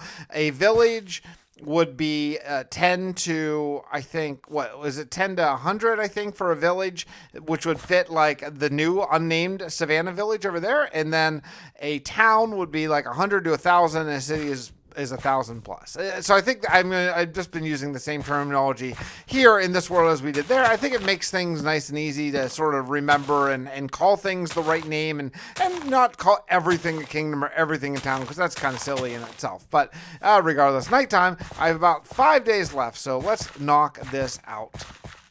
I just slept the night away in a terrible thunderstorm, and it is officially the morning of Day 3000. I can't believe it in this world. Day 3000. Look at the sun coming up this beautiful day. This new beautiful unnamed biome. Oh, the rainbow over there. Oh, man. I mean, is that not a sight for sore eyes? I think so. So, we've done a lot. I hope you are enjoying this series still. Things are going to change a little bit next episode after the world tour, because we're starting a new kingdom, a massive mega build that's going to take some time. That's going to be the 3,000 day block. I'm going to leave that to your imagination, but we'll be starting it next episode. So if you have a guess of what the next mega build, what the next absolutely huge thing in this world is going to be, then you got to let me know down in the comments. I would appreciate that. So with the YouTube algorithm, and I'll see you all next time from Survival with Fix.